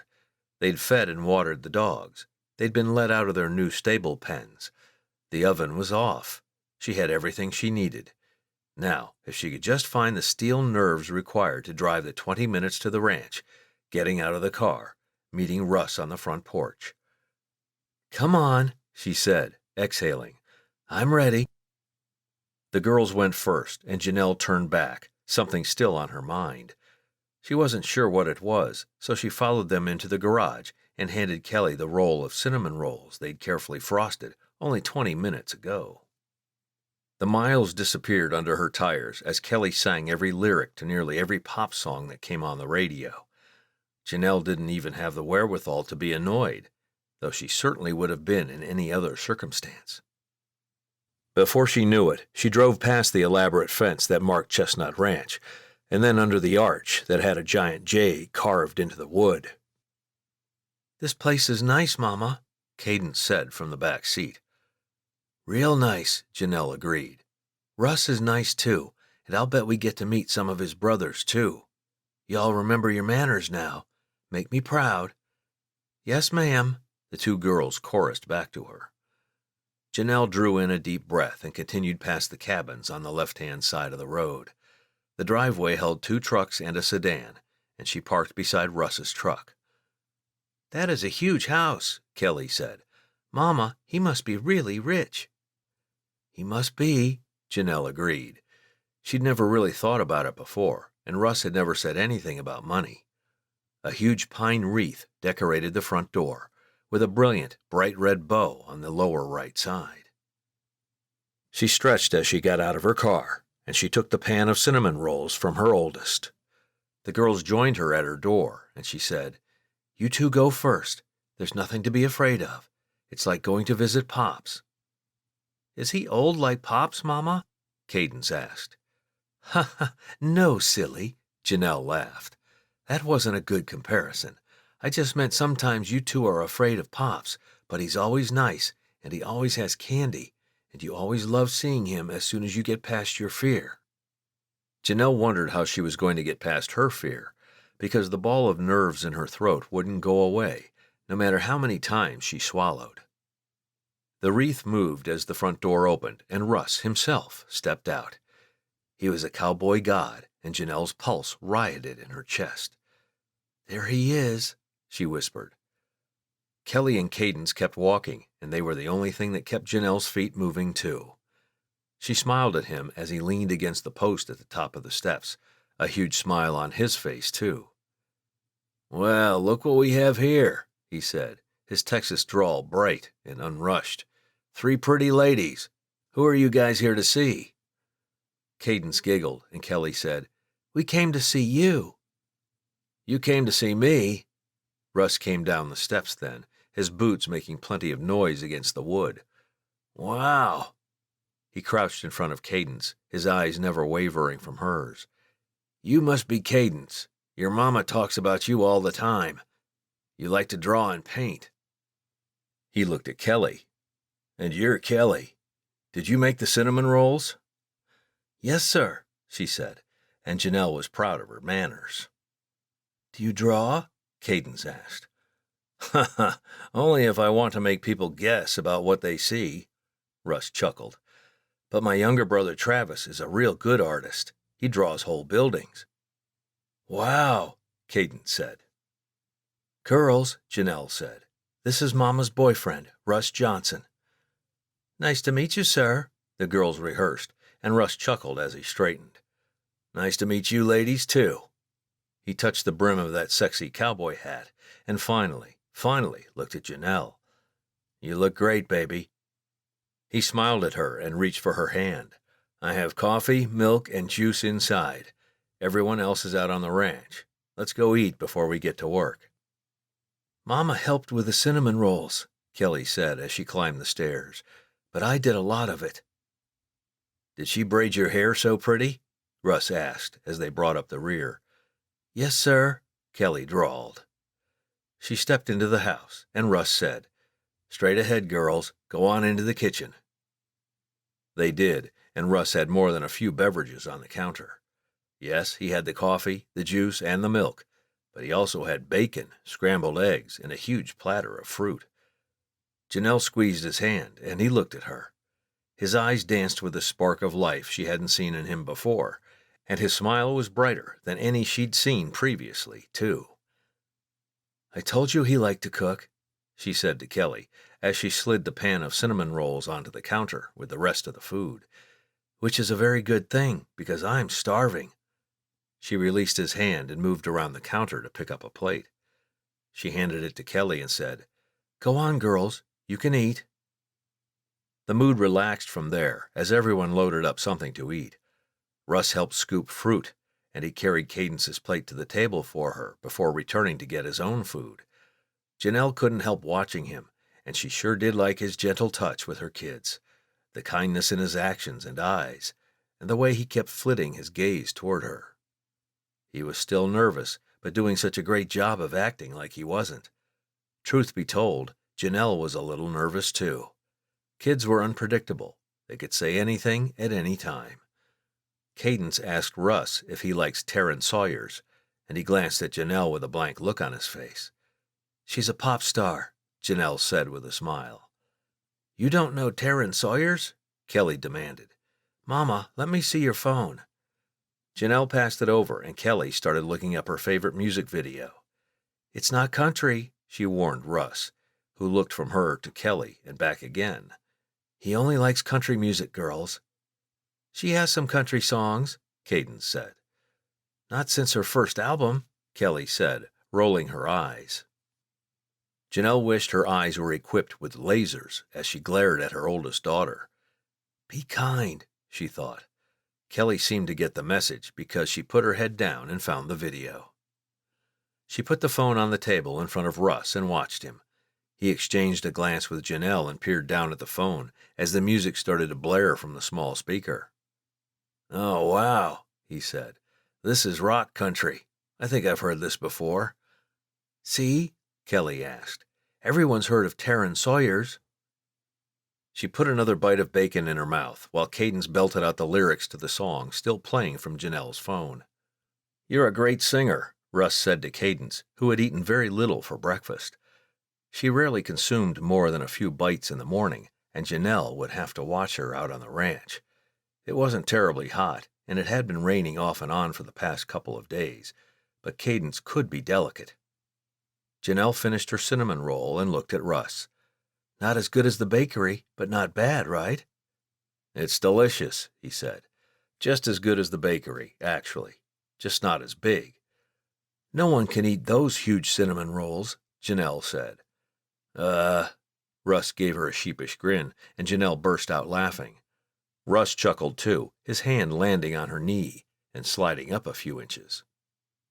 Sparks and showers of shivers moved through her whole body, and she enjoyed this man so much she couldn't imagine her life without him. She wondered how she'd survived before they'd met, and she was so glad he'd given her a second chance. "All right," Russ said with a sigh. "The new dog enclosure isn't going to build itself. Who's ready to swing a hammer?" "I am," Cadence chirped, and Janelle wondered if she could even lift the tool. A powerful dose of love moved through her as she watched her daughter slide off the chair, most of her food still on her plate. "I can too," Kelly said, getting up and picking up her plate. Pride filled Janelle now as her daughter carried her dishes into the kitchen with Russ. The two of them standing side by side at the sink made everything inside her melt, and she told herself not to get too far ahead of the situation. This wasn't her house. He wasn't her husband, and she was just here for the day, or for as long as the girls behaved, to help Russ build a new dog enclosure. She stood up too and took her plate and Cadence's into the kitchen. "She didn't eat much," Russ murmured, and Janelle handed him the plate. "She's not a big breakfast eater," Janelle said. "What can I help clean up?" All the eggs were gone, and only one slice of bacon remained. "I'll bag the fruit." Russ opened a drawer in the island, pulled out a plastic zipper bag, and started putting the grapes and strawberries into it. Janelle put the beverages into the fridge, and a few minutes later, they were ready to go outside. "We let our dogs out here, just like you guys do at your place," he said, as they went through the back door. "We'll drive over in my truck. Do you girls want to ride in the back?" "Yes," Cadence cheered, and Russ lifted both girls into the back of his truck before helping Janelle into the cab. "They're great," he said the moment he climbed behind the wheel. "How am I doing?" "Russ, you're doing amazing," Janelle said. "Better than amazing." "Do you think they like me?" He started the truck and looked at her, pure concern in every line of his face. "Yes," Janelle said with confidence. "I think they like you. The extra food was a definite good move." Kelly loves having a hot breakfast." Janelle herself didn't cook much, and she put a few boxes of cereal on the table for the girls to eat before school. Russ drove around the back of the house and on a dirt road out to the dog enclosure. Plenty of pups ran around inside a fenced area, and Janelle easily made out the construction site. "Is it ready?" she asked. "Not quite," he said. "The foundation has to cure, but we're putting together the frames anyway. I spent yesterday morning cutting wood, and Travis and I worked on building the walls in the afternoon. But his girlfriend came over, and, well, he didn't help a whole lot." "And now you have 2 little girls and your girlfriend here," Janelle said, watching him. "I don't think you're going to get very far today either." "We'll see," he said. "Travis will be over to help in a little bit." Janelle put her hand in his, wishing this truck had a bench seat instead of 2 bucket seats with a console between them. "Thank you for inviting us," she said. "The girls are going to love helping you." She grinned at him, and Russ returned the smile. "Happy to have you," he said. "Really happy, Janelle. Thank you for letting me meet them." Janelle settled back into the seat, though Russ was already slowing down. She closed her eyes in a long blink, happier than she'd ever been. Now she just needed to get that second first kiss.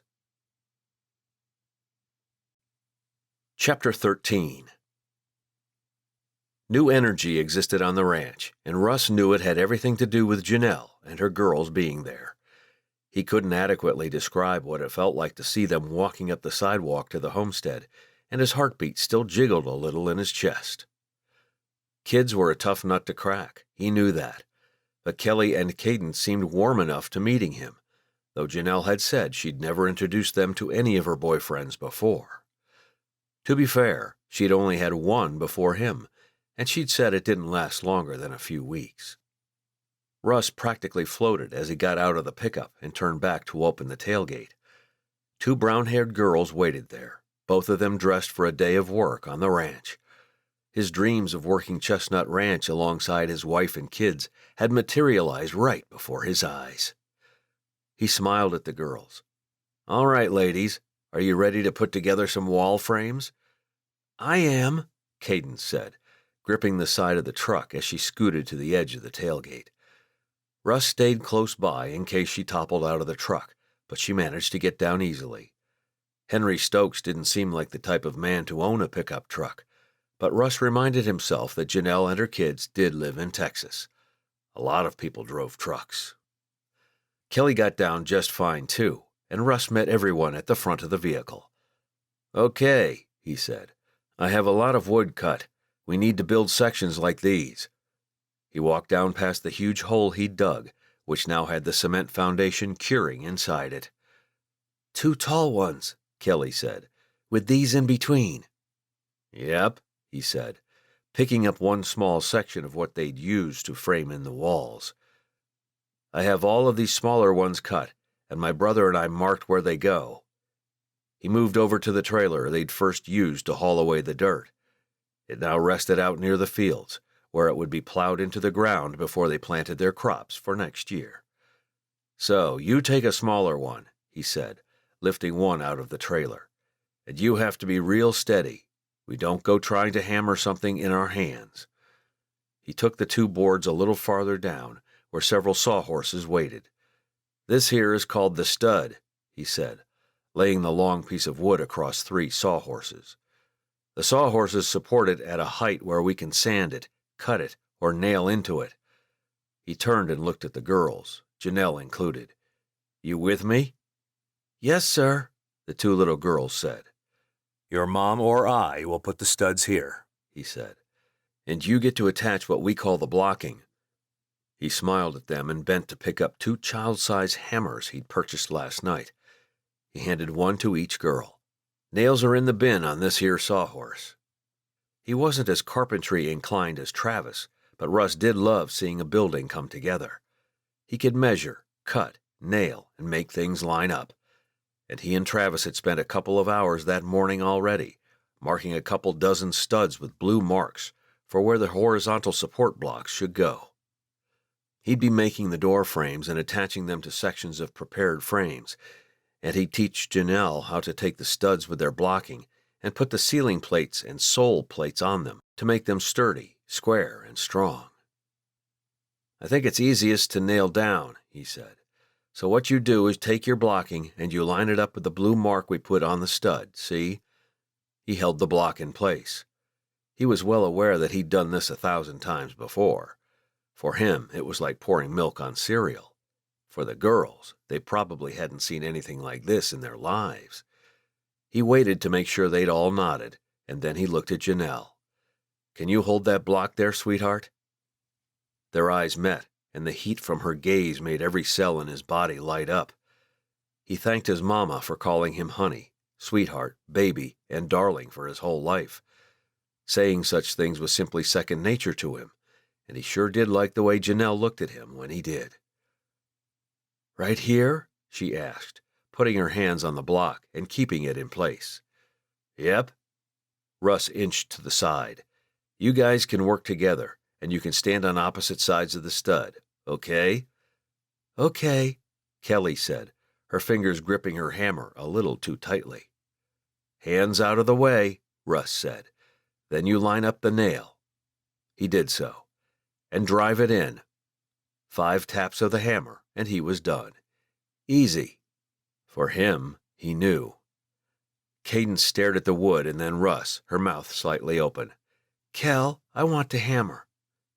"I was going to say that," the other girl said. "You can take turns," Janelle said.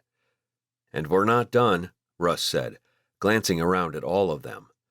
Janelle looked the teensiest bit frustrated, but Russ didn't know why. A powerful feeling of love came over him, and he had no idea what to do with it. He looked around, his train of thought derailed. He caught sight of a longer section of wall. "Right, then you can lay the stud and blocking on the ground." He did so, making sure he didn't hit anyone as he moved the long stud. "And you attach another stud to the other side of the blocking. They go straight in, ladies." He pointed straight, horizontally through the stud to the blocking. "Okay?" "Okay," they all chorused, and Russ grinned as he looked around at them. "So we've got things for you all to work on, and we'll help you get a good rhythm going." He looked at Janelle. "I'm going to have you cap the frames as they make them." "Oh boy," she said. "Sounds hard." "It's super easy," he said, shaking his head. "Mornin', y'all." Russ turned at the sound of Travis's voice, a bit of relief pulling through him that he had more help. "Hey, Travis." He wanted to rush over to his brother and hug him for a reason he couldn't name. He didn't, but grinned at him and adjusted his cowboy hat. "This is my brother, Travis. Travis, you remember Janelle Stokes?" "Of course," Travis said, a perfectly placed smile on his face. He stepped forward and shook Janelle's hand. She likewise smiled at him and said, "Nice to see you again, Travis." She immediately retreated back to Russ's side, and he sure did like that. "And her daughters," Russ said, looking at the girls who had also come to stand on his other side, as if they belonged to him. Emotion crowded into his throat, making everything tight for a moment. "Kelly's the oldest," he nodded at her, "and Cadence is the youngest." "Are you guys going to help us build this new place for the dogs?" As if on cue, Winner barked, and Russ glanced over at her. "And the dogs," he said. "Winner, Thunder, and Cloudy." Cadence squealed and ran toward the mutts, lavishing them all with hugs and scratches behind the ears. Winner barked at her and licked her face, which caused Russ to laugh. He sure did like having these small people on the ranch, and he thought he was doing a decent job of interacting with them. "Millie all set up with the chickens?" he asked Travis. His brother looked back toward the barns and pens where they kept goats, chickens, and horses. "Yeah, I hope she doesn't get pecked or anything. She seemed a little freaked out about going into the coop." Russ chuckled and shook his head. "She'll be fine." "Millie Hepworth?" Janelle asked. "That's right," Travis said, looking at her. "She's working out here today." He looked back at Russ, who was surprised Travis didn't claim Millie as his girlfriend. "I'll go out to the well once she's done. Take her with me in case I need help clearing the debris." "Sounds good," Russ said.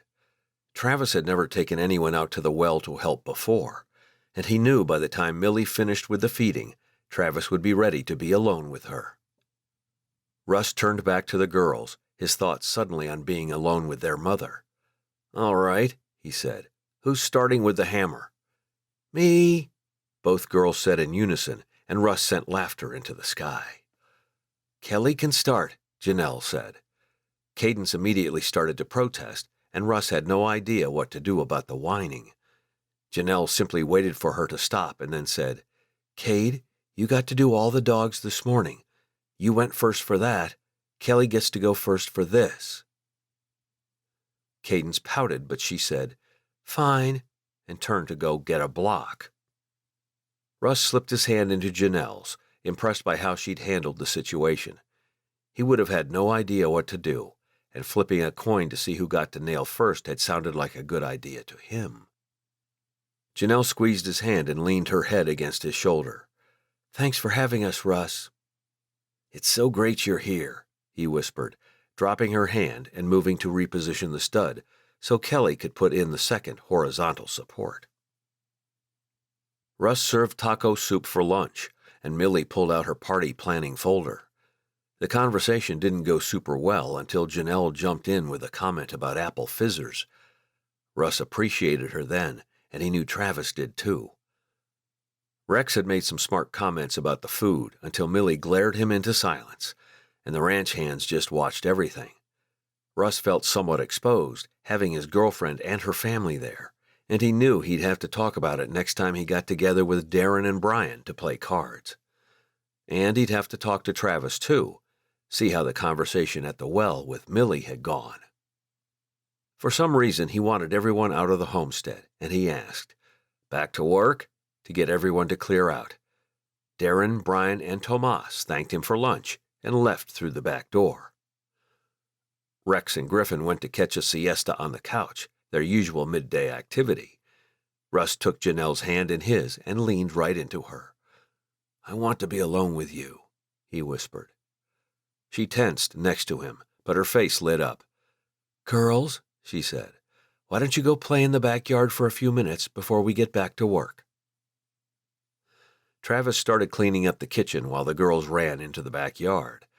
Russ didn't know where to take Janelle to be alone with her, but he desperately wanted to kiss her, and he could not let her leave that day without doing it. With the kitchen clean, Millie and Travis went into the formal living room, already talking about the party again. He had no idea where to take her. He had brothers everywhere, kids in the yard. They didn't have time for a walk, and he sure didn't want to kiss her in a shed or a smelly stable. Then Janelle was tugging on his hand and leading him into the small half-bath off the kitchen. "Really?" he whispered. "You wanted to be alone," she said, ducking inside with a smile. Russ closed the door, the space not terribly big. His heart pounded in his chest, and he mentally commanded himself to calm down. He'd kissed this woman before, but this felt new and exciting. He felt like he was 14 and sneaking off for his first kiss with the hottest girl in school. Janelle wrapped her arms around his neck and leaned into his body. "Why'd you want to get me alone, Cowboy?" Russ gazed down at her, easily accepting her into his arms. "How do you think things are going?" he asked. "Great," she said. "You?" "Amazing." He whispered the word as he lowered his head. His cowboy hat got in the way, and he swiped it off his head and tried again. His lips touched hers hesitantly at first, and then he pulled in a breath and kissed her. He felt fused to her after that, wanting her to know that everything about her amazed him, that he sure did like her, and he didn't want her to welcome anyone else into her life. Just him, only him. "Janelle," he breathed, breaking the kiss. But she formed her mouth to his again, and Russ sure wasn't complaining. Chapter 14. Janelle loved kissing Russ Johnson. Simple as that. The man made her feel like the only woman in the world worth having, and she hadn't felt like that for a long, long time. Discovering Henry's infidelity had been terribly hard for her. She learned a lot through the experience, and she thought she made a more sympathetic lawyer now for her female and male clients who came in looking for a divorce because their spouse had been unfaithful to them. She'd felt thrown away, used, like she'd never be good enough for anyone again. Her husband had chosen someone else over her, his wife, because he didn't care about her, didn't love her. But when Janelle kissed Russ, all of that disappeared. He cared about her, and he wanted her to know it. His hands moved through her hair, down her shoulders, and back up to cradle her face. She couldn't stop kissing him, and he wasn't slowing down either. She felt 20 years younger, making out with a man in the most unlikely of places. But it didn't matter. All that mattered was Russ. The smell of his skin, his cologne, the touch of his hands, the taste of his lips. She couldn't get close enough to him, though he backed her into the wall and pressed himself right against her. "Janelle," he said again, and she didn't reunite their mouths. "Hmm?" He didn't speak, instead sliding his lips along her throat. She leaned her head back and clung to his shoulders, fire exploding down into her chest as he kissed his way up to her ear. She wasn't sure, but she might have moaned. Everything felt liquid, like it wasn't quite solid or real. "Baby?" he asked, finally removing his mouth from her skin. "Yeah?" He pressed his cheek right against hers, positioning his mouth close to her ear. "Do you want more kids?" She pulled in a long breath, imagining what a child with Russ's DNA mingled with hers might look like. "Yeah," she whispered. "You want your own kids, right?" He backed up enough so they could look at one another. "I'd love your girls as my own," he said, "but I do want a child or two that comes from me." Janelle pressed her lips to his again, relinquishing control of the kiss to him immediately. He moved slowly now, though the kiss was still full of passion and desire and hunger. She loved that the most, the fact that Russ acted like he couldn't get enough of her.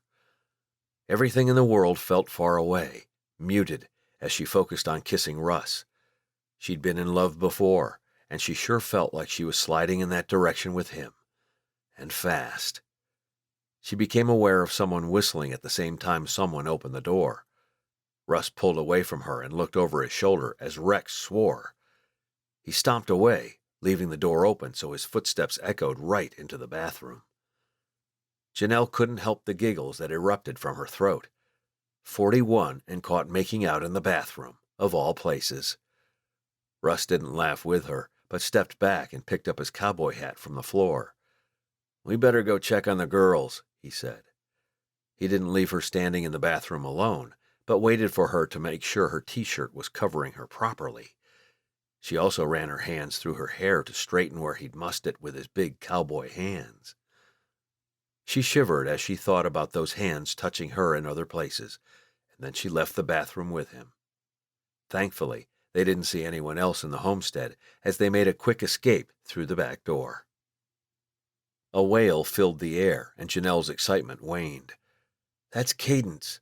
Sorry, she and Kelly have been going through a stage where they fight all the time." "You don't have to apologize to me," Russ said. "I grew up with 4 brothers, remember? And one of them just walked in on us and didn't seem too happy about it." "He didn't, did he?" Janelle gave another light laugh and headed for the swing set, where Cadence had her arms folded, as Kelly benignly swung in one of the swings. Probably the one Cadence wanted, or had already claimed. Kelly seemed innocent a lot of the time, but she was just quieter about her defiance. All 3 of the dogs Russ had introduced them to earlier loitered nearby the girls, and Janelle thought the canines made pretty good babysitters. "Yeah, I'll have to talk to Rex about it," Russ said with a sigh, "and that won't be fun." Kelly shook her head, and Cadence wailed again. "Yeah, this isn't fun either, so I understand." She dropped Russ's hand as they approached the girls. "Cade, what's going on?" "She said I can't swing because I'm a baby." Cadence glared at her sister for an extra moment, and then ran toward Janelle. She received her youngest daughter into her arms while glaring at her oldest. Kelly didn't even look up from the ground as she continued to sway back and forth in the swing. She hugged Cadence while she tried to figure out what to do. I'll take her, Russ said, easily taking Cadence right out of Janelle's arms. We'll go visit the horses. You want to, Cadence? Mm-hmm, the little girl said, still sniffling. She clung to Russ as if he were her father, and the strong, sexy cowboy walked away with the little girl wrapped around him. But he was the one wrapped around her little finger. Janelle knew that. She sighed as she took the last few steps to the other swing and sat down. Kelly, what's going on? Nothing. Janelle toed the ground, which set her to swaying too. Why can't you just let Cadence swing too? There's 2 swings. Kelly looked up at her. I want to go see Daddy this weekend. Confusion pulled through Janelle, making her eyebrows pinch downward. What? He called and said he's in town and wants to see us. He said he went to the house and we weren't there. Janelle held her breath because she hated with the heat of a volcano that Henry called Kelly without her knowledge. But he'd bought her a phone that only did texts and calls, and he was her father. He and Janelle had exchanged words about it a dozen times, but the fact was, Henry did what Henry wanted. Always. Janelle wished she could tell Kelly that, but she never had, and she wouldn't. He hasn't called me, Janelle said, taking out her phone. Look. She handed her phone to Kelly, who did look at it. Can you call him? She handed the phone back. When I told Cadence, she whined. She's always whining, and she said she didn't want to go with Daddy. But I do. Janelle gazed out over the peaceful land at Chestnut Ranch. She didn't want to drive her daughter back into town for Henry, but she sure didn't want him coming out here. It angered her that he'd gone to the house too, because that was just another ploy to try to get back into Janelle's life. You just spent last weekend with him, she said. More than that, Wednesday to Sunday. He said that movie I want to see is playing tonight, Kelly said, and he can take me. Janelle resisted the urge to exhale loudly. Classic Henry, trying to swoop in with a gift or something that made him look like the good guy. Janelle couldn't blame Kelly for falling for it, though. She herself had too, many times. More times than she cared to admit. Foolishness raced through her at the memories of how she'd swept his behavior under the rug, how she'd made excuses for him for years, how she'd let his flowers, gemstones, and boxes of chocolates make things right between them when they'd been shattered for so long. And she didn't want Kelly's heart to be in tatters the way hers was, but she couldn't keep her husband from her daughter, or vice versa. Just you? She finally asked. I guess Cadence can come, Kelly said, her voice sullen. I'll talk to Daddy, Janelle said, getting out of the swing. Maybe it would be good for Cadence and I to spend some time together alone. With that, she walked away from Kelly, who said something under her breath. Janelle wanted to march right back over to her and tell her to stop acting like such a brat. She didn't because she didn't need to get into a full-blown fight with her 10-year-old on her boyfriend's ranch. With level 10 annoyance filling her, she dialed her ex. Janelle, he said pleasantly, as if they were getting together for a dinner movie date later that night. Henry, she bit out, you called Kelly about a movie tonight? Oh, right, he said, as if he'd forgotten. Janelle rolled her eyes heavenward and sent a prayer up too, that maybe the good Lord could help her out for just a moment. Are the girls available? They haven't been getting along, Janelle said, her tone angry even to her own ears. So I think it would be best if you just took Kelly tonight. Well, the movie's at 3:30. He let the words hang there. Janelle sighed. I'll meet you at the intersection of Highway 37 and Longmire in 30 minutes. Really? We have to meet on the side of the road? You already went to my house, she snapped. We're not home. You're putting me out as it is. I can just come get her. Where are you? Not happening, Janelle said. See you in 30 minutes. She hung up, not caring that Henry was in the middle of a sentence. She stared straight ahead for several long moments until her vision faded from bright red and back to normal. Then she sighed, turned around, and walked back over to where Kelly still sat in the swing. Let's go, she said. Right now? Kelly looked up at her, surprise in her face. It's my turn to nail first. Janelle glared down at her daughter. Do you want to go to the movies with Daddy or not? Yes, ma'am. Kelly stood up, her eyes bright and zero guilt on her face. She was already turning into a teenager, where everything was about her. Janelle wasn't ready for it, and she was ill-equipped to deal with her attitude and manipulations. Then we're going now. Come on. Janelle started across the lawn toward the driveway, already lifting her phone to her ear to make another call, this one to Russ. He'd be fine with Cadence while she drove Kelly in to meet Henry. She knew that. She just didn't want to explain to him why she was leaving. Hey, baby, he said easily, nothing like the false tone she'd heard in Henry's voice. Everything that was tight inside Janelle loosened, and she sighed. You okay? Yes, she said, deciding this little hiccup in the plans was not going to ruin her day. I'm taking Kelly into town to meet Henry. Can you keep Cadence while I'm gone? No problem. Curiosity rode in his tone now, but Russ didn't ask any other questions. Thank you, she said. I'll be back in a little bit. Can't wait, he said, and the call ended. Janelle didn't say anything to Kelly, the tension between them as thick as mud. The drive happened in silence, and Henry's sports car waited on the patch of dirt where she usually left her sedan when she met Russ here. Go on, she said to Kelly after she'd stopped. Kelly got out of the car and said, Thanks, Mama, before closing the door. Janelle's fingers gripped and re-gripped the steering wheel as she glared at the shiny black car. Henry had apparently just washed it, as it gleamed in the weak winter sunlight. Kelly got in the car, and a moment later, Henry got out. Janelle wanted to peel out, spitting gravel in his face as she left, but she took the high road and rolled down her window as he approached. Thank you, he said, and he seemed genuine. Janelle reminded herself that he'd seemed that way a lot in the past, and it was never once true.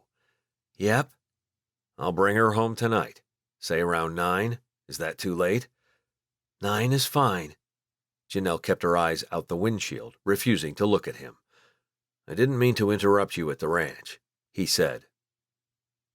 Janelle swung her gaze toward him, and he was oh so handsome and perfectly perched as he'd balanced one arm against the top of her car and leaned down to see her through the open window. Yes, you did, she said. Don't lie to me.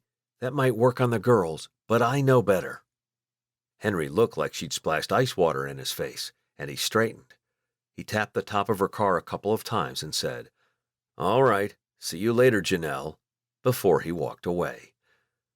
A mixture of guilt and powerful satisfaction dove through her. Her heart pounded with the extra doses of adrenaline, and she clutched the steering wheel again.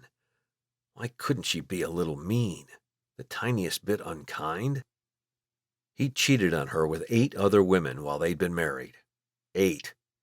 He'd thrown her to the curb time and time again, and she was supposed to just turn the other cheek, forgive him over and over, welcome him back into her life and her daughters' lives? No. But maybe yes.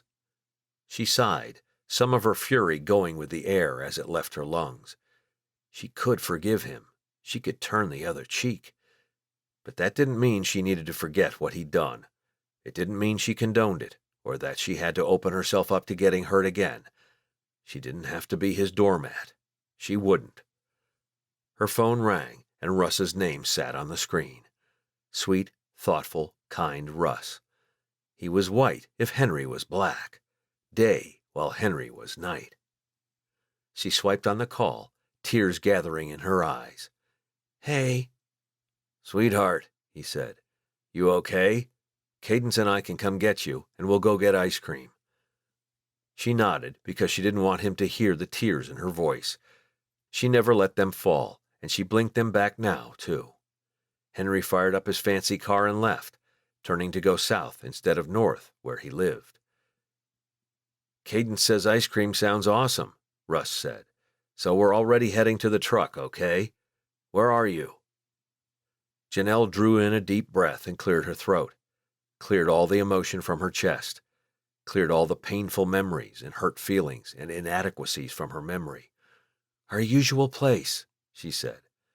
"Be there in 10, Russ promised, and Janelle knew that when the cowboy promised something, he would follow through, unlike her ex-husband. "Okay." The call ended, and Janelle slumped in her seat. She had 10 minutes to rid herself of the anxiety, the worry, the fear, and the tears. Russ deserved the best version of herself. Cadence did too. And she would give it to them. Chapter 15. Russ pulled up to Janelle's house, a new kind of freedom beating its wings through his bloodstream. Because today he was going to go in through the front door. In fact, Janelle appeared on the front stoop while Russ still sat in his truck, and he reached quickly to unbuckle his seatbelt. When he and Cadence had arrived to pick her up for ice cream yesterday afternoon, Russ had sensed her turmoil. But she'd covered over it with a smile and her cute Texas twang. She'd held her daughter's hand as they scoped out the ice cream flavors, and she'd kept the conversation going, even when Russ ran out of things to say. She hadn't come back to the ranch after that, and he'd said goodbye to her on the side of the road again. Needless to say, there was no kissing involved, and Russ's heart had hurt for the rest of the day.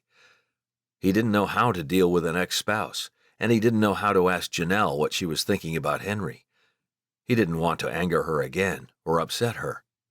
And while he'd previously believed ice cream could fix everything, after yesterday afternoon, he wasn't so sure anymore.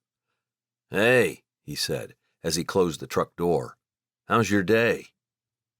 She wore a long, black dress that flowed in waves around her body. She was sleek and sophisticated, and Russ wondered what in the world she was doing with him.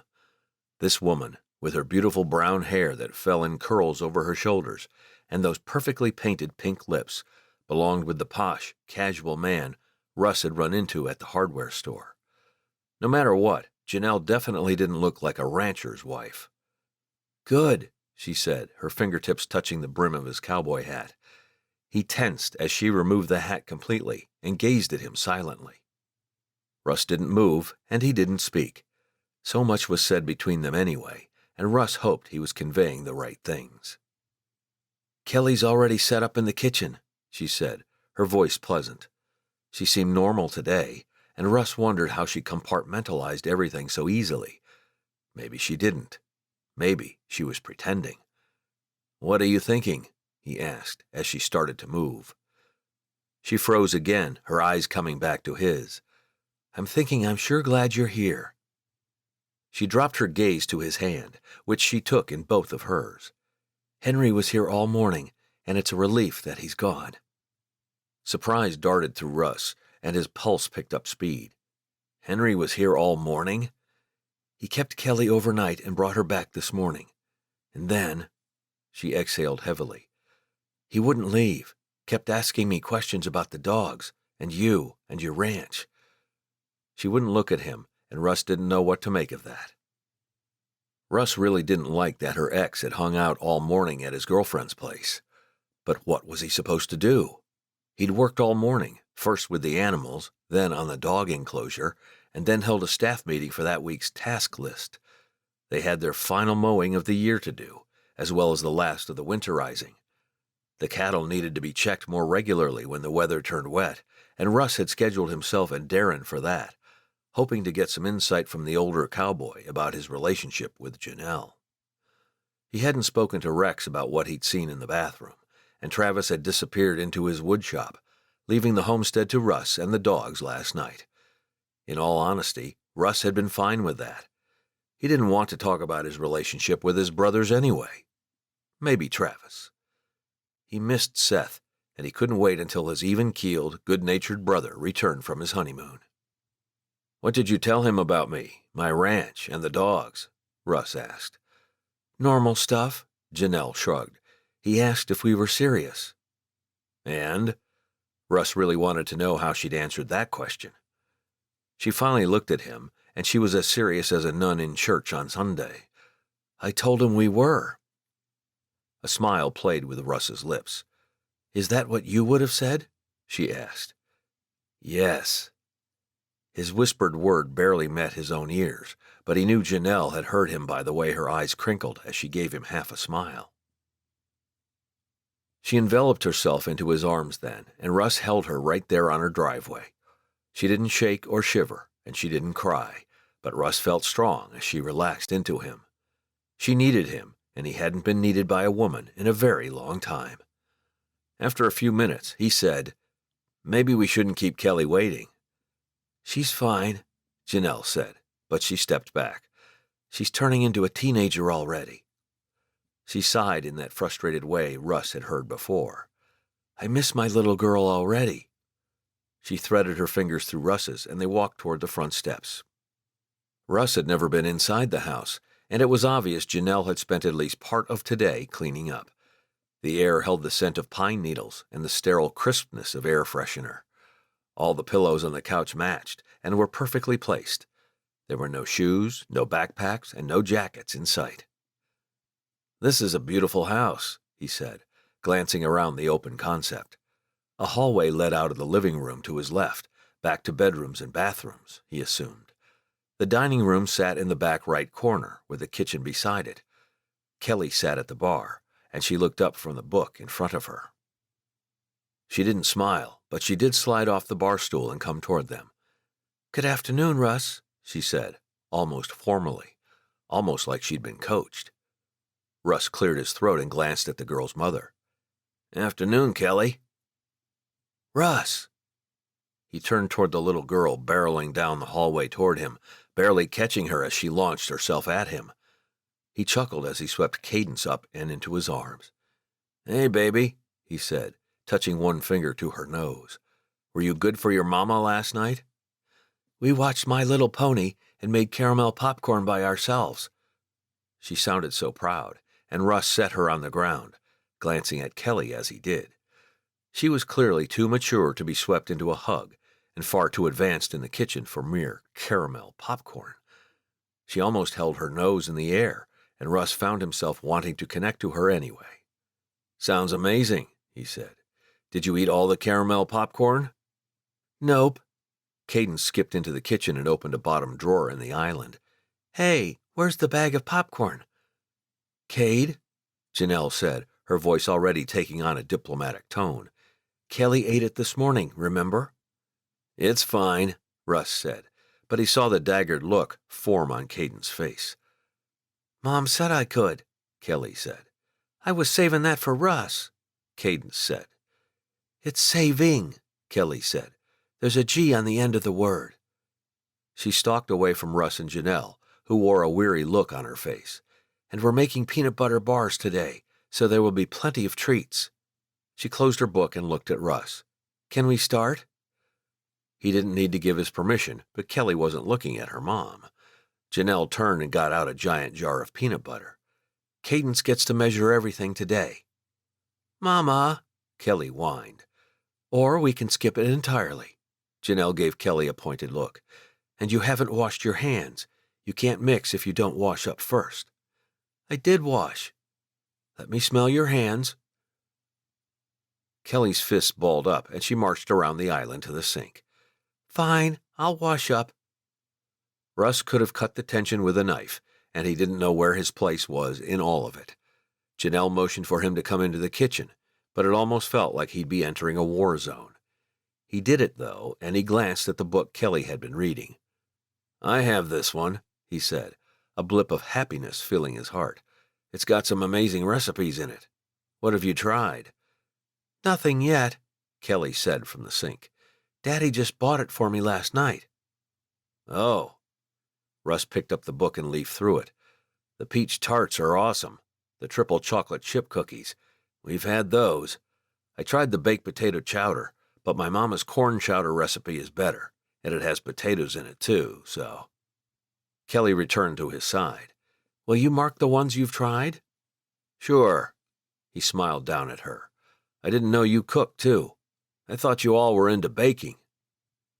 "She's branching out," Janelle said at the same time Kelly said, "I'm trying new things." They looked at each other, and Russ could practically feel the awkwardness in the kitchen dissipate. "All right," Kelly said. "Cade, you better climb up and get ready. I'll start getting everything out." Russ caught the ghost of a smile on Janelle's face, and he sat down at the bar to watch the women work. No one invited him to help, and he rather liked simply basking in their presence. He couldn't help thinking about Henry and where he'd sat, what conversations they'd had. Had Kelly run to him when he'd arrived? He banished the thoughts as far as he could, but they kept creeping back, steadily until they'd infiltrated his mind again. By the time Kelly melted the chocolate glaze to pour over the cooled peanut butter bars, Russ could no longer ignore the questions in his mind. "How was the movie with your daddy?" he asked her. Kelly barely glanced up. It was okay." "Just okay?" He looked at Janelle and back to her daughter. "Your mom said you were excited to see it." Kelly looked at Janelle too, and Russ would have to learn how to communicate with children the way she did. Maybe it was a mother-daughter thing he'd never know how to do. "We got there late," she finally said, "so we missed the first little bit." She shrugged. "I don't know. It was okay." "You got there late?" Janelle asked. "Daddy said it didn't start until 3:30, and he picked you up at just after 1. She wore alarm on her face when she looked at Russ. But what was he supposed to say? Kelly kept her eyes on the glaze as it poured over the peanut butter bars. "The movie was all the way down in San Antonio." Janelle sucked in a breath. "What? You drove almost 2 hours to go to a movie?" "Don't be mad, Mama." "I'm not mad," she said, though Russ probably would have classified her that way, too. He couldn't imagine driving that far for a movie when there were probably 50 theaters between Chestnut Springs and San Antonio. "I'm just surprised. Why did you go all the way down there?" "We met someone at the theater," she said finally, looking up. Pure fear lived in her expression. "A lady." Horror washed across Janelle's face, and Russ got up to go stand next to her. "You met one of your father's girlfriends." She wasn't asking, and Russ really didn't like how she'd phrased it as one of his girlfriends. If Kelly or Cadence noticed, they didn't say anything. "She wasn't his girlfriend," Kelly said. "I think he said she was a therapist." Even Russ didn't believe that, and he swept his arm around Janelle as she sagged into him. Apparently, she and Henry had different views about nearly everything, including when it was appropriate to introduce their children to their new significant others. "What else happened last night?" Janelle asked, her voice the slightest bit hysterical. She backed away from Russ and Kelly. "Never mind, I don't want to know." Kelly ignored the question just fine and turned to open the fridge. "These just need to set up." She'd already cleared a spot in the fridge, and she slid the tray of treats inside. With that done, she looked at Russ. "Do you want to go see the dogs? We've been taking really good care of them." "Absolutely." Russ shot a look at Janelle, but she just shook her head. So he went out into the garage with Kelly, and then into the backyard behind her. All of the dogs bounded toward him, a couple of them barking as they came. "Hey, guys," he said, chuckling. "Hey, how are you?" He scratched and patted all of them, letting them sniff his jeans, where they could probably smell winter, thunder, and cloudy. "So, Kelly," he said, "what do you guys do for Christmas?" "Do?" "Yeah, do you go see your grandparents? Stay here? Decorate?" "We'll go see Granny and Gramps in Johnson City." Kelly bent and picked up a ball, tossing it as far as she could. 3 dogs took off after it, and she picked up a bucket and a scooper. "It's pretty fun. They have 2 tree houses in their backyard." "Wow," Russ said. "Did your grandpa build them?" "His grandpa," Kelly said. "So they're old." "Sounds like it." She set about cleaning up the backyard with the pooper scooper, and Russ followed along beside her. "What do you want for Christmas?" he asked next. "I was just going to ask you that." She smiled at the ground. "I want a stand mixer, but Mama says they're really expensive." Russ did a little bit of cooking, but he didn't pay attention to prices. "Does your mama pay you for chores?" "Yeah," she said. "That's why I'm out here cleaning up." "Maybe you can get one then." "Even Daddy says it's too big of a gift for Christmas," Kelly sighed. "But he'll probably pay a ton of money to take us to Florida or something." "Does he travel a lot?" "Sometimes," she said. "He took us to Disney World last year." "I'll bet that was fun." It sure didn't sound fun to Russ. Crowds, noise, lines, heat. It was. I got a lightsaber, and Cade got like 100 water bottles. She loves water bottles. Kelly smiled and kept cleaning up. Russ liked talking to her, and he wondered if he could figure out a Christmas present for her beautiful mother during this conversation. What do you get your mom for Christmas? Cadence usually paints her something at the girls' club we go to after school sometimes. I make her breakfast in bed, and then my aunt or someone helps me buy her something. Like what? He pressed. Kelly looked up at him, but he couldn't read her expression fast enough to know if she was onto him or not. Nail polish one year. She loves notebooks and planners. I got her that last year. A picture frame with a picture of me and Cadence, stuff like that. Nothing Russ could get her, unless he wanted to take a picture of himself and stick it in a frame for her desk at work. He almost snorted out loud at the very idea of doing that.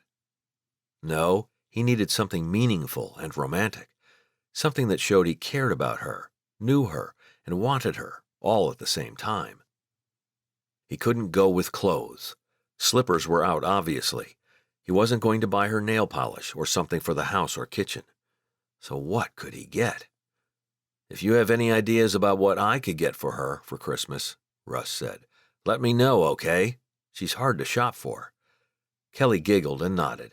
That's what Daddy always says, too. Russ suddenly found it very hard to swallow, and thankfully, Cadence came skipping outside with a request to play jump rope, which both Kelly and Russ readily agreed to do. The next morning, Russ had just gotten out of the shower when his phone rang. He couldn't get to it fast enough without falling on the tiles and wet feet, so he let it go to voicemail. Not 2 seconds later, it rang again. Mama, he answered. What's going on? The house flooded, she said. We've tried Griffin and Rex, and neither of them are answering their phones. Russ's pulse shrieked through his body. Are you guys okay? Are you inside? We're inside, she said. As near as we can tell, a pipe burst in the night and has been gushing ever since. I'll come right now, he said. Hang tight, Mama. He hung up and dressed quickly, hurrying downstairs, where he heard Travis doing something in the kitchen. Trav?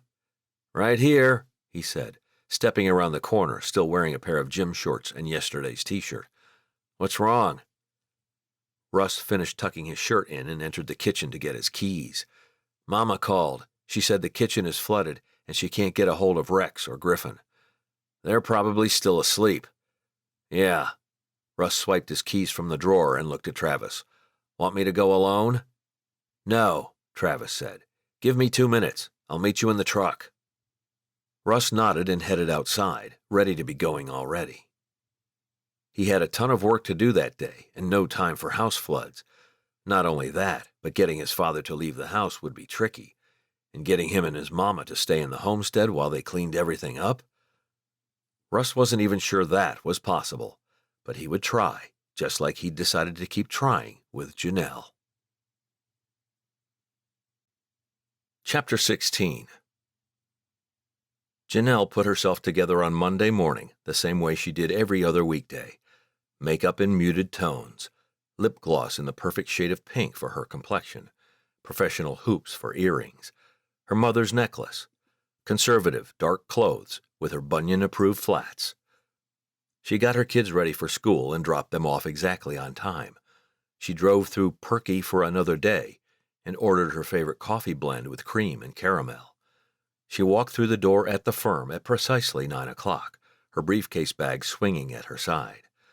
No one would have thought anything in her life was wrong or even slightly off.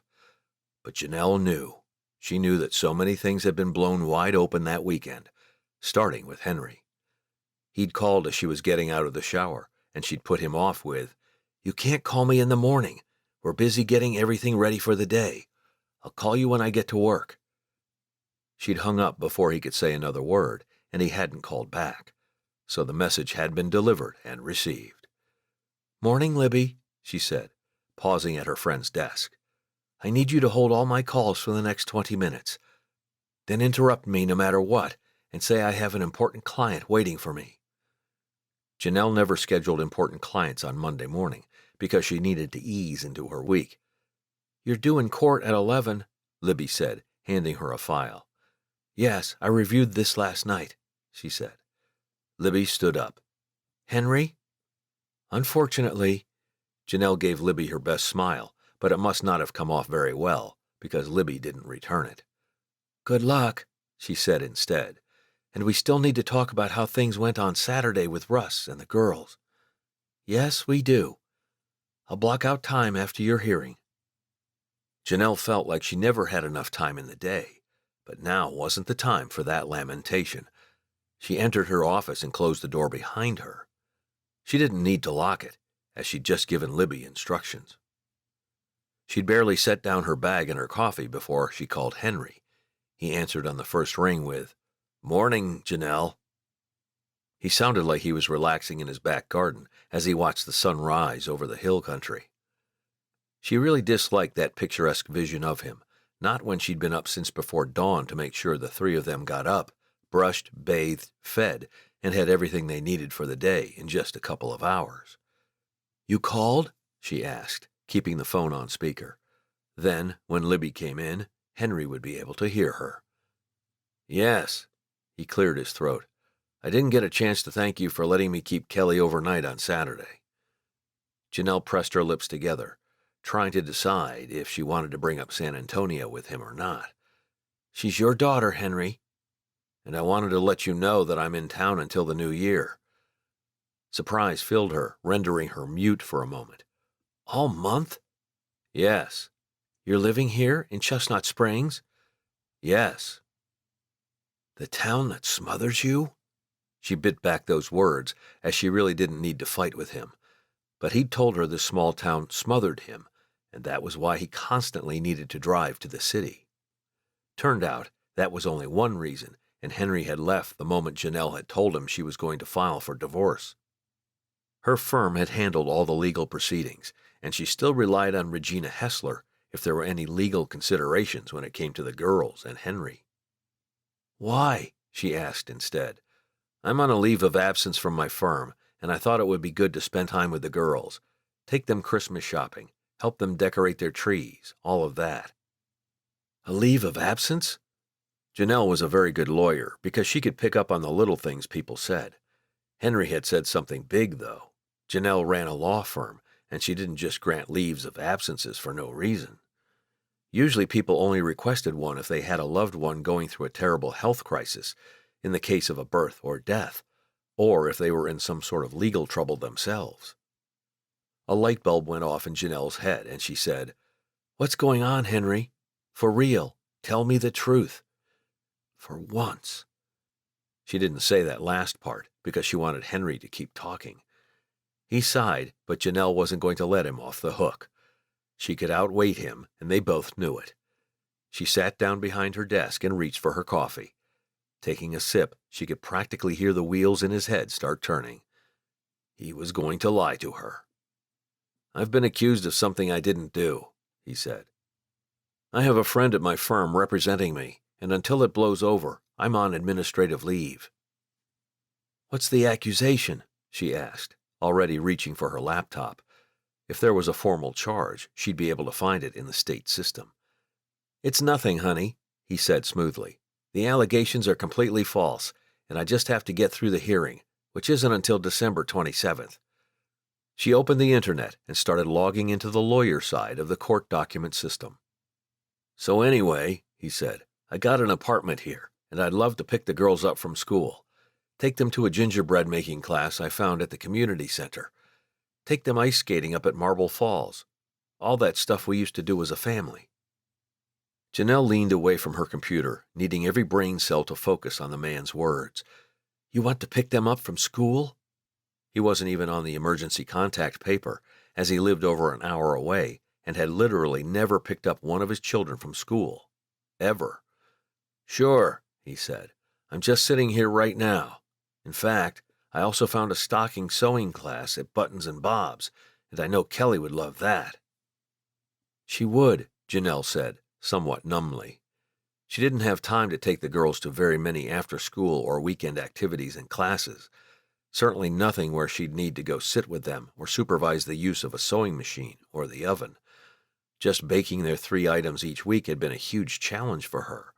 One they'd knocked out of the park for sure, but still a challenge. "So, what do you think?" Henry asked. "They go to River Springs Elementary, right?" Her blood boiled, but Janelle couldn't say no to him when he wanted to be a father. She could say no to him when he wanted to come back into her life, but for Kelly and Cadence. "All right," she said. "They get done at 3:15. The pickup line is a bear, so I usually get there about 15 minutes early. You'll need to go into the school and ask about getting an emergency contact paper. I don't think you're on either of the girls' forms." If Henry found that odd, he didn't say so. "Sounds good," he said, perfectly at ease. "I'll get it all taken care of.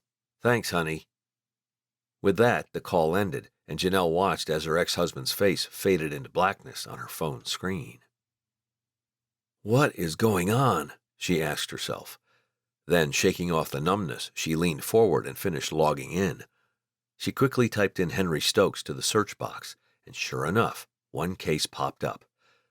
It was a protective order case, filed almost 2 weeks ago by a woman named Marissa Gilmore from Austin. She claimed he'd been stalking her after their breakup and had shown up at her work, demanding she go outside with him so they could talk in private. Janelle read the order quickly, and if she'd been hired to represent Henry, she'd bet good money she could get the order dismissed. Number one, he'd never touched Marissa in a negative way. At least, she hadn't claimed any of that in the order. She had filed a police report when he'd shown up on her doorstep one night, clearly drunk, and wanted to spend the night with her. She admitted to having sex with him previously, but they'd broken up, and she'd turned him away that night. She alleged he banged on her door for 15 minutes and only left when the police showed up. Janelle quickly navigated to the Associated Police report, and sure enough, he had been escorted off her property. But Henry wasn't dangerous. Was he? Janelle reasoned he'd probably just been stressed. The next week, she'd dropped the girls off at his house northwest of Austin, and he'd seemed fine. She knew how emotionally tumultuous it was to break up with a boyfriend. He'd just been upset about the ending of his relationship with Marissa. Her throat felt unusually dry, and Libby poked her head into the office. "Miss Stokes, you have... Oh, you're off the phone." She ducked into the office and strode toward Janelle's desk. "And you're white as a ghost.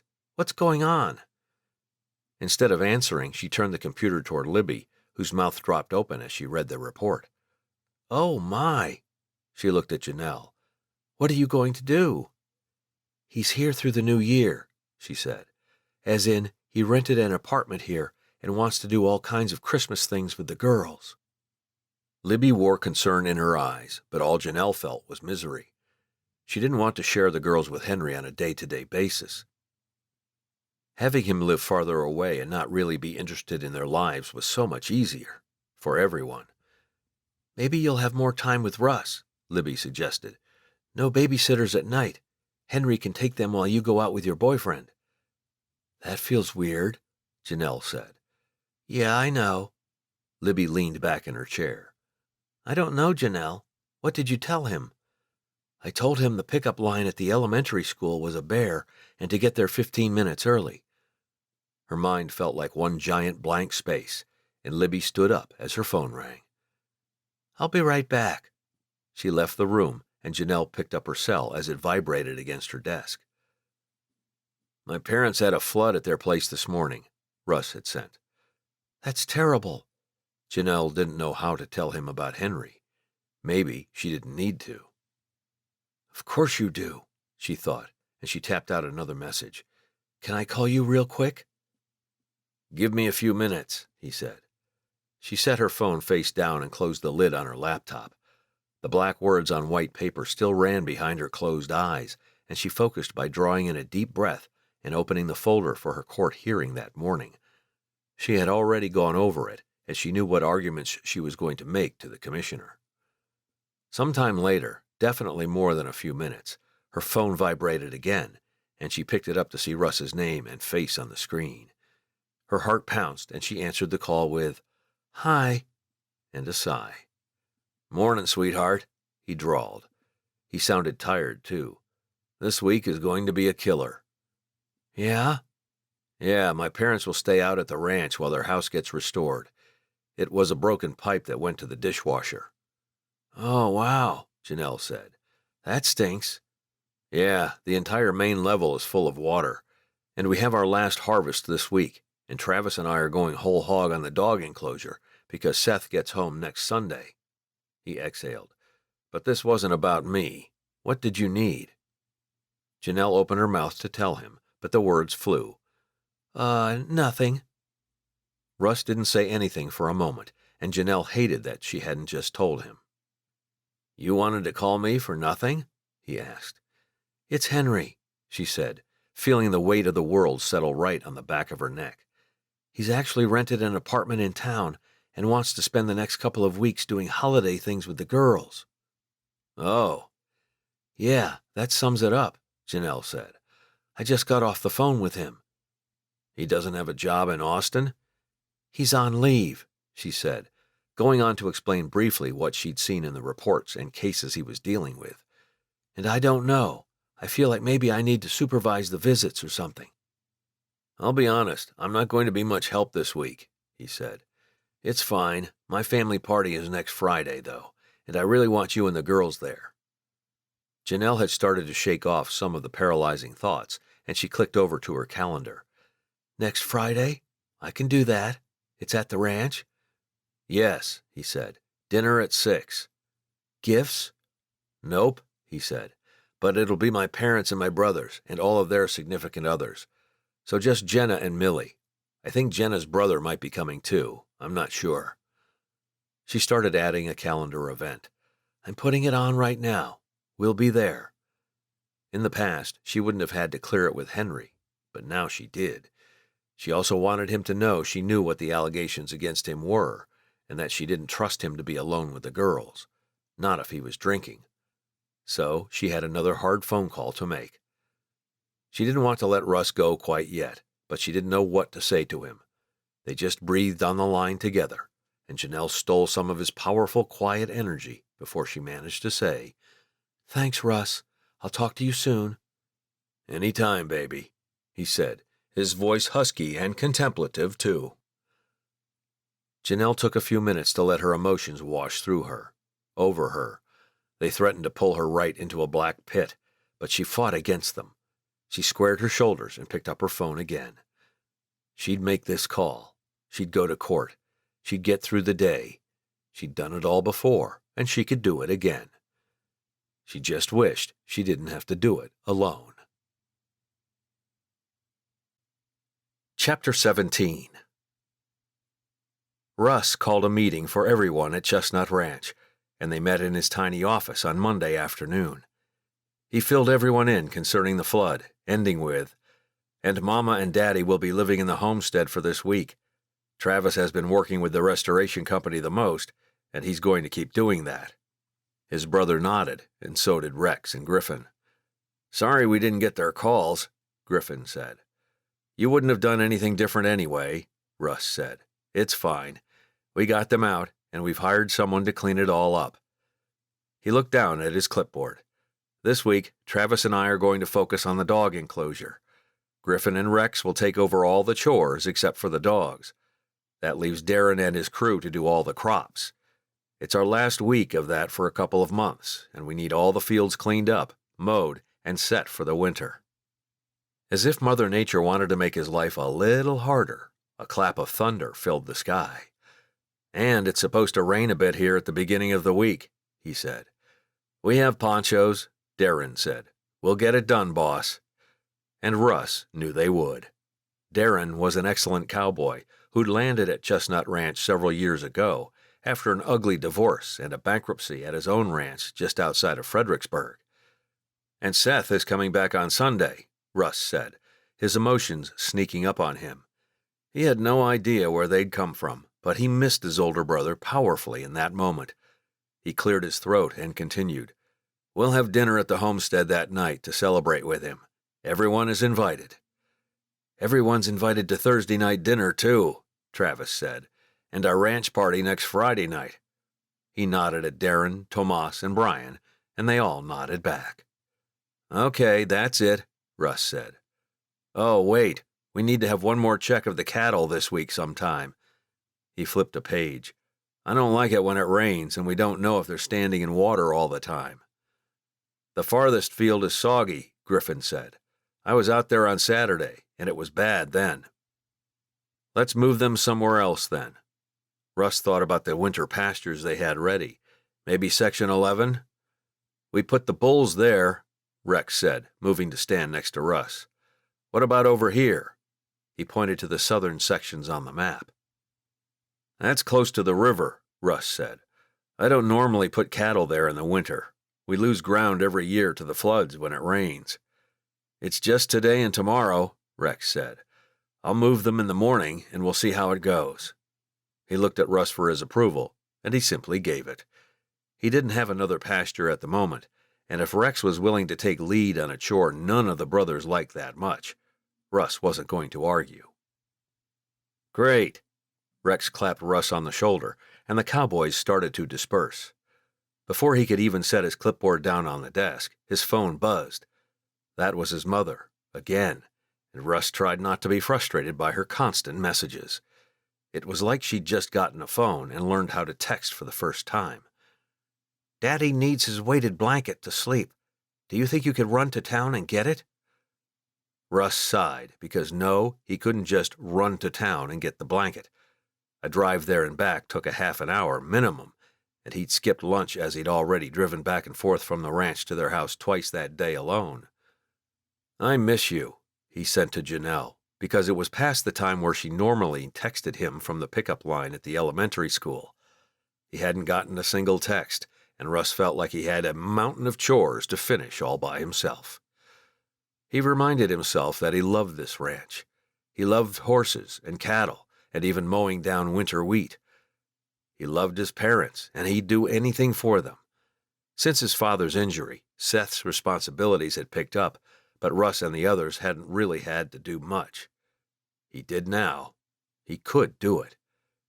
"Miss you too," Janelle said. Russ stared at the words as warmth moved through him.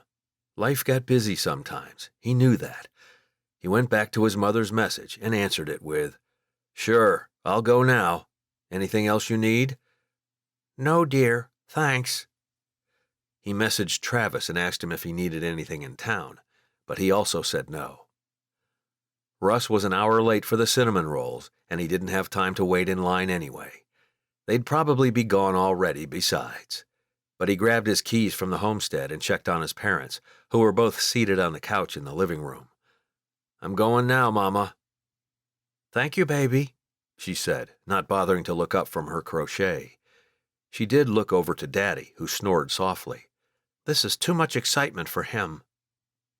Russ wondered how in the world he was going to go on the service mission to the Dominican Republic if a couple of inches of water tuckered him out, but he didn't say anything. His parents were grown adults, and they'd never done anything all too exciting. His daddy had worked the ranch, with Mama right beside him. Russ hadn't even known she was part of a huge cosmetics company until a few months ago. "Be back in a few," he said, and he left the homestead. In his truck, he called Janelle, who picked up on the first ring. "Hey," she said, and she sounded a bit better this afternoon than she had that morning. Music came through her speaker, and he feared he'd interrupted something. "Hey," he said, "where are you?" "Oh, just my house." "Are you baking this afternoon? I can hear music." "Yep," she said, and the music quieted. "You know how Kelly is with her pop songs." Russ had the distinct feeling that Janelle wasn't telling him the truth. He'd felt it this morning, too. "I do," he said. "Are you really at your house baking?" He didn't want to question Janelle, but if she was lying to him now, what could he expect her to do in the future? "Yes," she said. "It's just that Henry is here, too." "Ah." Russ didn't like that one little bit, and the small storm cloud that had been hovering over him since he and Travis had run from the homestead that morning to see what was going on in their parents' house morphed into a full-blown tornado. "It's nothing," Janelle said. "I just don't trust him to be alone with the girls. So I'm hanging out on my laptop while they make cake pops." She lowered her voice and added, "Ugly ones, too." For some reason, that got Russ to laugh, and everything seemed brighter after that. "All right, sweetheart, I'm driving to town for the third time today, and I need a good story. What have you got?" "You want me to tell you a story?" "Anything," he said. "I just like hearing your voice." He didn't even care if he was revealing too much about how he felt about Janelle Stokes. Surely she already knew. He couldn't hide anything when he kissed her, and he had the sudden thought of asking her to sneak away for a moment so he could do just that. She started talking about her friend, Libby, at work, and Russ just drove, her sweet voice painting pictures for him and making the drive go by so much faster. On Tuesday, Russ stood in the kitchen, trying not to listen to Travis and Millie argue in the formal living room. But it was really hard, as only he and Rex were in the kitchen, and neither Travis nor Millie seemed to care about how loud they were talking. "I'll go get Daddy off the back porch," Rex whispered. "Hurry," Russ said back, practically slamming a cupboard after he took out plates. Maybe Travis and Millie would then be reminded that sound travels. He heard the front door open, but he didn't hear it close, and Russ continued getting everything ready for lunch. The back door opened, and voices filled the house. Darren laughed at something one of the other cowboys said, and relief rushed through Russ. Travis appeared in the doorway between the kitchen and the living room, his face a perfect mask of anger. Russ stared at him in shock. Had he and Millie really just broken up? He seemed to be able to ask the question without words, because Travis nodded and turned to go up the steps. He disappeared at the same time the boys came into the kitchen, and Brian said, "Russ, can you cook for us every day?" "No, sir, I cannot," he said. He'd barely had energy to do it today. The only reason he'd put together the baked chicken and potatoes was because Mama had made a comment about everything in the homestead being frozen or from a box. She wasn't entirely wrong, but the brothers had managed to survive without her for several years now. They laughed, and Rex came in with Daddy on his arm and Griffin right behind them. Mama brought up the rear, and Russ waited for her to ask about Travis. But there was a lot of noise, and it only increased as the cowboys went through the line to get their food. Once everyone was seated at the table, Russ asked, "How did the cattle move go?" Rex had already reported to him, but he looked up and made eye contact. "Good," he said. "The south fields along the river don't seem to be compromised right now. I'll check on them this afternoon and every morning to make sure." "Thanks, Rex," Russ said, grateful for more than just the ranch report. Rex could be very loud, sure. He made a lot of things into a joke that usually annoyed Russ. But he was incredibly loyal, too, and he worked hard, and he never complained about anything. He'd left town for a while several years ago, and Russ had wondered then if they'd ever see him again. But he'd come back about 5 years ago, and while Russ wished he hadn't walked in on him and Janelle kissing, Rex was a good brother. "Is Travis in his shop?" Mama asked.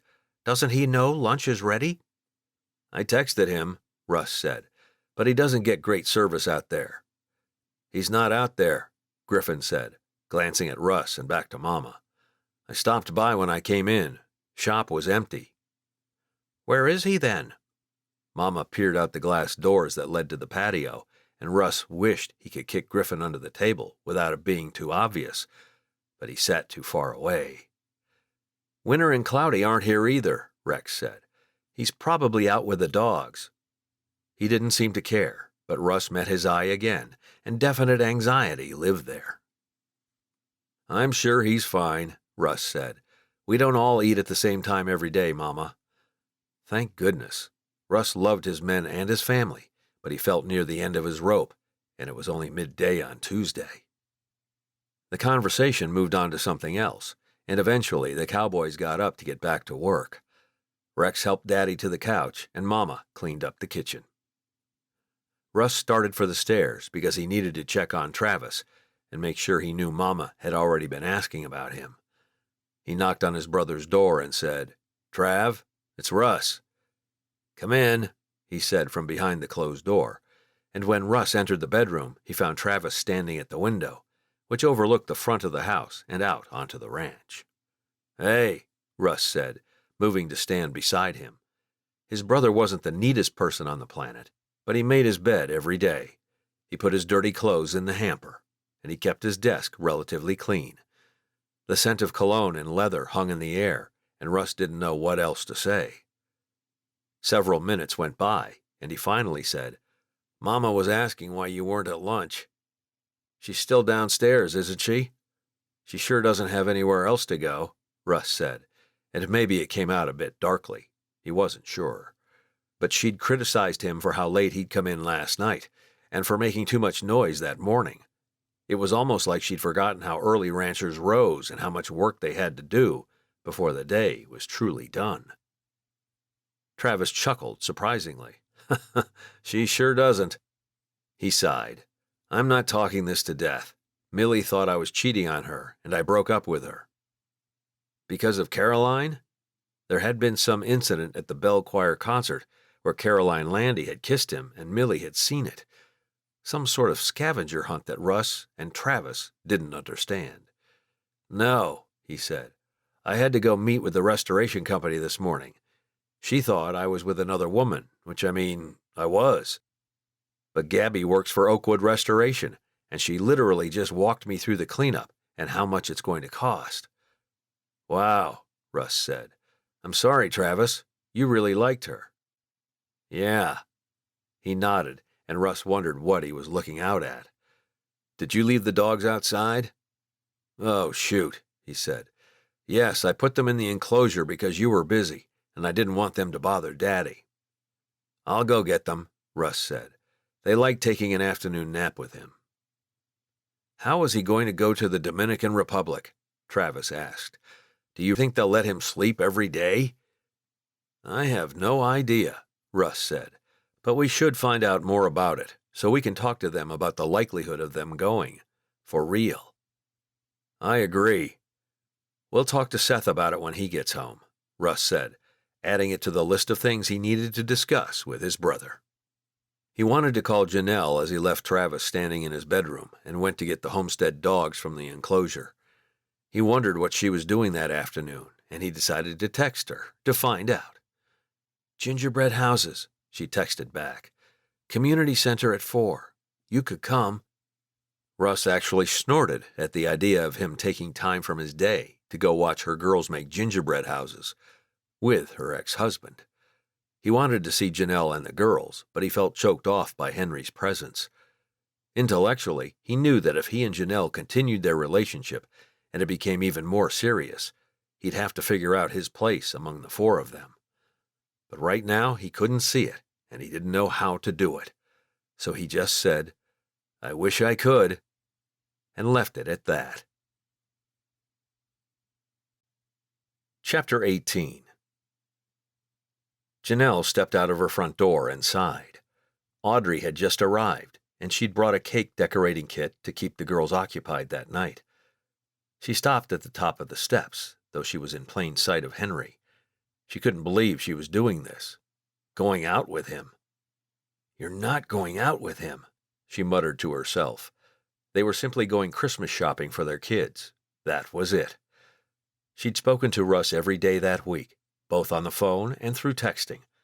He'd just finished telling her that his parents were moving back to their house tomorrow morning.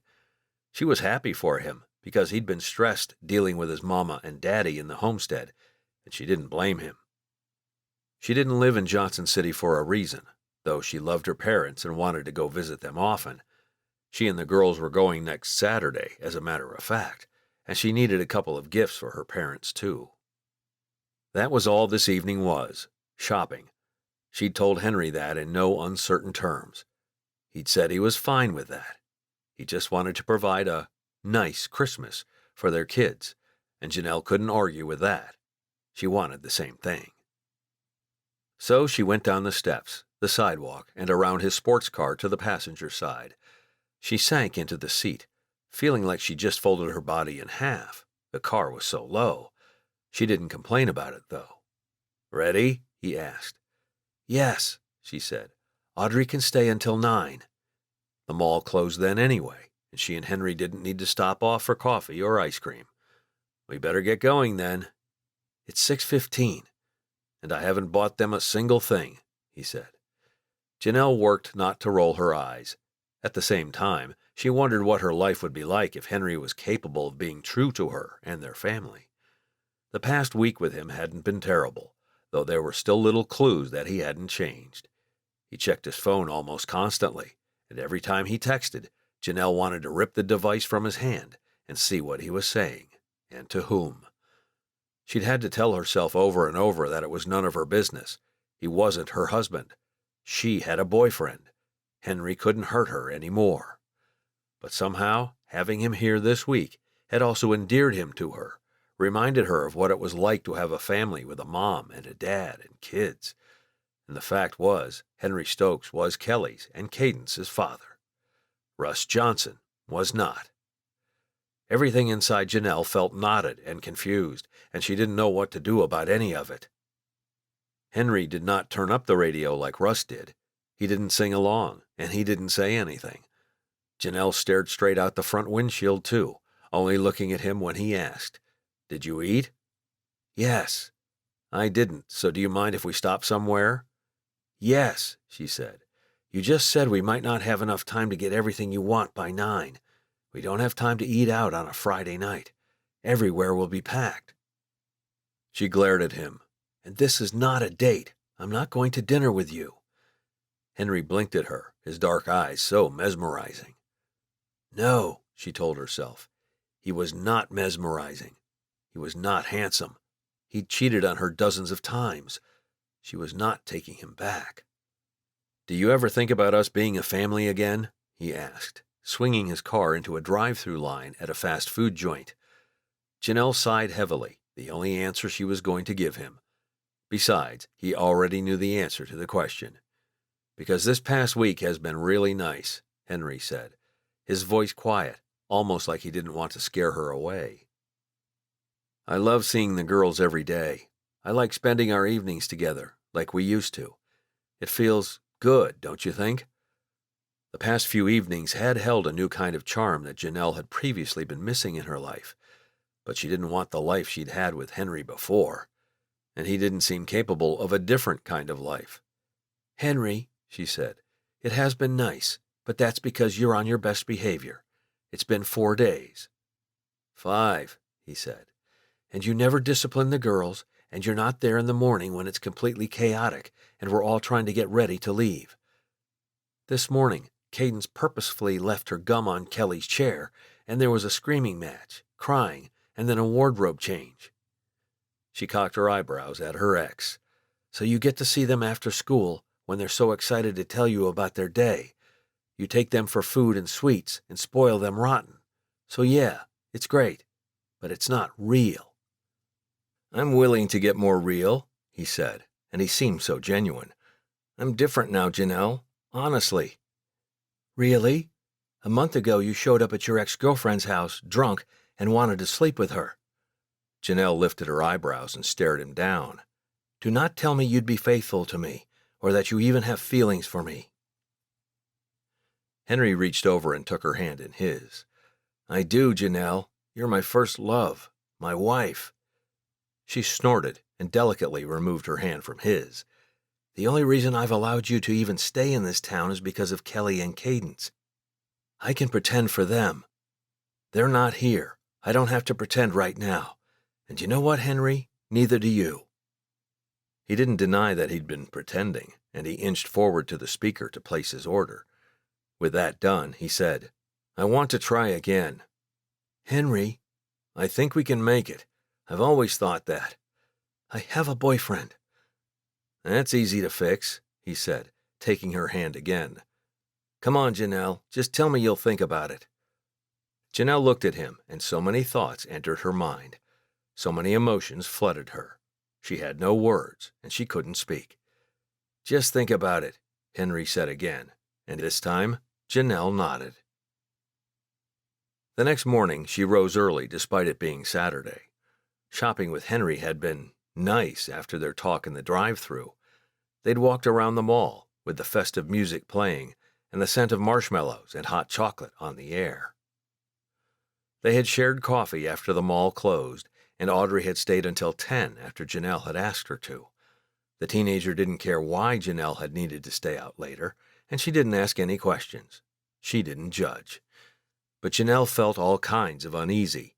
She shouldn't have agreed to go shopping with Henry. Simple as that. He'd promised to give her the weekend to think, and the next time he'd see her would be Monday evening, after he picked up the girls from school. Janelle really needed to figure out what she was doing. Russ had a family party in less than a week, and she'd told him she'd be there. She gazed up at the ceiling, helplessness filling her. "Why did Henry have to come back into town now?" she whispered. "What am I supposed to do?" She hadn't spent a lot of time in church, but there were dozens of chapels around the Texas Hill Country. Maybe she should go tomorrow. See if she could find some answers to the mess her life had become. After she'd finally decided to end her marriage, she'd gone to church with her parents. She remembered the peace and comfort she felt there, and she reached over to her nightstand to pick up her phone. Her mother never slept past 7, so Janelle didn't feel bad dialing her despite the early hour. "Mama," she said when her mother had answered, "how are you?" "Janelle," her mother said, "it's great to hear from you. We were just talking about you and what you might be doing for Christmas." Janelle did not want to tell her mom that she'd been spending any time with Henry. She could practically feel the disappointment coming through the line already. "We're coming on Christmas Eve," she said. "Is that still okay?" "Oh, yes. Daddy just bought the ham and the turkey." She gave a light laugh. "Ha ha, he couldn't decide what to have this year." "Should I make my sweet potato casserole then?" Janelle asked. "It goes well with ham or turkey, and Kelly's been dying to learn the recipe." "Sure," her mom said. "I love seeing her creations online. What did you all make this week?" Janelle went on to tell her about the gingerbread cookies that Kelly had insisted they make after the class at the community center. "And cake pops," she said, though she hadn't posted those on any social media, nor had she taken any to her coworkers. "And upside-down caramel apple cake. That was a big hit." And her suggestion. "Sounds lovely," her mother said. "And how are the dogs?" "Doing really well," she said. "Russ's brother comes home tomorrow, so we'll see what happens with them after that. If they're ready for adoption, I might not have them much longer." "But you're going to keep King, right?" "Yes," Janelle said with a sigh. "I don't see how I can give him up. It would break Cadence's heart." And Janelle had grown quite fond of the mutt sleeping on her feet, too. He was warm and comforting, and she never had to be alone. "What else is going on?" her mom asked. "Are you still seeing Russ?" "Yes," Janelle said. She'd never told her parents that she'd freaked out about him meeting the girls, and she hadn't told them about last weekend either. "He met Kelly and Cadence last week. We went out to his ranch and helped him with a project." "Oh my," her mother said. "So it's serious." "I mean, yes," Janelle said. She had plans to go to his family party. They were planning a Christmas celebration for next Saturday, too. Him, her, and the girls. Privately. If that wasn't serious, what was? Plus, she'd told Henry she was serious with Russ. She couldn't bring up Henry, and she never wanted to mention her doubts to her mom. But she did say, "Mama, if I wanted to go to church up here, where would you recommend?" And that probably told her mom how uncertain she was anyway. "Let me call Pastor Beloise. He'll know, as he has a sister who lives up by you." "In Chestnut Springs?" "Oh, I think she's in Llano, but closer than we are." "Mom, Llano is pretty far from here." "Closer than here. I'll call him and call you back." "Okay," Janelle said, barely getting the word out before her mom hung up. She shook her head, wondering if she'd just made the biggest mistake of her life. Her mom had always been a little disappointed in Janelle for her lack of faith, despite her other accomplishments in life. Since she was up, she dialed Russ, almost desperate to see him. She needed to be reminded that she liked him more than Henry, desperately. "Hey, sugar," he said, and Janelle smiled at the simple sound of his voice. "It's so good to hear you," she said. "I've missed you this week." "I know," he said. "I've missed you too. What are you doing this morning?" "I'm moving my folks back to their place, and then maybe we could go to breakfast." "That sounds amazing." All of us? Yes, she said, though she could call Henry to take the girls if she had to. But then she'd be going back on their deal for her to have the weekend to think. And we're having a big meal tomorrow afternoon to celebrate Seth and Jenna's return. Do you want to come to that? Girls and all. Yes, she said again, though a tingle of nerves ran through her at such a big family gathering. Then she reminded herself that she knew the Johnsons, and she knew Jenna Wright. She worked at the elementary school where Kelly and Cadence attended, and the atmosphere at the ranch was calm and peaceful. Only her business dinners were made of stress, and Henry's friends, who wore stuffy suits and constantly carried tumblers of scotch. Janelle had not missed those outings, and she wouldn't be able to dress the part any more. Not with her bunions. Great, Russ said. So I'll stop by after I finish with my parents, maybe around 9 or 9:30. Sure, she said. I can't wait. She hung up, knowing she'd spoken true. She couldn't wait to see Russ again. She needed the reassurance that the feelings she had for him were real, and shouldn't be ignored simply because her ex had come back into town and asked her to think about getting back together with him. She knew what heartache that brought her, and she couldn't endure it again. She wouldn't put her girls through having Henry back for a week, only to wake up and find him gone again. Mama? She rolled over at the sound of Kelly's voice. Yeah, baby?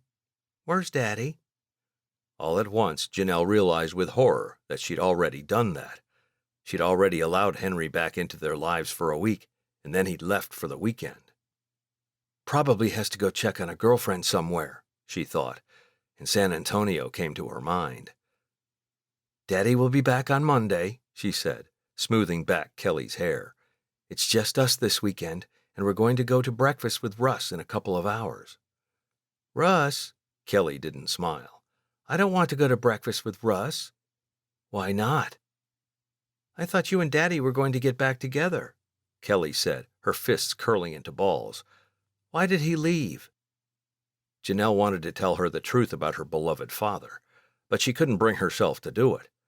I don't know, baby. He said he'd be back on Monday. That's all I know. Kelly sat down on the bed, and Janelle wished she knew what to say.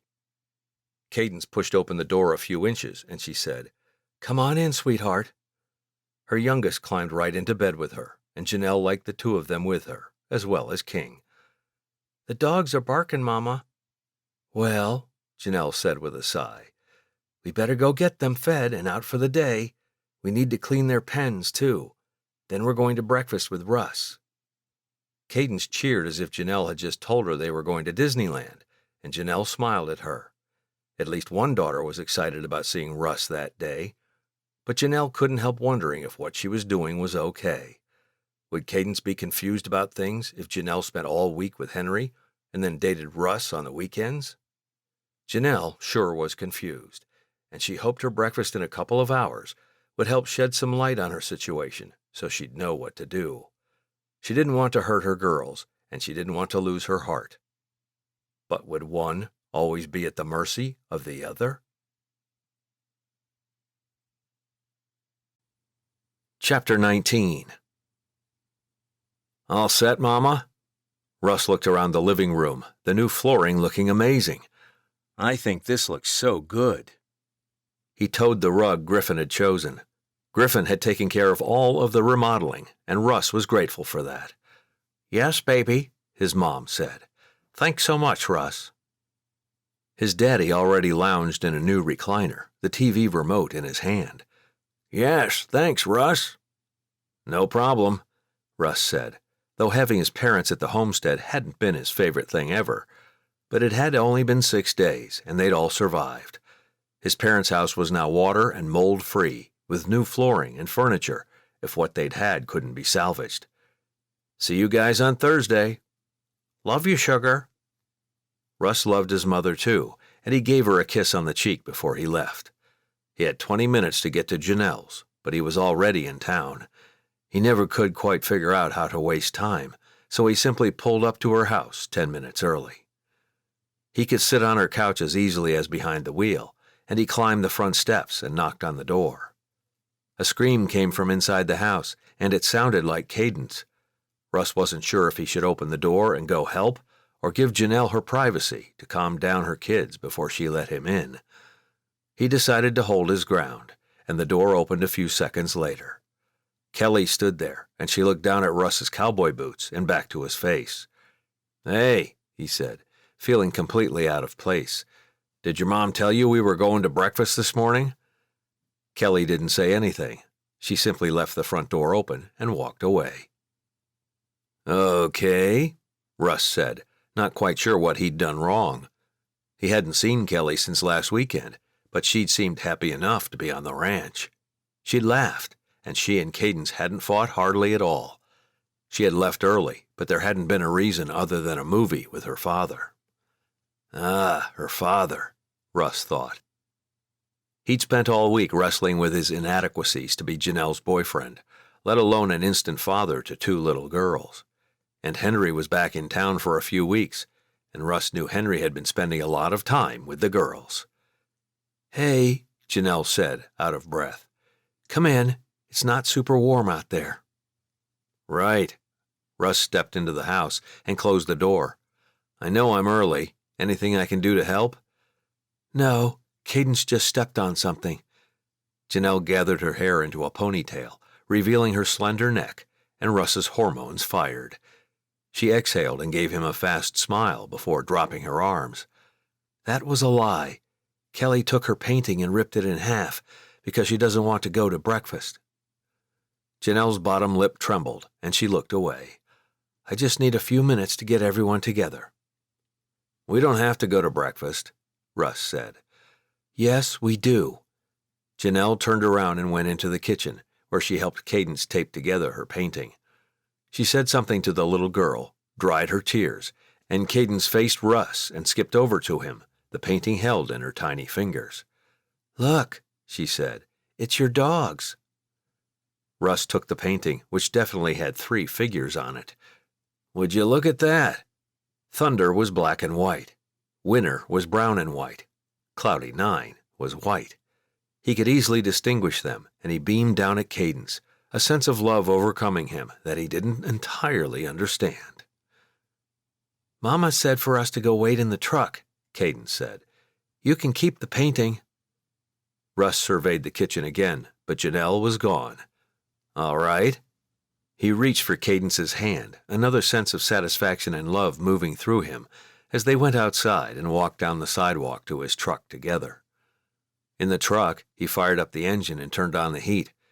It wasn't freezing, but the thunderstorms had returned to the hill country. He wanted to ask Cadence about her dad, but he didn't dare. He didn't want to use a 7-year-old to get information, and he'd have to figure out how to deal with Henry in his life if a relationship with Janelle made it very far. So he swallowed the questions and asked Cadence instead about what she'd done last week. "We made gingerbread houses," she said, "and cookies, and Daddy took us to this stocking class. Kelly called me a baby because I couldn't use the sewing machine, and Mama finished mine for me. Daddy told Kelly not to call me a baby, and she didn't for a whole day." The little girl continued to talk, and Russ listened to her high-pitched voice with happiness streaming through his soul.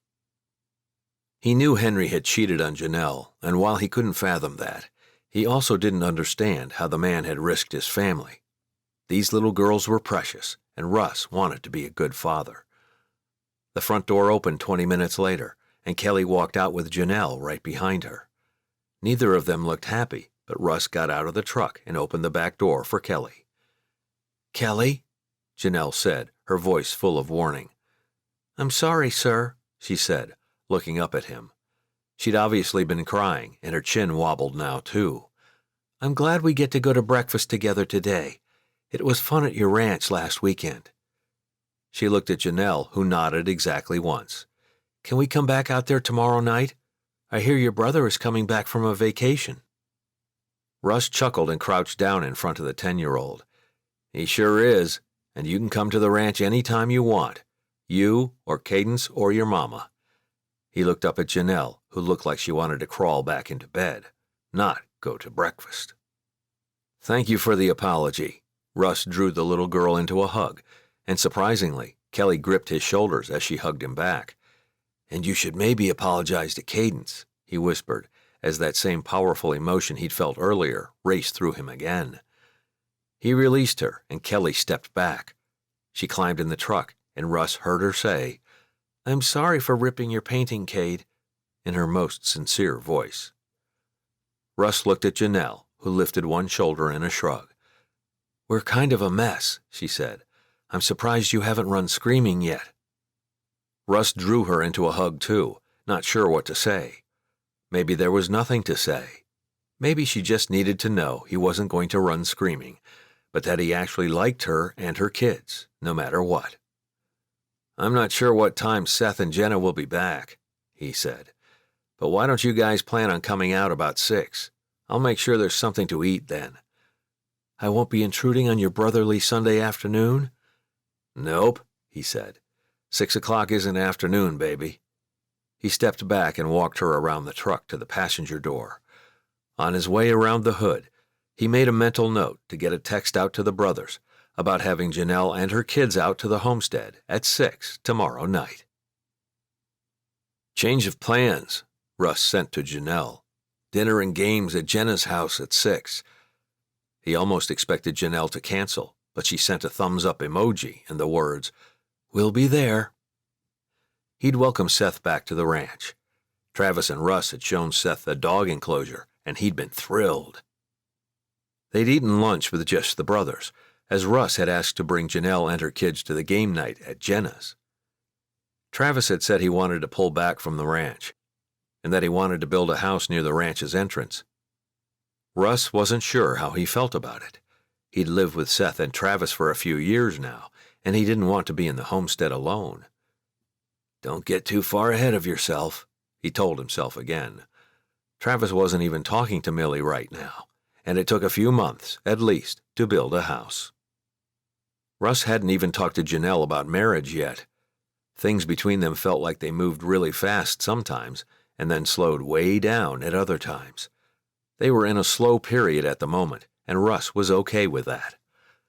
He went upstairs and surveyed the bags on the coffee table in the upstairs family room. He'd bought 3 different patterns of wrapping paper, and he started by pulling out the painting kit he'd bought for Cadence and wrapping it in the red and white checkered paper. He wasn't in the habit of wrapping gifts, and he struggled to get the package wrapped so it looked like a grown man had done it.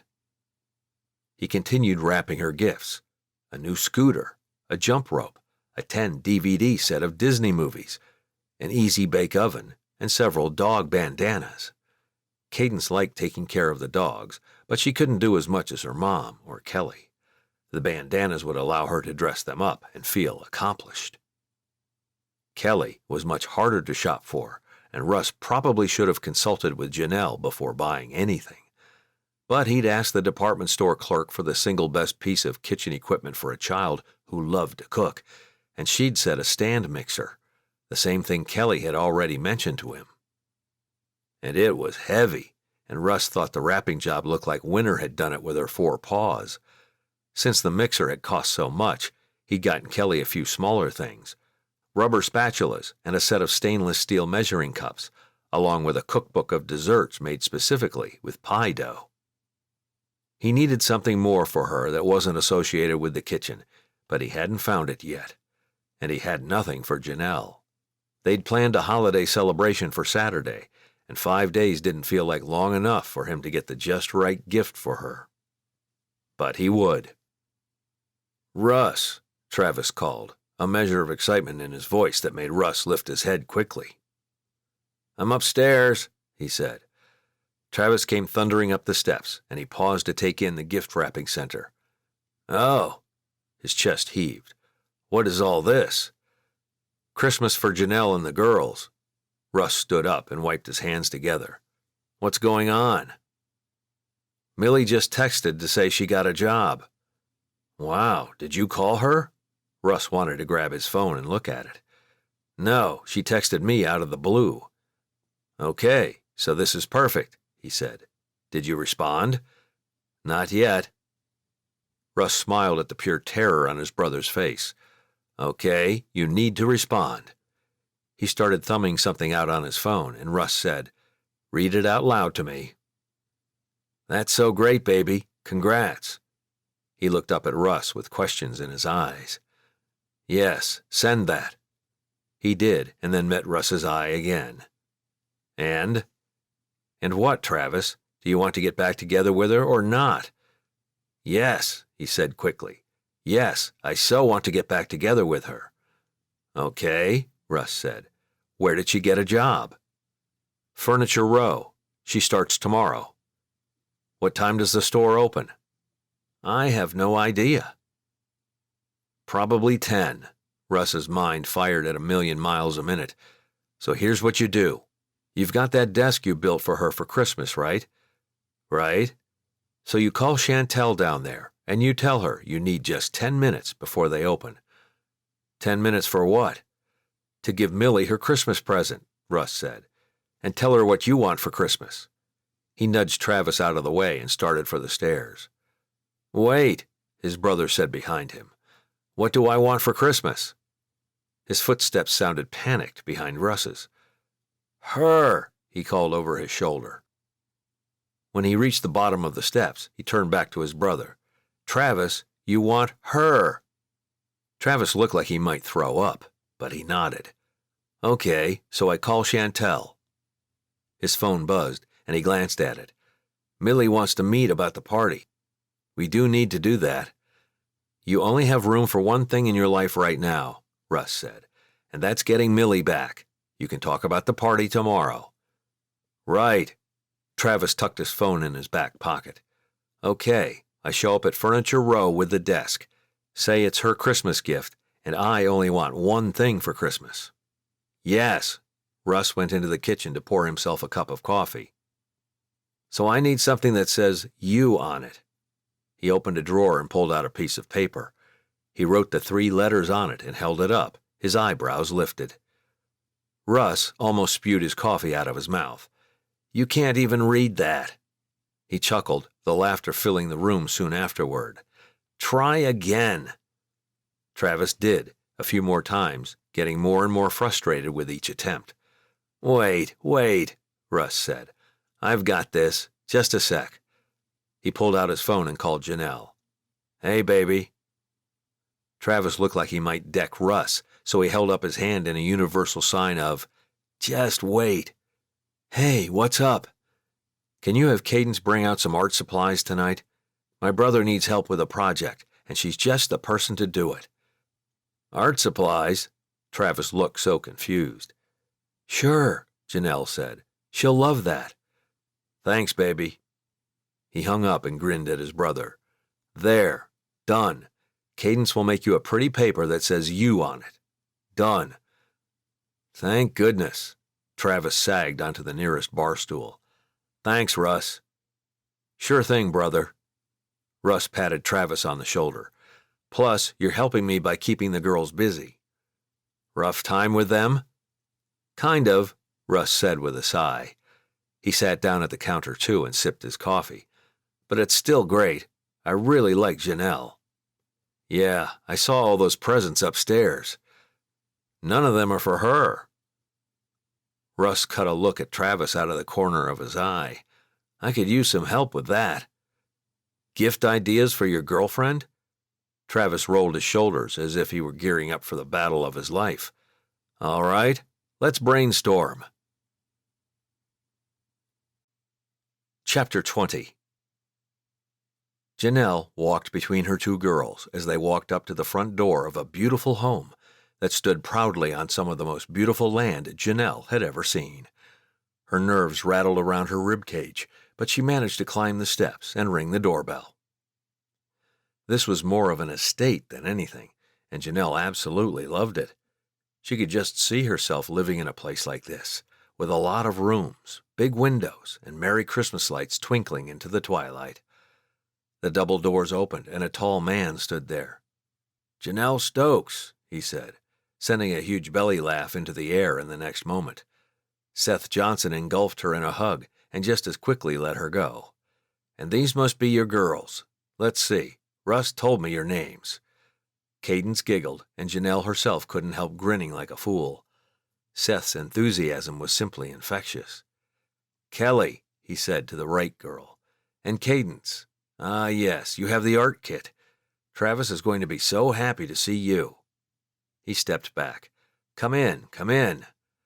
Janelle didn't have to nudge the girls to get them to enter, and she willingly stepped inside, too.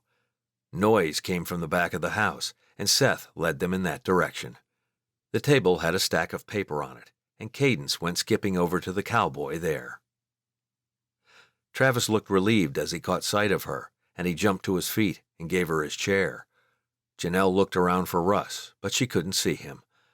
Jenna stood in the kitchen with Rex, and they were talking about something she couldn't hear over the music playing throughout the house.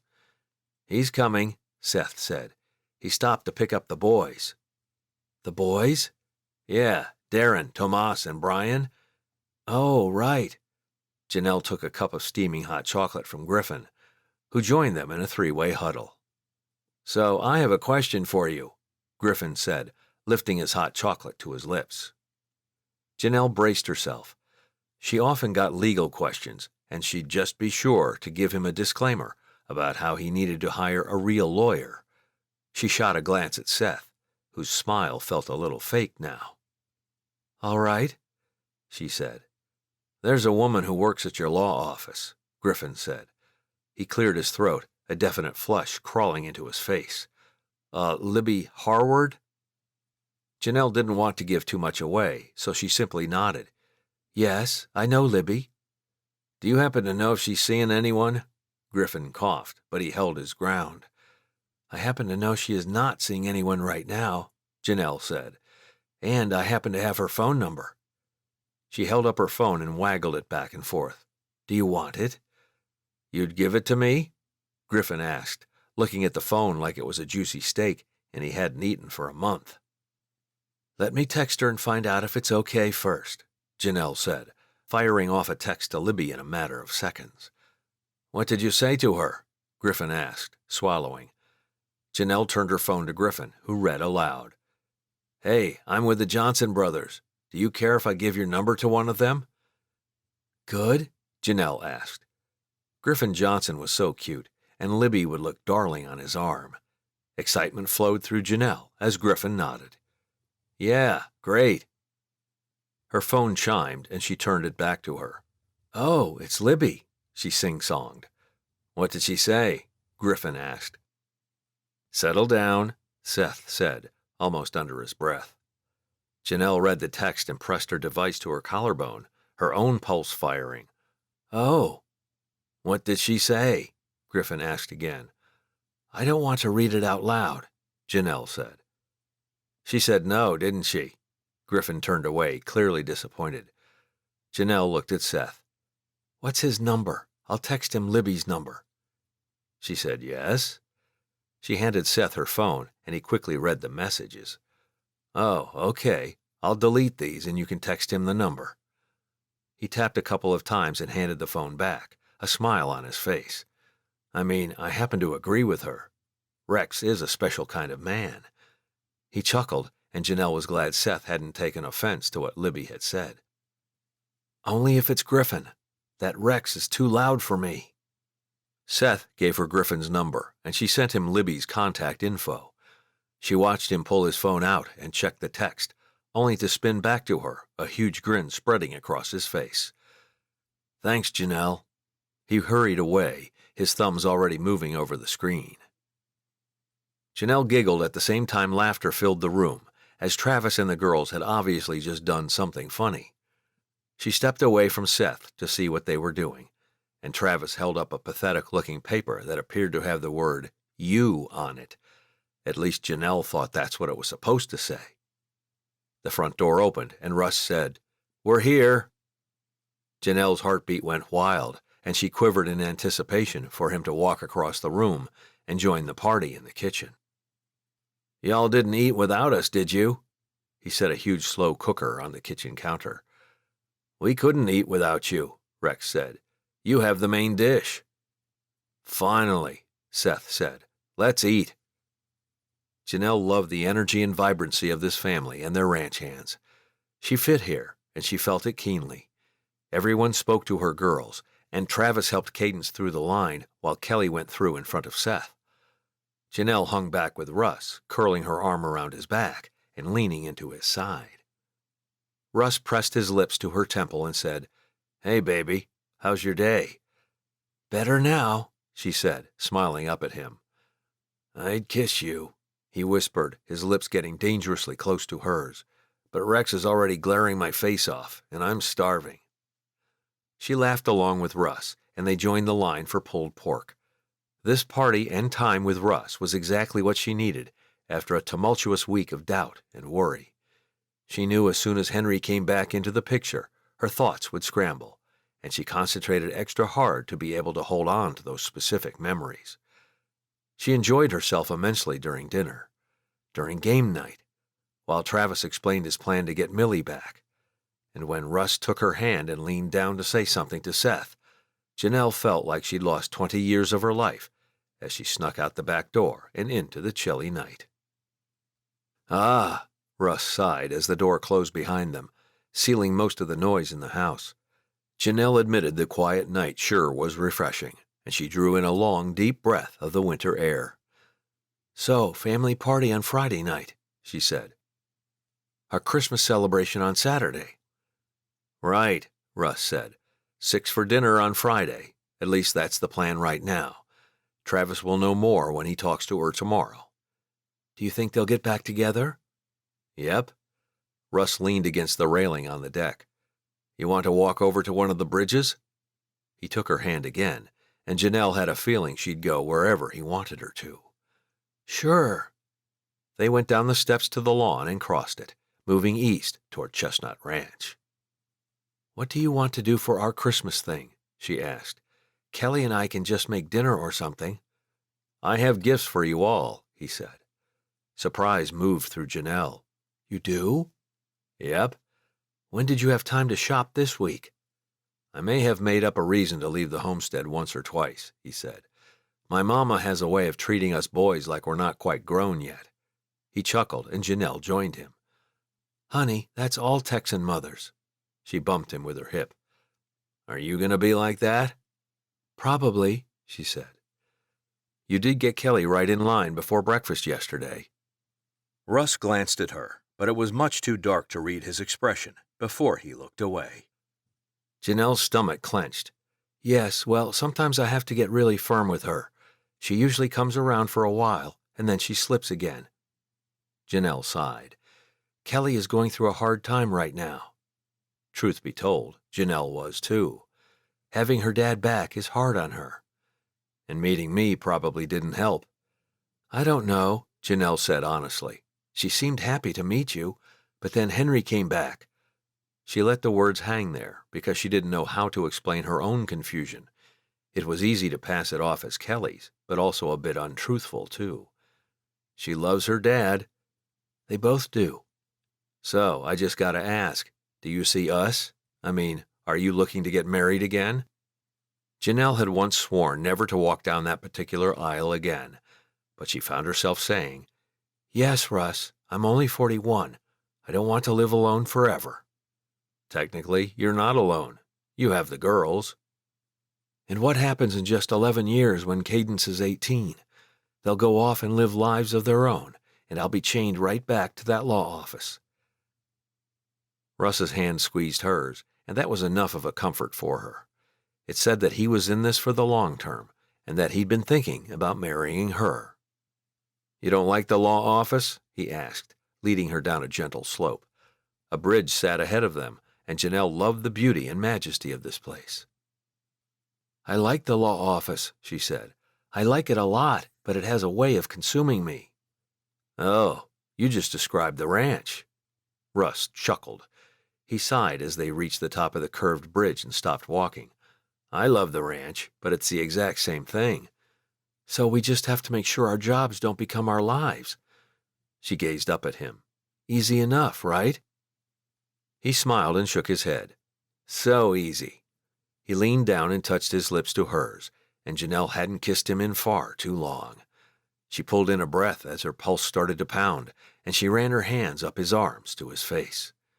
"My hat," he said, breaking the kiss as he turned his head away from her. "Oh, there it goes." "Did it fall into the river?" "Yep," he chuckled. "It's gone." "Sorry," she said, grinning as she tucked herself into his arms. "Oh, you're worth it," he said, lifting her chin to kiss her again. She loved the feel of his hands on her face, the strength in his stature as he kissed her and kissed her and kissed her. Chapter 21. "Russ, baby, you're throwing Daddy around up there." Russ eased up on the accelerator at his mama's words. He couldn't help his excitement to get back to the ranch, where the family Christmas party was set to start very soon. He'd volunteered to drive to town and get his parents, as Travis had to go get Millie's mama. Millie was already at the homestead, had been for hours, getting set up. "Sorry, Daddy," he said, glancing over at his father, who did look a little tense. "You sure you two can go on your service mission? It's a long flight." "Yes," his father said. "I'm starting some new physical therapy in January." "Oh?" That was news to Russ, and he hadn't heard it from anyone else either. "Well, that's great." "We still need to ask Rex or Griffin to drive you," Mama said from the back seat. "Oh, I hope we have a lot of steak at this party." Russ chuckled softly to himself. "Mama, it's going to be an upscale party," he said. "You've got to trust Millie." "Trust her?" Mama scoffed. "I barely know her." Russ looked in the rearview mirror and met his mama's eye. "Mama," he said, "she's a real nice woman, and Travis is in love with her. So be nice, please." "I'm always nice," she said. "Yes, but in a mama kind of way." "What does that mean?" "It means that you'll go around and examine every plate and fork, and she doesn't need that." He cocked his eyebrows at her. "You just go in and you start gushing. You're good at that." "Am I?" "Sure," Russ said, slowing as they approached another curve in the road. "You go, 'Oh, Millie, this is beautiful. Wow, look at that candle. Where did you get these dishes? They're lovely.'" Mama laughed, and Russ did too. "I do not sound like that," she said, patting her hair, which she'd just had set. "Mm-hmm," Russ said, looking at his daddy. "She sounds like that, doesn't she?" "A little," Daddy said, and that got Russ to laugh even louder. "My voice isn't that high-pitched," Mama said. "All right, I may have gone a little high," Russ drawled, "but that was the only difference." "Mm-hmm," Mama said, "and we finally get to meet your Janelle, too." His stomach twisted and turned, but he said, "That's right, Mama, and please, I really need you on your best behavior, both of you." He shot his dad a look, too. "No asking her about hunting or guns, Daddy. She's a single mom." "So that means she doesn't hunt?" Daddy asked. "Yes," Russ said immediately. "That's what it means. She runs a law office." He took a deep breath and braked to make the turn onto the lane that led to Chestnut Ranch. "And I really like her. Like a whole lot. Please, Mama?" "Okay," she said. "I already agreed to be nice." "Like normal person nice," Russ said. "Right? Not Mama nice." "Yes," she huffed. "Normal person nice." Russ grinned and passed the Wrights' house as Seth and Jenna came out onto the front porch. Russ had driven fast, and he suspected they'd be the first back to the homestead. Sure enough, Travis's truck wasn't there, and neither was Rex's or Griffin's. He wasn't sure which one of them would be driving tonight, but they hadn't arrived yet. "All right," he said, opening the garage and pulling inside. "Everyone's on their best behavior starting now." He parked and went around to help Daddy. Mama could get out on her own, but she didn't, and Russ helped her down next. They entered the house to the scent of steak, and Russ's soul sang. His mama would be happy with that. "Oh, my," Mama said, pausing in the doorway of the mudroom. "Go on, Mama," Russ said. "We're trying to get in, too." He nudged her gently out of the way, but one step into the kitchen, and he knew why she'd stalled. The homestead had been transformed since he'd left 45 minutes ago. The scent of pine needles mingled with the trays of food waiting on the counter. Millie had set the table with fine china, lit candles, and covered all the pillows in festive wrappings. The fireplace crackled, and it seemed like every detail was exactly right. "Millie, this place is magical," Mama said, stepping over to Millie and hugging her. "I do like this new tradition." Russ kept one eye and ear on Mama while he helped Daddy over to the couch. "Seth has the dogs, Daddy. They'll be here soon."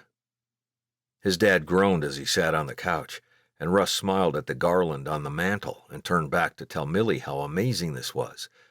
No wonder Travis liked her. He thought of Janelle, and this was definitely the upscale party Millie had mentioned weeks ago. "We're here," Rex called as he and Griffin walked in the back door. A moment later, Seth and Jenna followed them. The dog's claws clicked on the tile floor as they came inside, too. Winter barked, scampering around the homestead to sniff everyone already there, getting a good scrub from Millie as she laughed. Rex whistled and said, "Millie, this is amazing." "It doesn't even look like the same house," Griffin said. "Hey," Millie said, swatting his hand away from one of the trays of food on the counter. "Sorry," he grinned at her, "but I'm starving." "Travis isn't even here," Russ said, "so calm down." The doorbell rang, and his heart gave one loud boom in his chest. Janelle. The girls.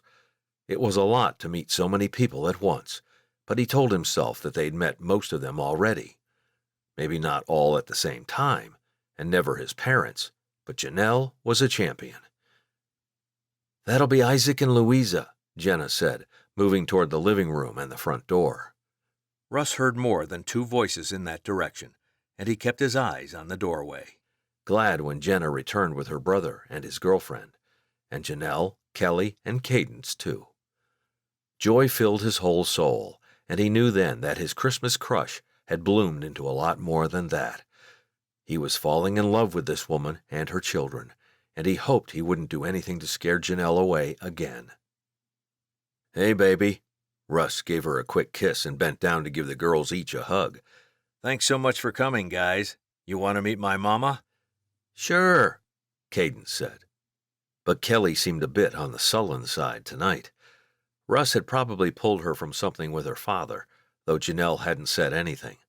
He hadn't seen any of them since Sunday night, but he and Janelle had texted a lot more this week than they had last week. He liked it better because he didn't feel like Janelle was trying to hide from him, run from him. She told him what she was feeling, and he'd been toying with the idea of suggesting that he go with her for Christmas Eve with her parents, but he didn't want to bring it up. He wanted Janelle to take some of the steps to advance their relationship. "Who are we missing?" Mama asked, her spot at the kitchen counter unwavering. So she was going to be nice, but she was still in charge. Russ wished he'd given her that lecture on the way here, but he couldn't rewind time now. "Travis," Seth said. "I'll call him," Millie said. "He went to pick up my mama." Before she could even dial the number, Travis came through the back door. "We're here."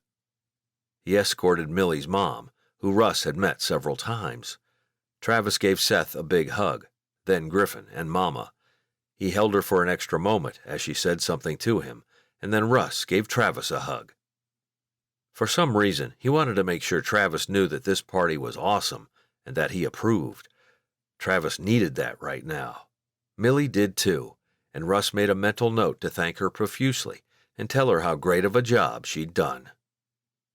Travis went to help Daddy over to the table, and Mama said, "Okay, everyone, let's do introductions, as there are some of us that might not know everyone." She smiled at everyone as if she'd pulled together the amazing holiday decor and catered the food herself. Mama looked right at Janelle, and Russ tensed beside her. "Your turn, baby," he whispered. "My turn for what?" "Oh." She looked at Mama, who was watching her expectantly. "I'm Janelle Stokes," she said, as the ranch hands came in the back door. At least they were semi-quiet about it, though cowboy boots did seem to echo on everything they touched. "And these are my daughters, Kelly and Cadence. We're here with Russ." Russ raised his hand as if anyone there didn't know him. Millie went next, and everyone else was someone who'd been on the ranch for a while. He'd warned Janelle about the compliments they usually did, and she'd obviously prepared her girls, as they both had something to say. Rex tried to cover up his anxiety with snide comments until Mama put him in his place, and Griffin complained when Travis kissed Millie at the table. Russ thought they were cute, and he couldn't help threading his fingers through Janelle's as they finally got food. He wanted to tell her he loved her. He felt it so powerfully in that moment, but he couldn't say it in front of so many witnesses, and the verbal beating he'd take from Rex. Russ tucked the words away for later, hoping he could tell Janelle tomorrow at their private Christmas celebration. "Russ," Cadence said on his other side, and Russ swung his attention toward her. "What, baby?" "Can you help me with my meat?" She handed him her knife, and Russ got to work on cutting it. It felt like such a parental thing to do, and he was quite proud of himself as he completed the job. The following day, Russ made 4 trips up and down the steps to load all the Christmas presents into his truck. The majority of them were for the girls, and he only had a single legal-sized envelope for Janelle. He almost turned around 5 times in the 20 minutes it took for him to drive into town and to Janelle's house. The sun was going down, and her porch light kicked on as he pulled into the driveway. The front door burst open before he'd even put the truck in park, and both girls came running down the steps and then the sidewalk. He laughed as he got out of the truck and stepped to open the back door. "Help me with all of these, would you?" He snagged the envelope as he wanted to give that to Janelle. He'd written her name on the outside of it, and he suddenly had more empathy for Travis as he'd tried to write the word "you" on a piece of paper for Millie. Russ had cowboy handwriting, which meant it wasn't great. But the envelope wasn't the gift, and he collected the stand mixer and hauled it inside. "Russ," Janelle said, as the girls went to get another load of presents, "this is ridiculous." She gazed at the gifts and back to him. "What?" He glanced over his shoulder.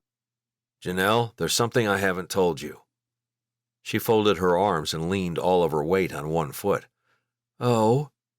"Yeah." He set the mixer down on the dining room table, where the girls had put the other gifts. "I have a lot of money." "Obviously." "No," he said. "This is nothing." He swallowed. "My mother was a cosmetics heiress." Her eyebrows went up, but Russ had committed to telling the secret now. "And she cashed out a few months ago, and well, we all got billions." "Billions." Her face paled slightly, and her eyes searched his. She was a very good lawyer, and he figured she could spot a liar from a mile away. But he wasn't lying. "So you're a cowboy billionaire?" "That's right," he said, grinning. "So please don't make a big deal about this." He put the envelope on the table as the girls came back into the house. Janelle glanced at the envelope as more presents got piled on the table. "About what, exactly?" "Mama, look at all these presents."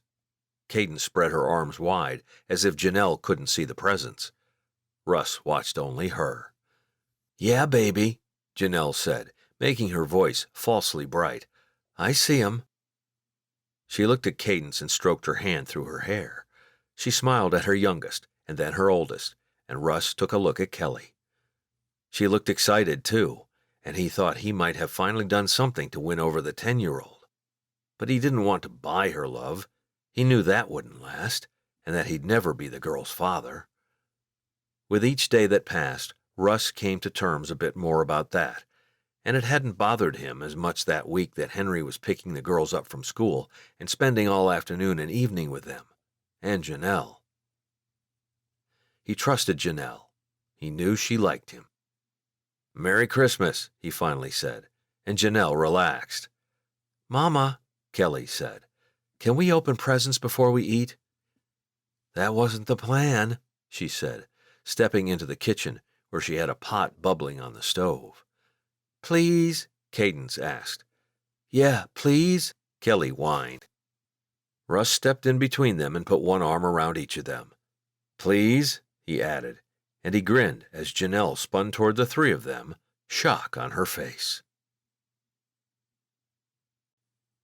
Chapter 22. Janelle could not believe Russ had joined forces with Kelly and Cadence. Could not believe it. She stood there with a wooden spoon in her hand, staring at the three of them. "Fine," she said, almost slamming the spoon into the sink. "Let's open presents first. Kel, will you get Russ's for him, please?" Kelly and Cadence cheered, and Kelly went to do what Janelle had asked. She didn't look away from Russ, who chuckled, his face so handsome it hurt.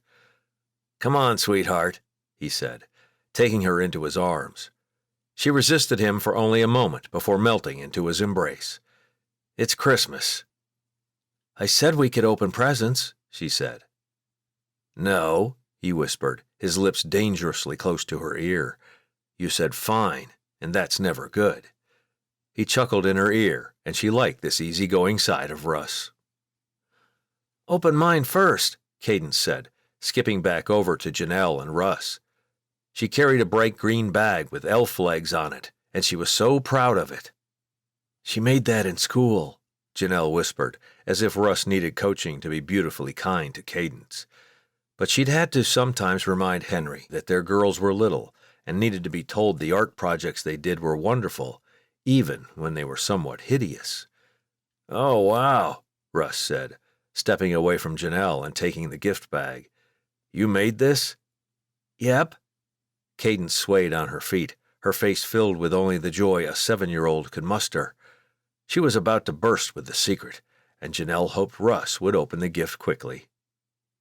He pulled out the white tissue paper, his face full of a smile, too. Janelle's heart softened as she watched him, because he was just so good. He was calm and gentle and wonderful. "Wow," he said, pulling out the snow globe. "You made this?" "Yes," Cadence said, bursting now. "And look, Russ, it's the ranch. There's the horses and the dogs, and that's your truck." She kept pointing, but the globe was small, and every poke was in the same spot. "I see that." Russ grinned at her and held up the globe, studying it. "This is so awesome, Cade. I love it." He set it down on the table and picked up Cadence, hugging her tight and cradling her in his lap. Janelle could only watch, everything inside her turning soft. This was right. This was good. This was perfect. "My turn," Kelly said, and she held a square package that Janelle had helped her wrap in blue paper with snowflakes on it. She handed it to Russ, who held her eye for several moments before he turned his attention to the gift. "Feels heavy," he said, before peeling back the paper. "Oh, yes." He started laughing. "Ha ha, I love this stuff. Love it. Thanks, Kelly." He held up the 2-pound box of fudge Kelly had wanted to get him. Janelle knew Russ had a real sweet tooth, and he opened the box and pinched off a chunk of fudge right then.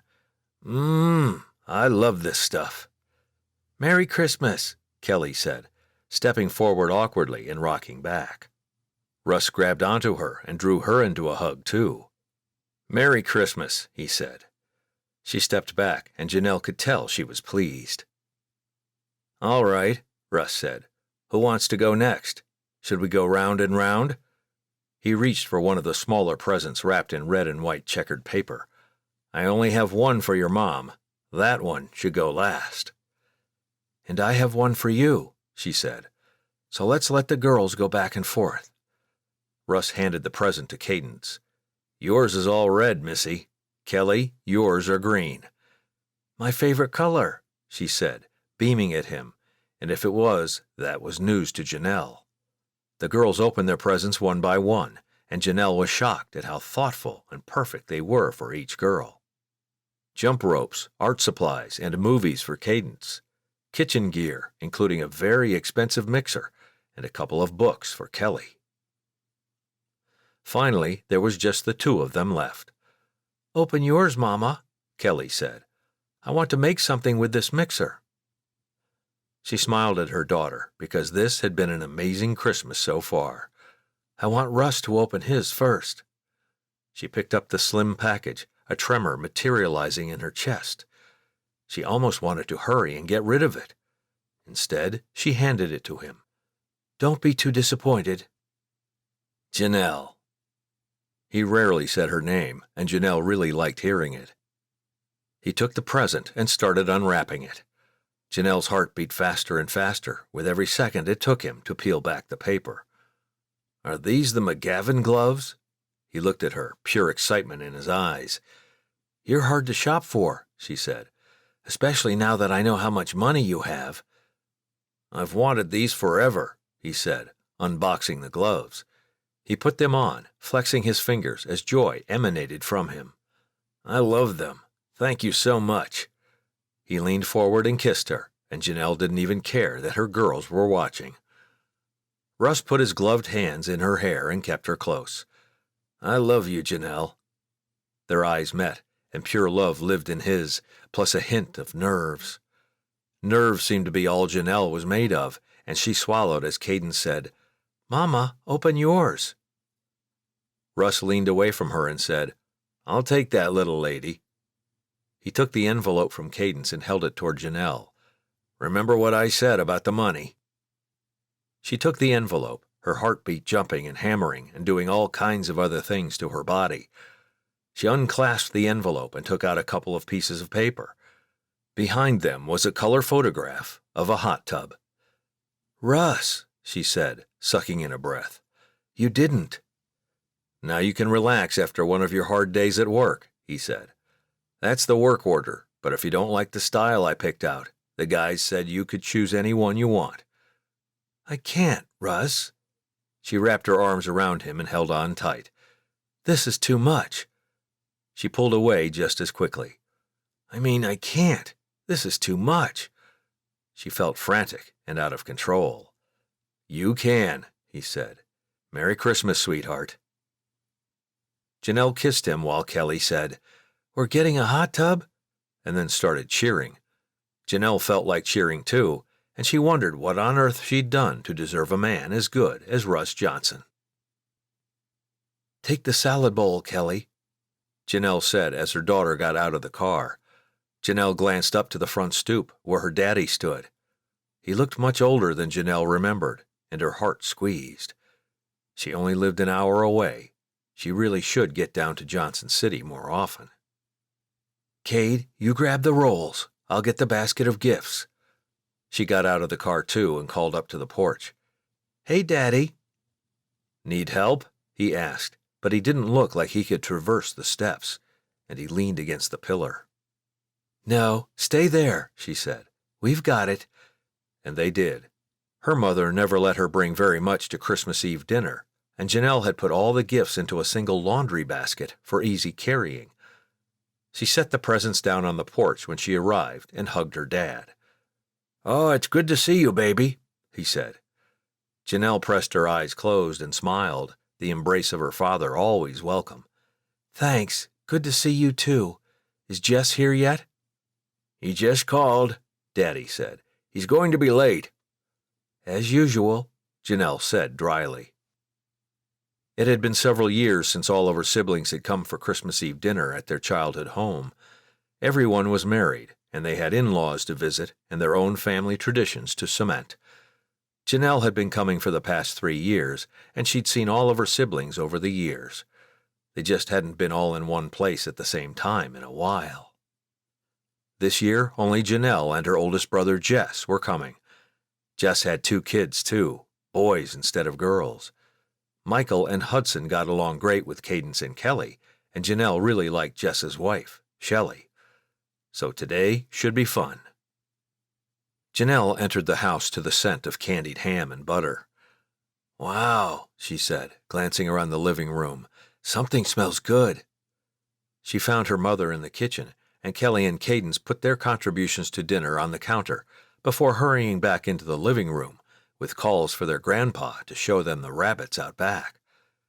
"Can Daddy navigate the steps to get to the backyard?" Janelle asked. "Oh, sure," her mom said. "He's just a bit slower than usual." She kept her attention on the pot in front of her, stirring as the gravy thickened. "So, tell me before Jess shows up, how are things going with Russ?" Janelle drew in a long, deep breath. "I really like him, Mom." She looked away from the gravy, interest in her eyes. "I can see you do." She glanced around the kitchen, too. And I don't know. Why not? Her mother wouldn't look away from her. Janelle wrestled with what to tell her mom. Maybe she needed someone to talk everything out with. She'd been holding it all in, dealing with one piece of her life at a time. Henry's been in Chestnut Springs, Janelle said, and her mother's eyes widened. For the past few weeks. He picks the girls up after school and spends time with them in the evenings. We're spending Christmas together tomorrow. Mama just blinked at her, and Janelle had literally never seen her speechless. Say something. Janelle, I don't know what to say. That's because you've always disliked Henry. Now that is not true, Mama said. Janelle looked out the window and saw her girls each holding one of Daddy's hands, leading him to the rabbit pen. The girls love Henry, which only made everything so confusing. Are you saying? What are you saying? I don't know, Janelle said again, pure helplessness filling her. I just need someone to tell me what to do. I can't tell you that, honey, Mama said. God maybe could. Janelle suppressed a sigh, though she'd already considered taking her problems to church and asking for an answer. Family is important, Mama said. But you know that, baby. You'll do what's right for you and the girls. We're here, Jess called, and Janelle glanced toward the kitchen doorway. Don't say anything, Mom, okay? He'll do his psychotherapy on me, and I just want to eat a lot of mashed potatoes for my therapy. Mama laughed, and Janelle's brother came into the kitchen. What's so funny? You and that beard, Janelle said, giggling as she stepped over to give her brother a hug. His boys came in behind him, chattering as they went up to Mama. She laughed and hugged her grandsons as Shelley brought in a pumpkin pie and an apple cobbler. Hey, Shelley. Janelle hugged her too, while Mama told her the girls were out back with Grandpa and the rabbits. Michael and Hudson went in that direction, and Janelle looked at her brother and his wife. She remembered what it was like to be part of a couple. A happy couple, a married couple who co-parented their children and spent holidays and weekends together. Her doubts swelled, and Janelle had no idea what to do with her girls, with Russ or with Henry. He'd asked for another chance, and the last couple of weeks with him at her house or taking care of the girls had been nice. The girls definitely loved him, especially Kelly. Janelle had struggled to file for divorce the first time, and maybe. No, she told herself. Henry would not be faithful to her. He had a temporary protective order that would get dismissed. He'd either go back to the woman who'd filed it, or he'd find another piece of arm candy to spend his nights with. She didn't need to open herself up for that hurt again, just because she felt a little bit guilty right now. So she'd enjoy dinner and singing Christmas carols with her family, and she'd endure Christmas Day with Henry tomorrow. And then she'd get back to Russ. Morning, Daddy, Kelly said after Henry had walked through the front door without knocking. Janelle looked over to him from where she stood in the kitchen. She'd decided to go simple and non-traditional for their family Christmas dinner, and she was making the girls' favorite food, spaghetti and meatballs. The scent of garlic bread filled the air as Kelly and Cadence giggled in their daddy's arms. Janelle stalled in her browning of the meatballs at the sight of Henry with both little girls.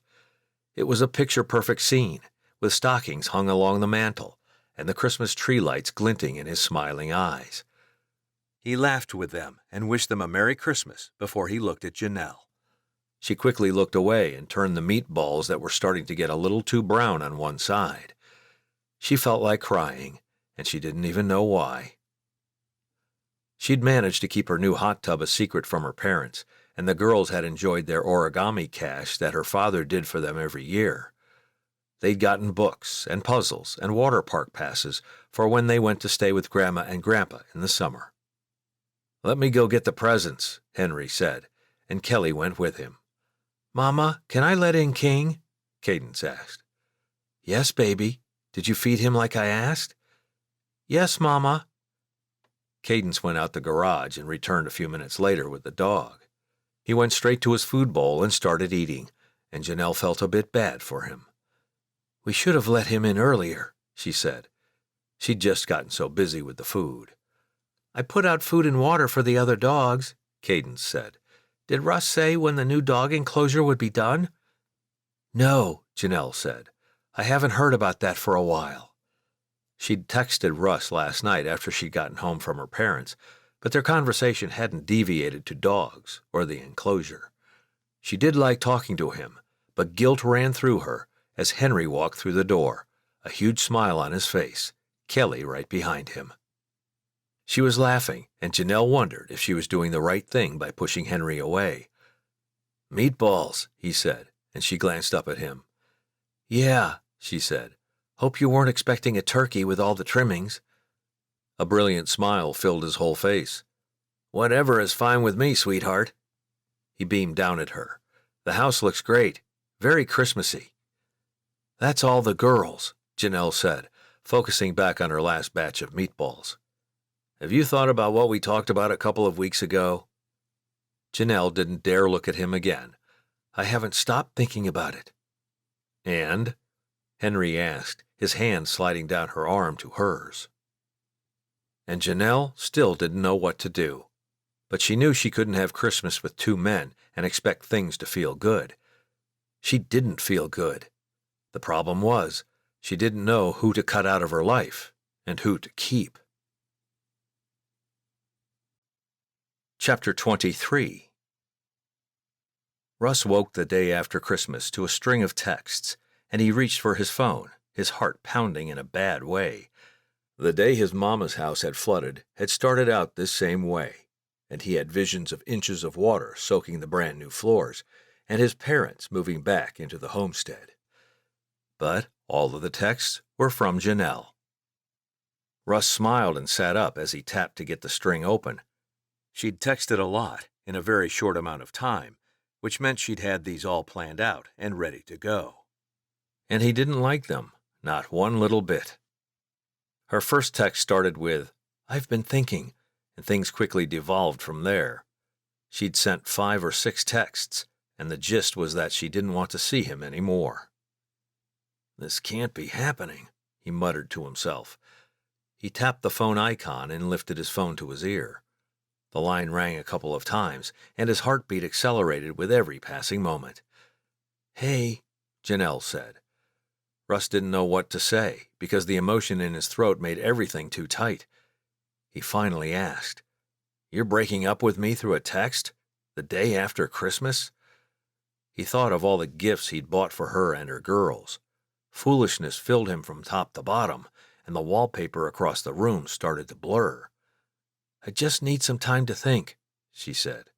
"With Henry back in town, he wants another chance, and I have the girls to think about." Her voice trailed off, and Russ didn't want to hear it anyway. "Okay," he said, because what was he supposed to say? "Talk to you later." "Russ," she said, but he hung up anyway. He left his phone on the nightstand and went to get in the shower. He got dressed and went downstairs. He set coffee to brew, and he made breakfast.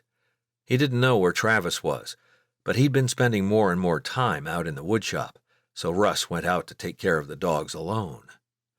He breathed as he cleaned out bowls and pens, refilled food, and let the dogs into the yard. The work wasn't hard, and Russ's mind was free to roam. The only topic revolving through his brain was Janelle. He was in love with her, and he knew it. He'd told her 3 blasted days ago. She hadn't said it back, but Russ had felt confident in his feelings. He'd thought she was falling for him, too. Henry. He'd known her ex was back in town, but he'd thought it was temporary. He'd thought Janelle had been telling him everything. He worked through his chores, finally returning to the homestead for lunch. Rex and Griffin were already there, eating leftovers from Christmas dinner at their parents'. Russ kept his back to them as he poured himself more coffee. Thankfully, they were engaged in a conversation about the New Year's first night in town, and Russ didn't have to talk. He'd already said he wouldn't be going to that, and now he had a very good reason never to leave the ranch again. He felt utterly confined to the ranch now, and while he loved the land and the work, he'd had some hope of having a wife he loved and a family filling the homestead with laughter. Rex left first, and Griffin looked at Russ. "You okay?" "Fine," Russ said, as he didn't feel like talking about anything right now. In fact, he just wanted to heat up the steak bites and go back to bed. "Okay, well, I have to go check on the goats. They've been breaking their hay cradle every morning, and I've been giving them a stern talking to." "Keep that up," Russ said, as if the goats really cared what Griffin said to them. He was alone in the homestead now, and he hated it. The silence pressed in around him, but he couldn't get himself to get up and leave, or even get something to eat. He pulled out his phone and looked at it again, almost expecting to see a text from Janelle. He didn't. He was vaguely aware of the back door opening and people coming in, but he didn't look up. It was as if her words had branded themselves on the back of her eyelids. "Hey, Russ, we have—" Travis cut off and then added, "What?" "Henry wants another chance." "Russ?" Travis asked, and Russ finally looked up. "Yeah?" What's going on?" Travis asked, glancing at Millie. They looked blissfully happy, and Russ had the sudden urge to run as far and as fast as he could. "Janelle." He shook his head, anger filling him over and over. "Her ex came back into town," Russ managed to say. "And she's unsure about us. Again." He shook his head and looked down at his phone again. "I don't get it. I feel so sure about us." And he did. So sure. Sure enough to tell the woman he loved her. Everything tangled inside him, and he couldn't believe he'd told her that.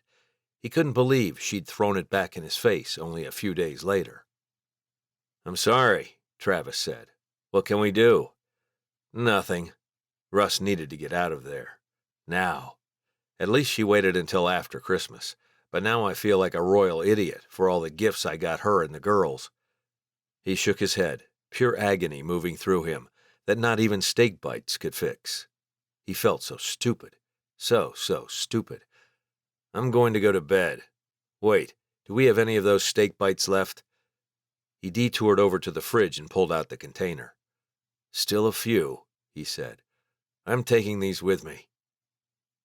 He left Millie and Travis in the kitchen, their happiness too heavy for him to shoulder. Back in his bedroom, he ate the steak bites and turned something on his tablet. With the volume loud enough, he couldn't think about Janelle. Problem was, he couldn't fall asleep either. But that didn't matter. He didn't want to sleep. He just wanted to stop thinking. Russ had never been as thankful for rain as he was over the next couple of days. The wet, sloppy conditions slowed everything down, from animal care to simply walking out to the equipment shed. The river rose and rose and rose, and Russ and Seth were out morning, noon, and night checking to make sure their embankments weren't going to collapse. "Lost a bridge," Russ said, stamping his feet as he entered the homestead. He whipped off his cowboy hat and shook the water from it. "Seth?" "I heard you," he said, appearing in the doorway of the kitchen. "Sorry, I was swallowing."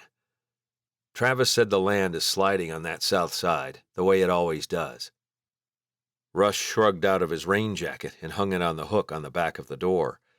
It wouldn't dry before he had to go out again, but it would keep Russ dry, at least. Seth shook his head and gestured for Russ to come get something to eat. "Jenna sent over baked potato soup." The kitchen was warm and dry and smelled like bacon, and Russ's stomach grumbled at him for keeping them out in the rain for so long. He dished up some soup, added bacon, green onions, and another healthy pinch of cheese before joining Seth at the bar. "How's his house coming?" "He can't dig," Russ said, "so he's put everything on hold for a little bit." He stirred everything together, which is fine. He's not even done designing yet.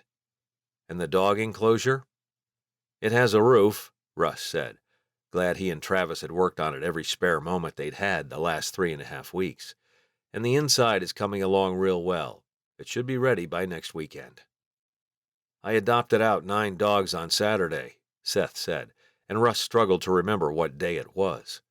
The day after Christmas, the day Janelle had broken up with him for the second time, had been Thursday. He didn't want to ask Seth if that was yesterday or not. All at once, he realized that it was. Today was Sunday, as Darren, Tomas, and Brian didn't work Sundays. "That's great," he said, perhaps a bit belatedly. "Do you want me to call Janelle and find out about getting the dogs back?" Russ flinched because he hadn't even thought about that. And the care they'd require in all the rain? She was probably going crazy. Part of him wanted to say that he could call Janelle, but he honestly wasn't sure if he could or not. If he did, and she didn't answer, Russ knew his heart couldn't take any more of her special brand of hurt. "You asked her to tell you if Henry was going to be a problem," he told himself. "And she did." Russ just wished Henry hadn't been a problem. He and Janelle had been divorced for over 3 years now. This was her 4th Christmas alone, and Russ had been hoping it would be her last, but that she'd be with him on Chestnut Ranch next year, and for many years to come. "I'll call her," Seth said, picking up Russ's phone. "I'm just going to get her number." Russ let him do whatever he wanted with his phone. There wasn't anything sensitive on the device anyway, though it buzzed in Seth's hand. "You got a text from Mama." "I'm sure she's asking me if Janelle will be at dinner tonight," he said. "That's exactly what she asked." Seth cocked his eyebrows, but Russ didn't want to talk about it. "I'm not going to dinner tonight," he said, taking his phone. Case closed. He texted his mother back that he wouldn't even be at supper that evening, and left it at that. "You know she's going to ask 5 million questions," Seth said. "She's calmed down a little bit since you got married." "She has?" "I think she just wanted someone to get married, so good job." Russ gave his brother a smile. "Has she started asking you about grandbabies yet?" Seth scoffed and shook his head. "Bless her heart. I'll take that as a yes." "I told her if she brought it up again, I wouldn't come to dinner either," Seth said, starting to chuckle. "I mean, I've been married for what, 5 weeks?" Russ put a smile on his face, but he couldn't bring himself to laugh with Seth. The smile itself felt false, and he let it slip away as Seth stood up. "All right, I have to get home for a minute. Jenna just texted to say she had a surprise." Russ looked up as Seth put his cowboy hat back on. "Maybe she's pregnant." Seth stumbled, his gaze flying back to Russ. Jenna can't actually get pregnant." Horror moved through Russ, and his mouth dropped open. "Seth, I'm sorry. I didn't know." Seth's face darkened, and he nodded. "It's okay. We're talking about other things. Maybe adoption. Maybe doing some foster care." Foolishness filled Russ, and he nodded. "I'm sorry," he said again. Seth's smile came back, and he said, "Don't worry about it, Russ," before walking out. Winner lifted her head and whined, and Russ said, "He'll be back, Win." The dog sighed, and Russ knew exactly how she felt. "I know," Russ said, imagining his whole existence to be like this. Alone. With Travis in his new homestead a couple 100 yards down the lane, and Seth right across the river. But they still wouldn't be here, and Russ would be, by himself. He should find someone else to get to know, but he didn't want to. He'd fallen in love with Janelle Stokes, and he just wanted her. The furnace kicked on, and Russ got up. He went upstairs to his bedroom to change out of his wet socks, and all 3 dogs came with him, even Thunder, who had a hard time with steps. Russ sat on the end of the bed and scrubbed them all down. "Okay," he said. "You guys stay here. It's nasty out there, and we don't need you to get all wet and muddy and then want to lay on the couch."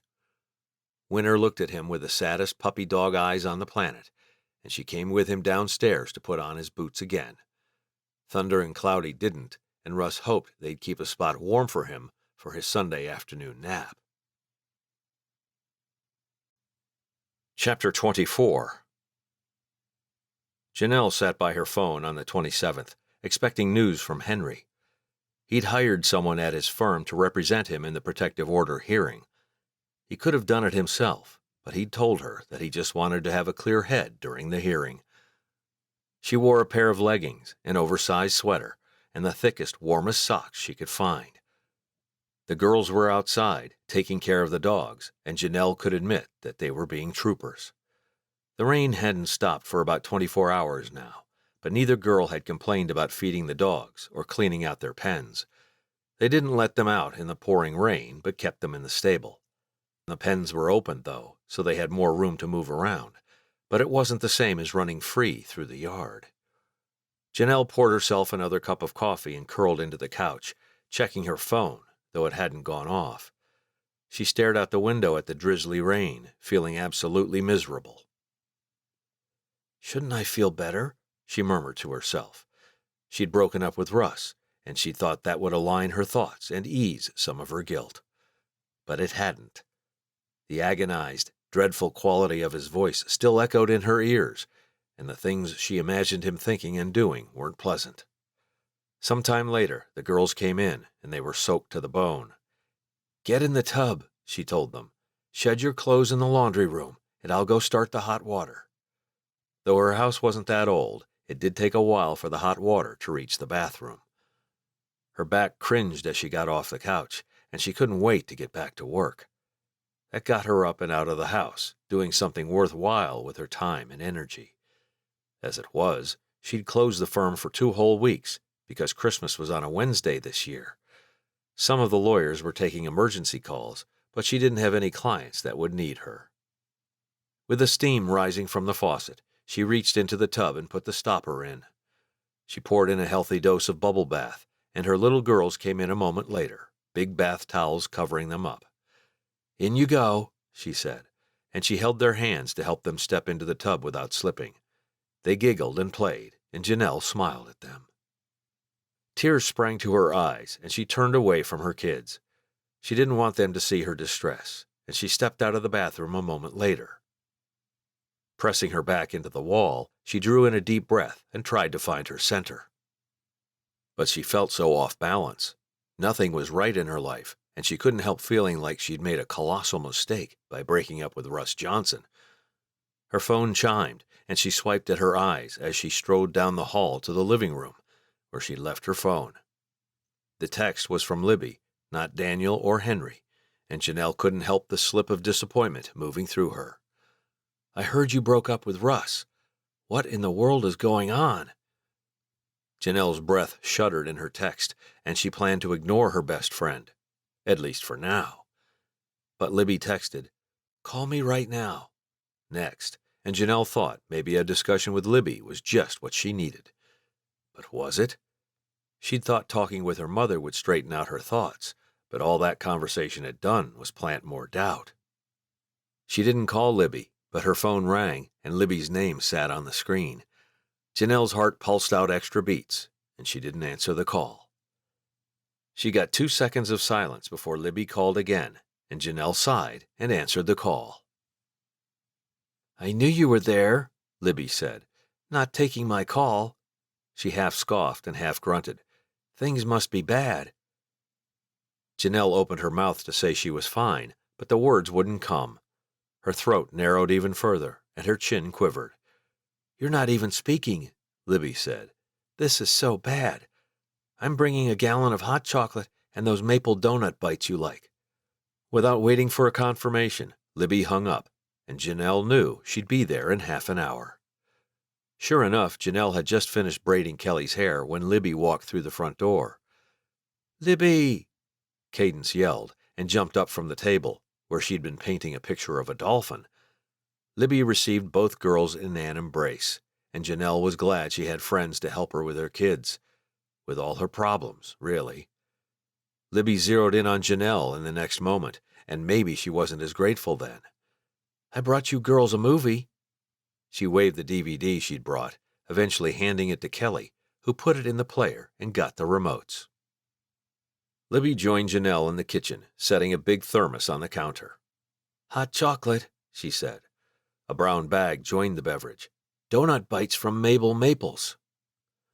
Janelle went for the pastries first, setting 3 of the jumbo donut holes on a paper plate. She let Libby pour her a mug of sugary hot chocolate. "How did you hear?" she finally asked, once she heard the first song play on the musical Libby had brought for the girls. "I live next door to Angela Brunner," and she's Millie Hepworth's best friend, and Millie is dating Travis Johnson, they said together. So the whole town knew of her breakup with Russ. She didn't dwell on it, as Janelle knew that the whole town didn't care who she spent her spare time with. They honestly didn't. It simply felt like it. "What happened?" Libby asked. Janelle shrugged and filled her mouth with donut. "Oh, come on," Libby said. "This is me." Janelle swallowed her treat and hugged her friend. "Henry's back in town, and he wants to be a family again. The girls love him, and—" She couldn't finish, because she didn't want to say she couldn't say no to him. But that was the real reason. She'd always had a very hard time telling Henry Stokes no. To Libby's eternal credit, she didn't sigh in exasperation. She didn't remind Janelle that she could barely stand her ex-husband. She didn't tell her that Henry had cheated on her many times, and that he probably would again. Janelle had all of those thoughts herself, and Libby just let her wallow in it. She sipped her hot chocolate and looked over at the girls as they started belting out one of the songs. "Where's Henry now?" Janelle didn't want to tell her, but she couldn't say she didn't know. Janelle might be uncertain about things, but she wasn't a liar. "He's in court." "Really? I didn't realize he was working right now. Hasn't he been hanging around here?" "He's not working," Janelle said, and Libby was smart enough to put one and one together. "Oh, his hearing is today?" Janelle nodded, and she glanced at her phone as if someone would text her and let her know how things were going in Austin. "He's not going to have that charge stick," Libby said. "I know," Janelle said. "I'm not worried about that. I'm scared that this will blow over and Henry will go home and I'll have broken up with Russ for no reason." Libby reached over and covered Janelle's hand with hers. "Maybe you should have waited to talk to Russ. I just felt so inauthentic, celebrating Christmas with him, then with my family without him. I should have invited him to that. Why didn't he come? You know why?" Libby just lifted her eyebrows, and Janelle said, "I know why, because I was embarrassed to introduce him to my parents and family when I wasn't sure about us, when I was considering getting back together with Henry." "Honey," Libby said gently, "is that a real possibility?" "I don't know. The reason he's at this hearing is because he showed up on another woman's doorstep, allegedly intoxicated, and demanded sex." Janelle looked away, her eyes burning again. "I know." "Okay, of course you do." Libby patted her hand again and nudged a donut bite closer to her. You and Russ are so good together. I've literally never seen you happier than the few months you were with him." Janelle wiped her right eye, because she didn't cry, and nodded. "I know." Her phone rang and she jerked toward it. "It's Daniel." She swiped on the call, her stomach swooping in the strangest way. She'd spent plenty of time in court before, handling much more stressful cases. "Daniel," she said. "The protective order was denied," he said. "Oh, thank heavens," Janelle said, unclear as to why she'd been so worried. "Thanks for handling it." "Of course," Daniel said. "Well, that's it. No complications." Janelle nodded and hung up. "Denied." "As we knew it would be," Libby said. "So what's Henry going to do now?" Janelle blinked at her, because the answer seemed obvious. She and the girls had the next 2 weekends and a full week off in between. He'd come spend time with them, and they'd start to rebuild their family. The thought should have made her insanely happy, but it didn't, and Janelle couldn't deny it forever. Henry didn't call the way she expected him to, and Libby got up several minutes later and said she needed to get going. Janelle probably should have asked her if Griffin Johnson had called her, but she didn't think of it until her best friend had left. Cadence had fallen asleep during the movie, and Kelly came into the kitchen once it was over to ask if she could make grilled cheese sandwiches and tomato soup. "Absolutely," Janelle said, smiling at her. "I think I'm going to lie down for an hour, too. You're okay using the stove alone?" "Alone?" Kelly asked, her eyes wide as a doe's. Janelle pressed a kiss to her daughter's forehead and said, "You'll be fine. Come get me if you need me." She went down the hall and into her bedroom and closed the door. She dialed Henry and went toward the window. "Hey," he said, and music came through the line. Janelle sighed, as all of her questions had just been answered. She asked, "Where are you, anyway?" "The protective order got dismissed," he said, as if that answered a question.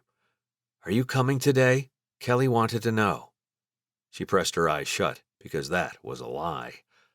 "Not today," Henry hedged, and Janelle saw red behind her closed eyelids. "Okay," she said, far too brightly. "Talk later." She hung up before he could hear how he affected her. Foolishness raced through her. Humiliation joined in. Guilt paraded after both of those negative emotions. And Janelle couldn't hold back the tide this time. She broke, and tears tracked down her face, because she knew only one thing for certain at the moment. She'd broken up with Russ for absolutely no reason. Henry didn't return to Chestnut Springs until New Year's Eve, and Janelle hadn't seen him in almost a week. He'd texted and called a couple of times, saying he was really busy getting back into the swing of things at his law firm in Austin, and Janelle read between the lines. He wasn't going to return to Chestnut Springs, at least not permanently. Why she'd thought he would, she wasn't sure. He'd only told her he wanted to have another chance with her. They'd done no talking about the finer details of what that would look like, where they'd live, and where the girls would go to school, and what Janelle would do with her firm. How had she been so stupid? What did her feelings over the holidays mean? "Daddy, look at that one." Cadence pointed up to the sky, where a brilliant blue and red firework exploded. Henry held one of the girl's hands in each of his, and Janelle felt like an outsider in her own family. They'd watched a country music concert, and now the fireworks were happening. There was an after-party at this first-night event, but Janelle wouldn't be keeping the girls up until midnight. She walked beside Kelly as they went back to Henry's sports car, and they all piled into the tiny thing for the drive back to her house. He collapsed onto her couch while she set about putting the kids to bed, and she wanted to slip into her bedroom and leave Henry to himself. She came out of the girls' bedroom, and Henry stood at the mouth of the hallway, leaning against the wall. He folded his arms and smiled at her, and Janelle's first reaction was to ask him to leave. That spoke so much to her heart, and she wondered why she'd let the man back into her house, back into her life, back into the fleshy part of her heart at the most vulnerable time of the year. "I'm going to bed," she said. "Thanks for spending the evening with us." She shouldn't have to thank him for spending time with his family, a family he claimed to want to have. "Can we talk for a minute?" he asked. Janelle padded down the hall toward him, a strange mixture of hope and dread beating through her body with her pulse. They sat on the couch together, and Henry reached over and picked up her hand. "Sweetheart, I want us to be a family again." "Yeah, you said that," Janelle said. "But you're obviously going to keep working in Austin." "And your firm is here." "Yes." "Have you thought about relocating?" "The firm?" "The family," he said. "Llano is halfway between here and Austin, and—" "You want to move the girls to Llano?" Janelle would have to commute for 40 minutes each way to work. Her already reduced hours workday would get even slimmer. They'd have to change schools, and Cadence had just started settling into her second-grade class. "The commute for me from here is impractical," Henry said. "That's why I've been up at my place this past week." "I need to think about it," Janelle said. "Really?" Henry asked. "Janelle, what is there to think about? We can't stay here." "I like living here," Janelle said. It was her safety zone, as she'd established her law firm here 16 years ago. She and Henry had worked out of Jack and Jill offices until she'd filed for divorce, when he'd left and gotten his own house and a new job in Austin. She had friends here. She had a support system that had seen her through some very difficult times. She didn't want to move. "Maybe you could come back to Bird," she said. He was already shaking his head before she'd even finished the suggestion. "I can't do that," he said. "I make a whole lot more in Austin." "I don't think we're hurting for money," Janelle said. "Yeah, but I have a new standard now," Henry said. "A new standard?" Janelle stood up, her head pounding. "I need to think about it."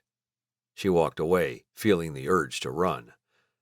"Janelle," Henry called after her, but she wouldn't be bullied into discussing something when she wasn't ready. He'd always given her the space to think, and she wasn't going to agree to move away from her firm and her friends because he was pressuring her to do so. Not this time. She made it to her bedroom, closed the door, and locked it behind her. Then she slid down the door and exhaled, because she felt like she'd done the wrong thing. Again. Chapter 25. Russ did not leave the homestead for any New Year's celebrations. He woke up on the 1st, at the first light of dawn, the way he always did. Just another day, he told himself, though he knew it wasn't true. It was a holiday, and Darren had invited him over for a late breakfast. Russ had finally accepted an invitation to leave the homestead, even though he wouldn't step foot off the property. His heart wasn't bleeding quite as badly now, but it still felt hollow in both ventricles.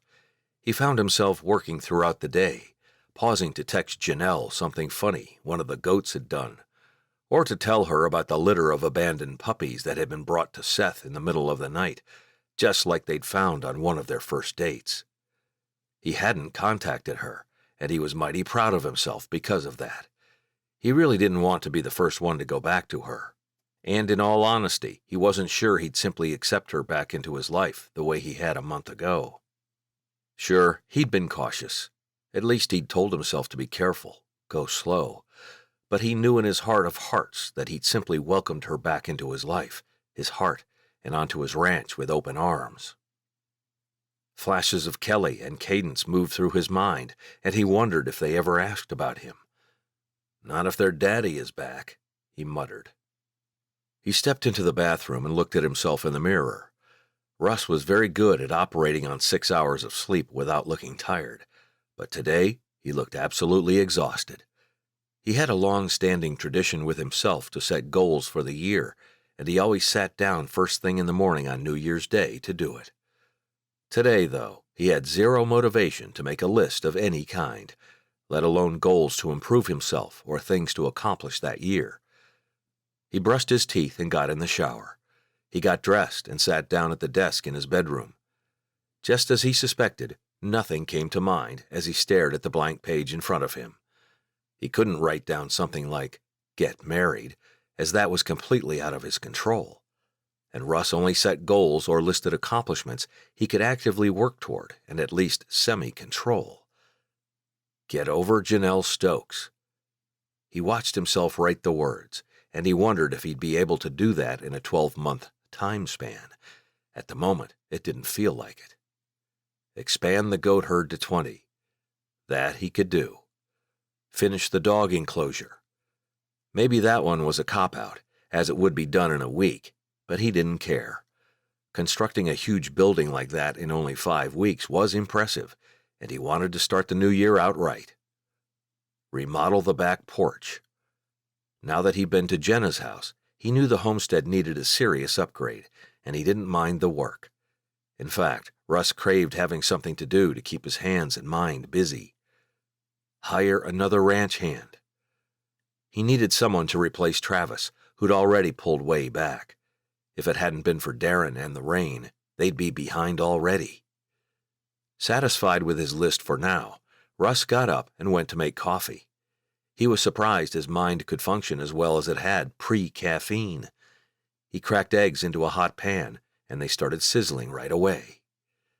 He paused for a moment, looking around the kitchen. All he had to look forward to the next morning was the exact same scenario. Coffee for one. Eggs for one. Travis's footsteps sounded on the steps, and Russ actually turned toward the sound in surprise. "Do you want some eggs?" he asked, ready to serve his brother his own eggs and make some more. "Sure," he said. "But aren't we going to Darren's for breakfast?"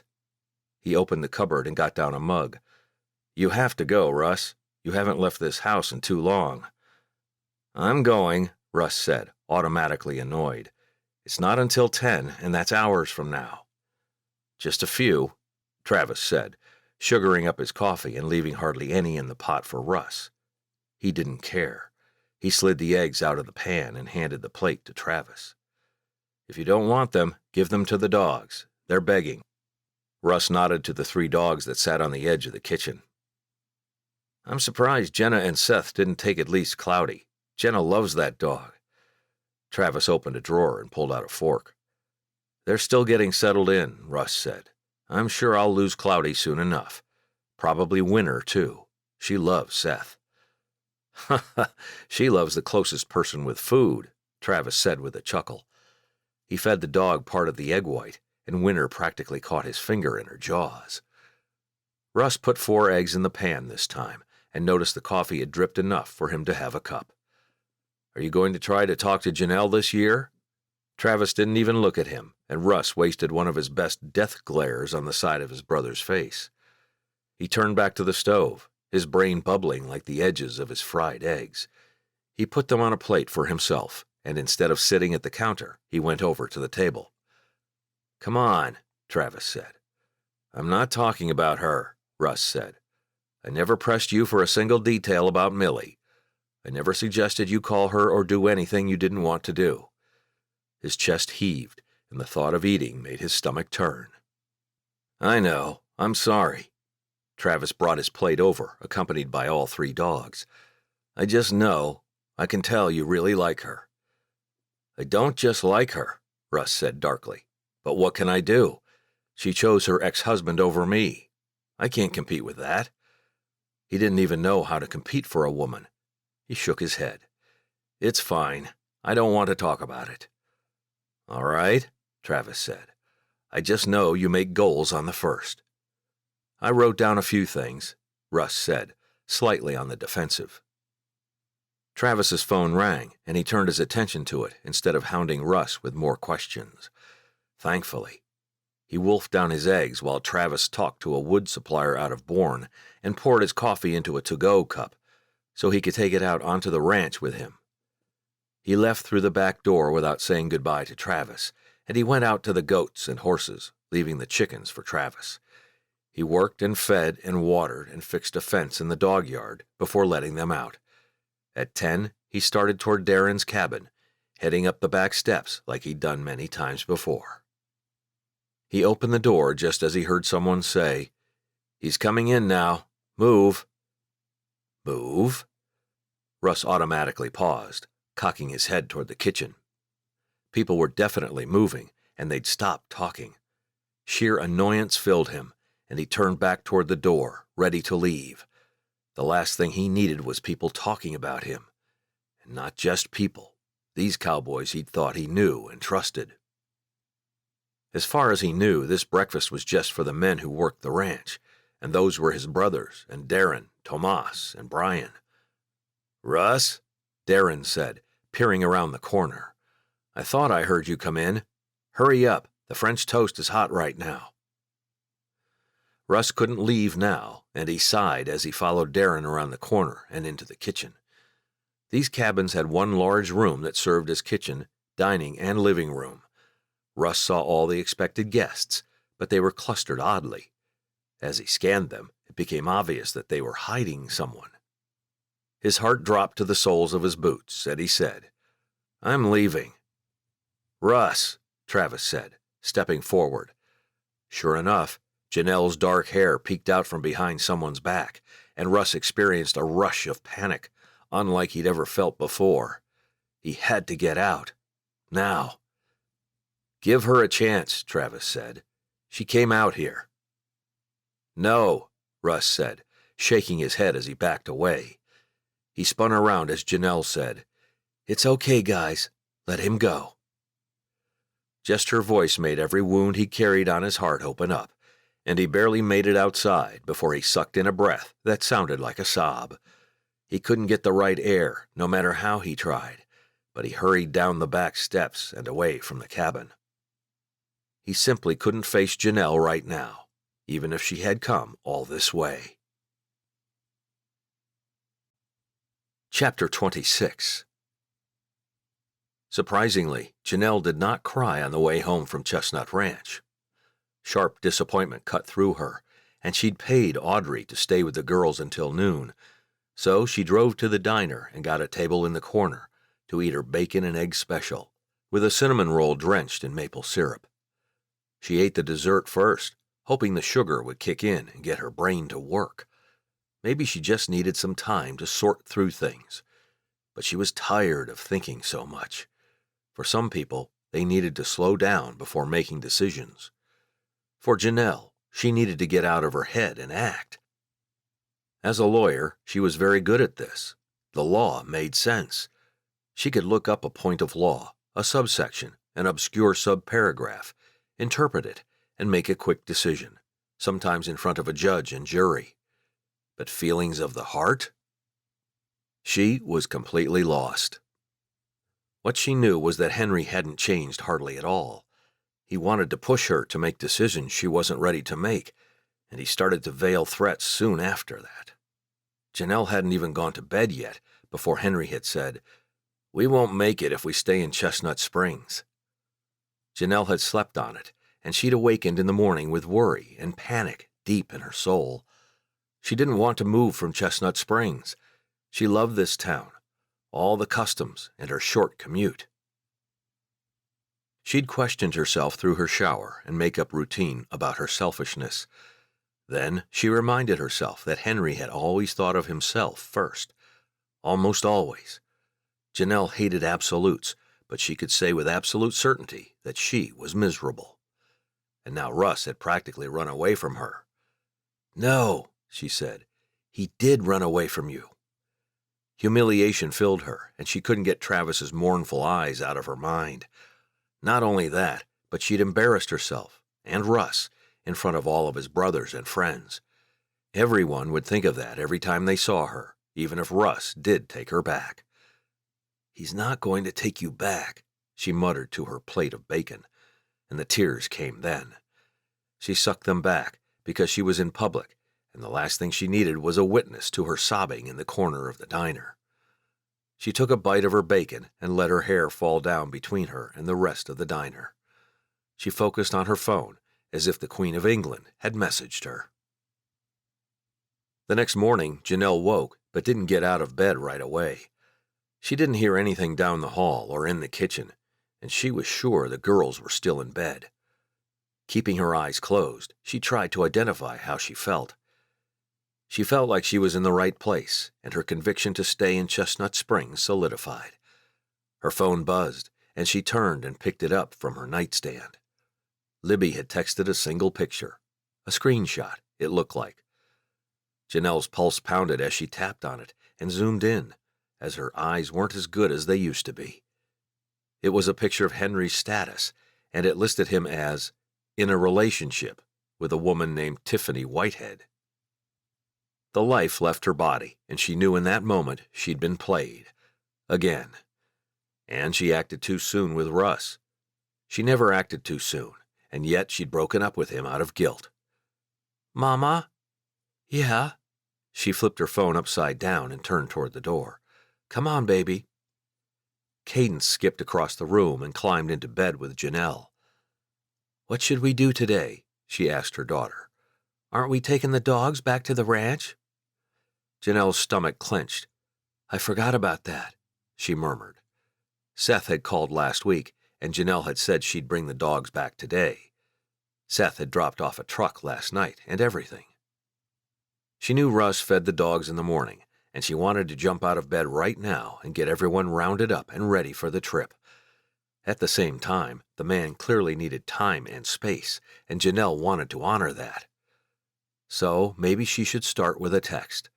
Maybe she'd taken too many steps yesterday, showing up to breakfast at his friend's house.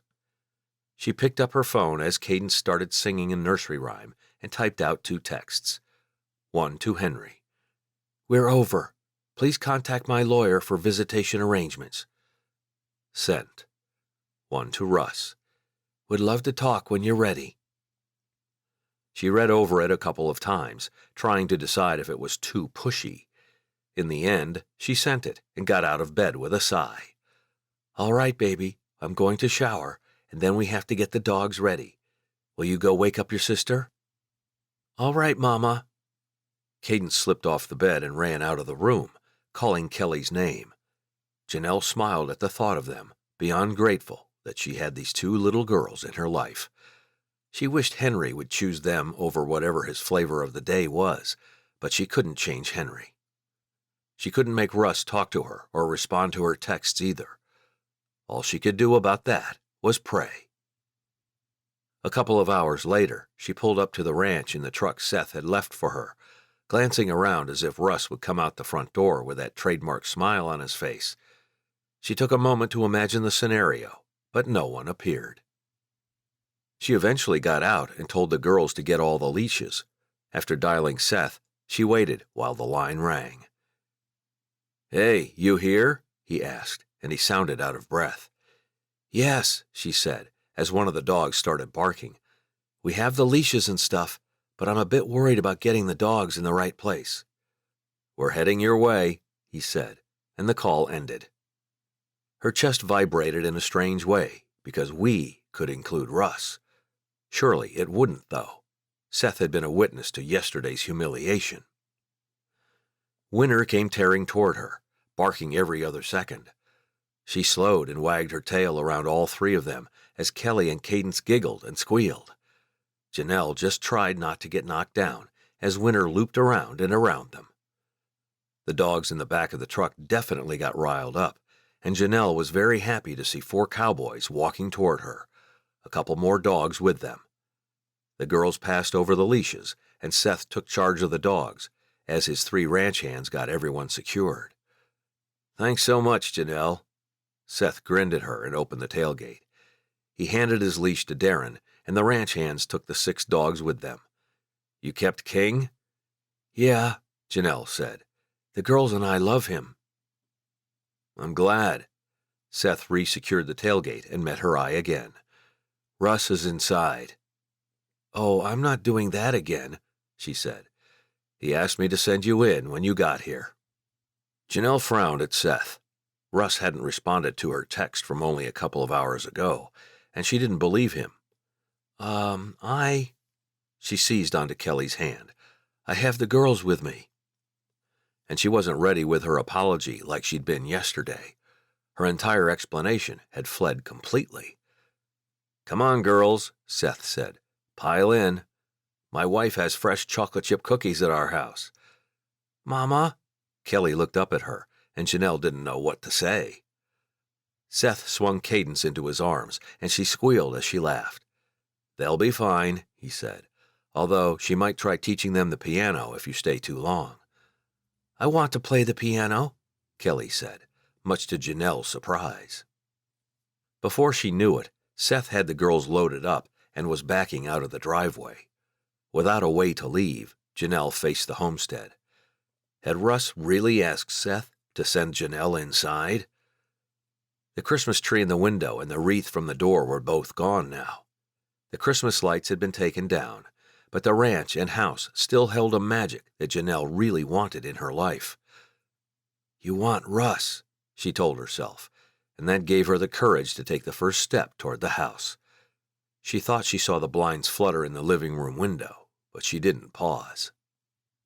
When she reached the top of the steps, the front door opened. Russ stood there, wearing the sexiest jeans on the planet, a brown leather jacket over a blue button-up shirt, his cowboy boots, and that delicious cowboy hat. Janelle froze because he stole her breath, just the way he had at the speed dating event where they'd first met. She'd had her eye on him for a solid half hour before she'd been able to sit down in front of him and introduce herself. He said nothing, and he filled the doorway so spectacularly. Janelle's stomach quivered, and she imagined she was standing in front of the toughest judge in the county. "Hello, Russ," she said. "I want to start with a plea for understanding. I know you've never seen me argue in a courtroom or know much about me as a lawyer. In that, I always know what I'm doing. In that world, things make sense." She drew in a breath, trying to remember her arguments. She couldn't. It was time to go with her heart.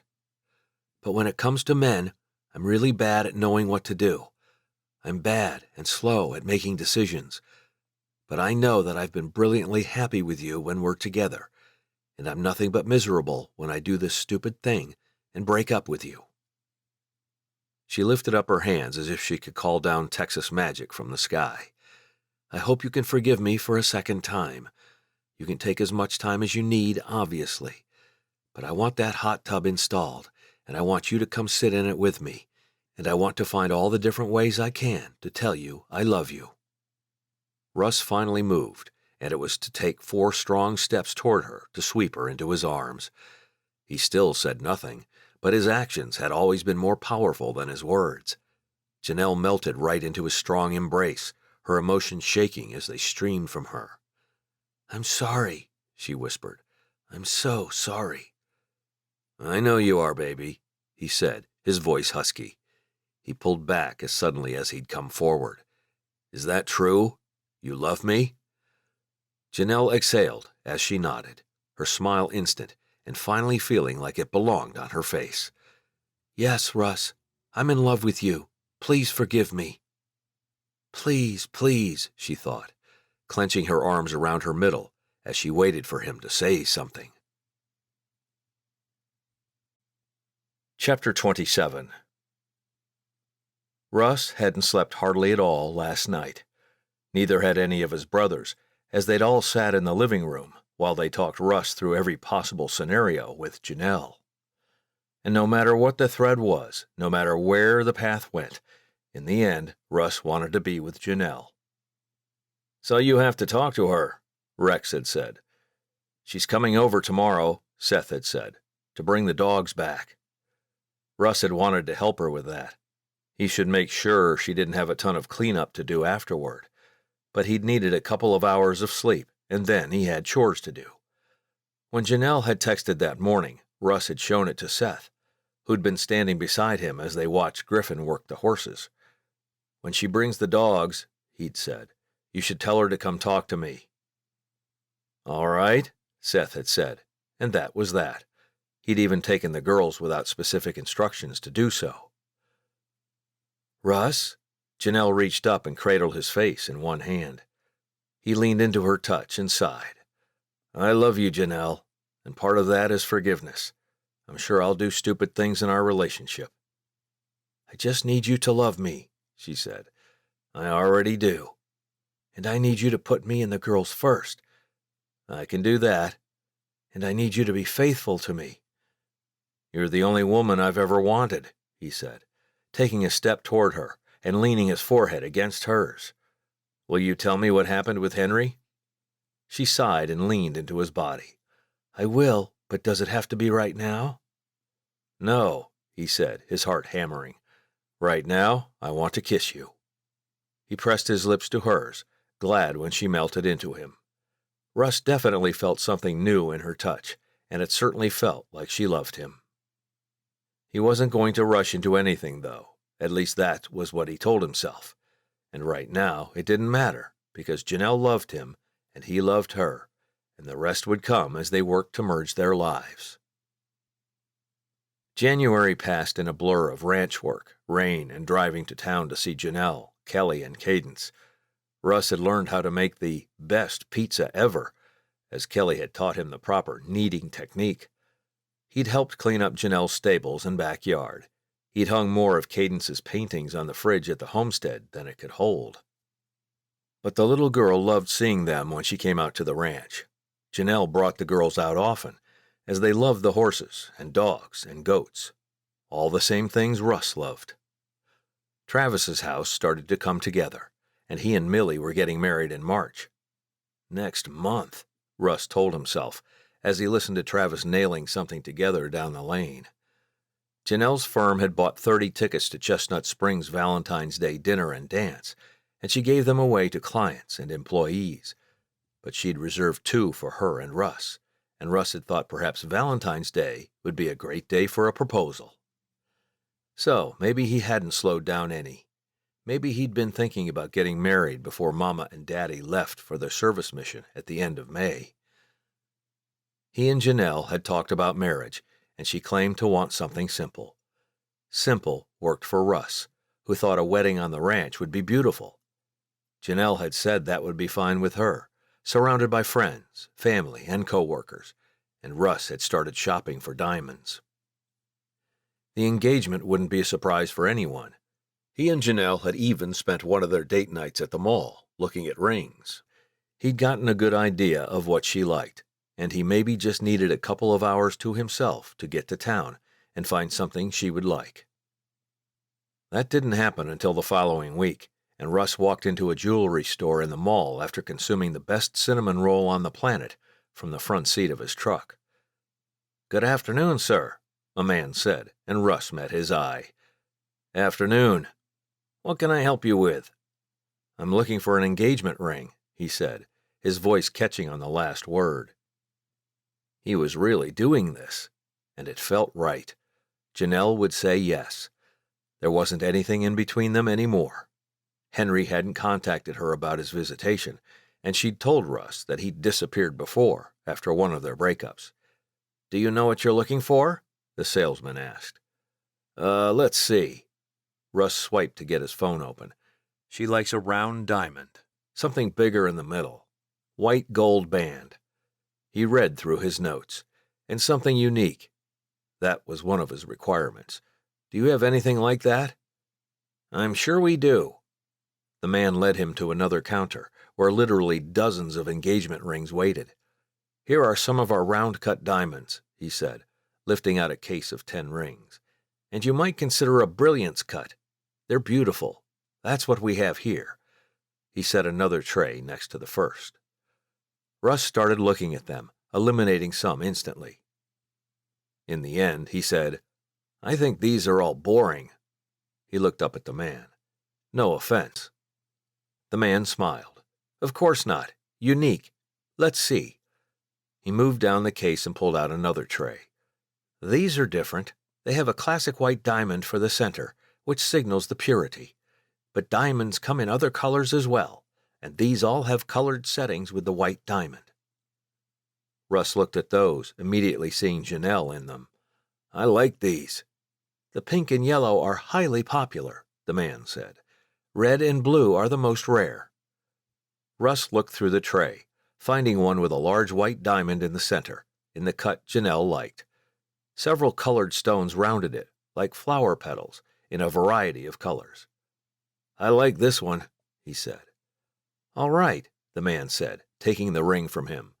"Do you know her size?" "Yes." Russ went back to his phone to check it. 7. "Sir, this ring is one of our signature pieces." The man met Russ's eye, seriousness in his. "What does that mean?" "It means our master jeweler handcrafted it. It's truly one of a kind." He looked a bit apologetic. "That means it's quite pricey." "How much?" Russ asked, though it didn't matter. His bank account could handle whatever this man threw at it. $15,000, the man said. "It's one of our most expensive pieces in the store." He studied Russ. "Do you still want it?" "Yes," Russ said, wondering if Janelle would be upset by the price tag. She doesn't need to know it, Russ reasoned with himself. She'd accepted the hot tub, and they'd enjoyed several evenings together on her back patio. The man said it would take an hour to size the ring, and Russ said he'd be back. He had no other reason to be in the mall, so he went to the food court and ordered a basket of fried chicken and biscuits. As he ate, he thought about how he could propose to Janelle. In the end, he decided he couldn't wait until Valentine's Day, and he drove straight from the mall with the properly sized ring to her house. She wasn't there, and he called her as he sat in her driveway. "Where are you at?" he asked after she'd picked up. "The girls have Boys and Girls Club today," she said. "We'll be home in 10 minutes. "Great," he said. "I'm in your driveway." He almost drove away several times as he waited for her to pull in, but he held his ground, glancing at the ring box as her sedan came to a stop beside his truck. He grabbed it and got out before any of them could. Cadence was the fastest getting out, and Russ had to dart in front of her and say, "Hold on a second, Tiny Tot," to get her to stay. In response, Cadence threw her arms around Russ and held him tight. "Are you staying for dinner? Mama ordered pizza." "I never say no to pizza." He smiled down at the little girl. "I wanted to ask you guys something." He waited until Kelly came around from the passenger side of the car. He faced the three of them and pulled out the ring box, his throat suddenly as dry as sand. "Russ," Janelle said at the same time Cadence said, "What's that?" "This, little lady," Russ said, "is an engagement ring." He cracked the box. "The center stone is a big white diamond. These other ones are colored diamonds, and I like this one because it's colorful and pretty, and it reminded me of your mama." He showed it to Cadence and Kelly, and then Janelle. "Janelle," he said, "I love you. I want to be your husband. And Kelly and Cadence, I want to be your daddy. What do you think? Do you think your mom should marry me?" "Yes, yes, yes," Cadence shrieked, and she started to dance around. Kelly wore a big smile, and she nodded emphatically. "Yes, Mama, you should marry him." Russ looked at her and cocked his head. "Well?" Her eyes looked like polished glass as she nodded. "Yes," she said. "Yes, I'll marry you." She threw herself into Russ's arms as her daughters cheered, and he kissed her. Relief and love filled him, and Russ took the girls into a big embrace, too. "Do you guys think you can come live with me at the homestead? That place is so big, and I'm so lonely." "Yes," Kelly said, "but I want that bedroom at the end of the hall." "Kelly," Janelle said, but Russ only laughed. "Ha ha, you can have any room you want, Kelly. There's plenty to choose from." He beamed down at the girls, who headed into the house as they discussed which bedroom they'd each get. "You know they'll end up in the same room," Janelle said. "Right?" "Yeah," Russ said. "I know." He kissed her properly, right there in her driveway, and slid the ring on her finger. "Do you like it?" "I love it," she said. "Just like I love you." "I love you too," Russ said, in awe that this was his reality.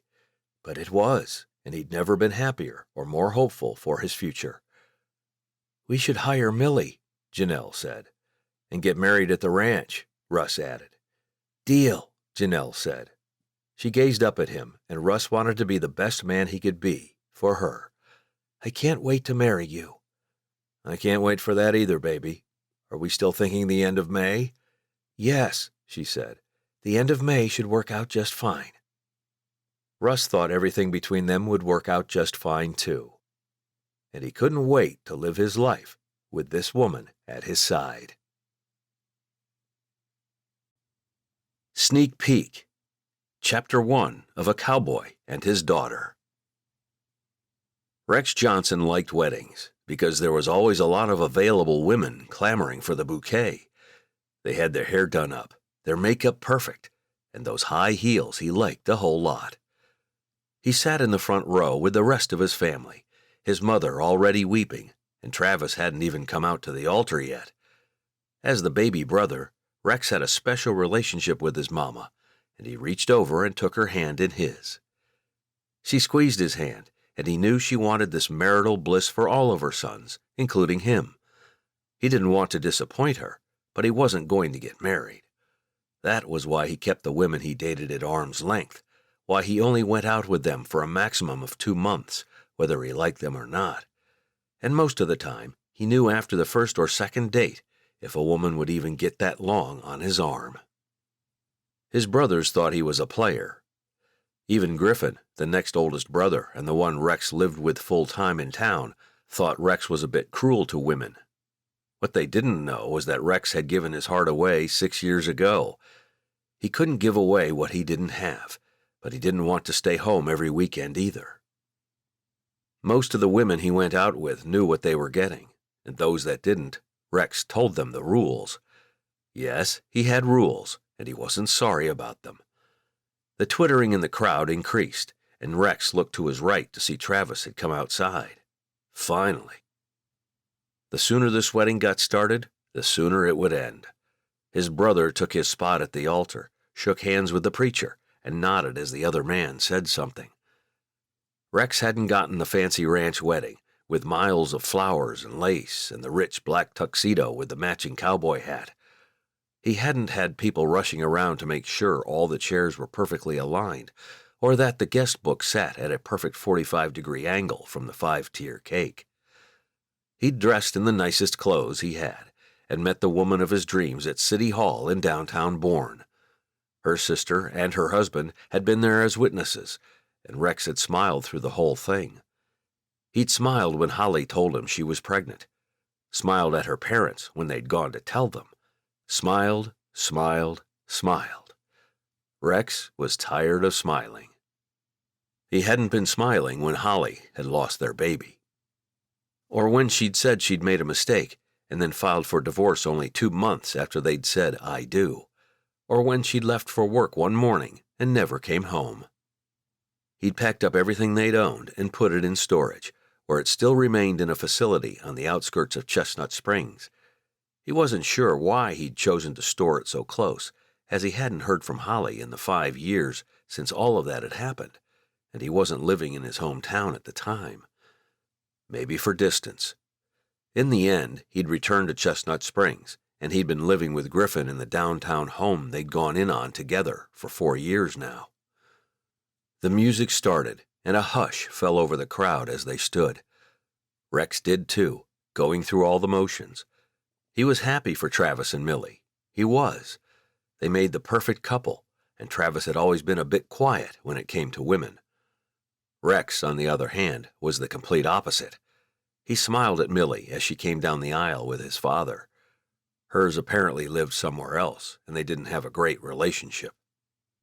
Every step his father took over the White River Rock was slow and looked painful. Rex really didn't know how he was going to leave in a few short months to work a service mission in the Dominican Republic, but Mom insisted they were going, that the doctor said it was okay. Daddy kissed Millie's cheek and passed her to Travis, who hugged him. Rex's heart, the little he had left, swelled, and he felt a brief flash of the perfect family love he shared with his parents and brothers. He did love them, and he enjoyed the Thursday night dinners at his parents' house and the Sunday afternoon meals and activities that still took place at the ranch. Seth and Jenna came every week, and with Travis and Millie living in the front corner of the ranch, Rex assumed they'd keep coming too. "Sit down," Griffin hissed, pulling on Rex's sleeve. He practically fell backward into his seat, and his face heated. "Pay attention, baby," his mom whispered to him, and Rex tried to focus on what was happening in front of him. The pastor spoke about nice things, about keeping the lines of communication open, of working through problems instead of letting them fester into bigger things. Millie and Travis each read vows while the gentle spring breeze blew under the tent, and then the pastor pronounced them husband and wife. Travis grinned at his new wife, dipped her, though she squealed, and kissed her. Rex cheered and clapped the loudest, as always. He knew he had a loud voice, and he didn't even try to quiet it. The new bride and groom went down the aisle to the applause, and everyone stood up. It seemed like a whole lot of work for a 10-minute ceremony, at least to Rex, and he once again found himself thinking about the simplicity of his marriage. He'd known it wasn't what Holly wanted, but with the time and money constraints they'd had, it was all Rex could give her. Now that his bank account was considerably bigger, he wondered what kind of wedding they'd have now.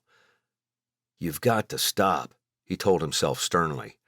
Most days, he did just fine not thinking about Holly and the baby that wasn't meant to be. He'd kept the secret from everyone he knew for 6 long years, and if he didn't think about it, the burden was easier to carry. But weddings, especially his brother's, had really brought back the memories in full force. He followed his parents down the path toward the butterfly gardens at Serendipity, thinking he'd probably like an outdoor wedding now, too. That so wasn't banishing the thoughts of marriage and weddings and Holly from his mind, but Rex couldn't help it. He stayed quiet, his cowboy boots making the most noise as they walked through the gardens and out to the parking lot. Jenna had a sprawling patio that was heated and cooled, and the wedding dinner would take place over there. After that, Millie and Travis had decided to forego any type of formal dance, and instead they'd rented a couple of hot air balloons for guests to enjoy, as they celebrated with an ice cream bar for anyone who hadn't been invited to the family dinner. Rex hadn't had a reception either, and his frustration with himself grew. "See you over there," his mother said, and Rex looked up from the ground to find Griffin helping her behind the wheel of the minivan she drove now. Daddy couldn't drive with his leg, and most of the time, Rex thought his mother shouldn't be driving either. "Ready?" Griffin asked as he closed the door behind their mother. Rex handed him the keys in response. "You drive." "What's going on with you?" he asked. "You've been real quiet during all of this." Rex shrugged because he didn't want to say what was going on with him. Maybe he should just try calling Holly again. He'd done that for the first few months after she'd left, and she hadn't answered once. He hadn't known if her number was the same, and he was certain it wasn't now. He didn't know if she was still in the state, though he suspected she was. She'd been born and raised in the Texas Hill Country, and she'd told him once during their year-long relationship that she couldn't imagine living anywhere else. "Not even Dallas or San Antonio?" he'd asked. "Definitely not," she said. "I'm a country girl, Rex." He'd laughed, because he was a country boy, too, and he sure had loved Holly Roberts. With effort, he pushed her out of his mind and focused on the radio station Griffin had set. He liked country music as much as the next red-blooded cowboy, but Rex's tastes were more on the modern side than Griffin's. He didn't reach over to change the station, though, something he'd done in the past. He and his brother could argue the whole way to the ranch about what to listen to. "I'm going to apply for that camp counselorship again," Griffin said, and Rex looked over at his brother. "Is it that time already?" "Yeah," he said. "Applications are due by April 15th. Do you want to do it with me?" "Maybe," Rex said. He and Griffin had both gone to Camp Clear Creek out near Lake Marble Falls and Horseshoe Bay in the hill country.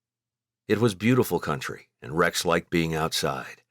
He'd had a group of 6 boys every 2 weeks for 3 months, and he loved boating, hiking, fishing, and hunting. "Just fill out an application with me," Griffin said. "You can change your mind later." "You don't need to fill out an application," Rex said. "You can just email Tony." He swung his gaze to his brother and found Griffin's face turning bright red. He burst out laughing, connecting all the dots in an instant. "What?" Griffin asked, obviously not amused. "You still have a thing for Tony." "I do not," Griffin said. "First of all, the word 'still' is all wrong. It implies I had a thing before, and now I still do, which is totally not true." "Mm-hmm," Rex said, because he knew Griffin better than anyone. And whether or not Griffin admitted that he'd had a cowboy crush on their boss last summer didn't mean he didn't. Because he totally did. "Well, I'm sure she's always looking for good counselors." "So maybe you shouldn't apply," Griffin quipped, and Rex laughed again. "Besides, I heard she left Clear Creek, which is why I do need to apply." "All right," Rex said. "Apply then." "You don't want to?" Rex watched the last of the town go by before Griffin started down the curvy road that led to the ranch. "You know what? I'm going to stick closer to home this summer. I'll handle all of your chores at the ranch." Griffin snorted. "Right. You'll hire someone the moment you can. You can't even get out of bed before 9:30. "I can," Rex said. "I just don't like to." "Ha ha, you're not even a real cowboy," Griffin said with a chuckle. "Getting up at the crack of dawn isn't a characteristic of a cowboy," Rex said, reaching up and settling his hat on his head. He had all the proper attire to make him a cowboy, and that was good enough for him. Griffin eased up on the gas pedal, and Rex looked over at him. "What?" "I don't know where my phone is." "Are you kidding me right now?" Rex started lifting up the sunglasses cases in the console between them. "It's not here." Griffin was notorious for losing his phone, leaving it places, not knowing where it was. Another round of annoyance pulled through Rex, especially when Griffin slowed and pulled over. "I know where it is. I left it in the groom's dressing room, on the windowsill." "Do you need it right now?" he asked. "Yes," Griffin said. No room for negotiation. "We're going to be late," Rex said. "Text Seth with your phone," he said. "It'll be fine." "Fine." Rex scoffed and pulled out his phone and texted their oldest brother. He was so changing the radio station while Griffin ran back inside the fancy building at Serendipity Seeds to get his device. Several minutes later, Griffin pulled up to the curb and dashed off without even closing the driver's side door. Rex promptly leaned over and changed the radio station to something that played more of the country rock he liked, and sighed as he settled back into his seat, reaching to put his window down so the breeze would blow through the cab of the truck. "Come on, baby doll." The woman's voice stirred something in Rex, and he turned to look out his window. A little girl had crouched down on the path, her dark hair curly and wispy, as she examined something on the ground. Rex couldn't see her mother, but he heard her say, "Sarah, come on, we're going to be late." That voice. Rex got out of the truck and looked further down the path to find a dark-haired woman standing there, wearing a pair of jeans and a t-shirt with a lightning bolt on the front. "Holly?" he asked, his voice barely meeting his own ears. But it couldn't be Holly. Not his Holly. She sure did look like her, though, and Rex took another step toward the little girl. "Hey," he said, making his voice as gentle as he could. The girl, who'd ignored her mother completely, looked up at him. She was beautiful, with deep dark eyes and the same olive skin Holly had possessed. She couldn't be older than 4 or 5, as her face still carried some of the roundness that chubby babies had. "What are you looking at?" He crouched next to her, the sound of the gravel crunching as the woman came closer. "Sarah," she said, her voice almost a bark.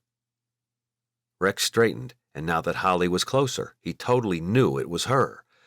Number one, his wounded heart was thrashing inside his chest, screaming about how this woman held the missing bits of it.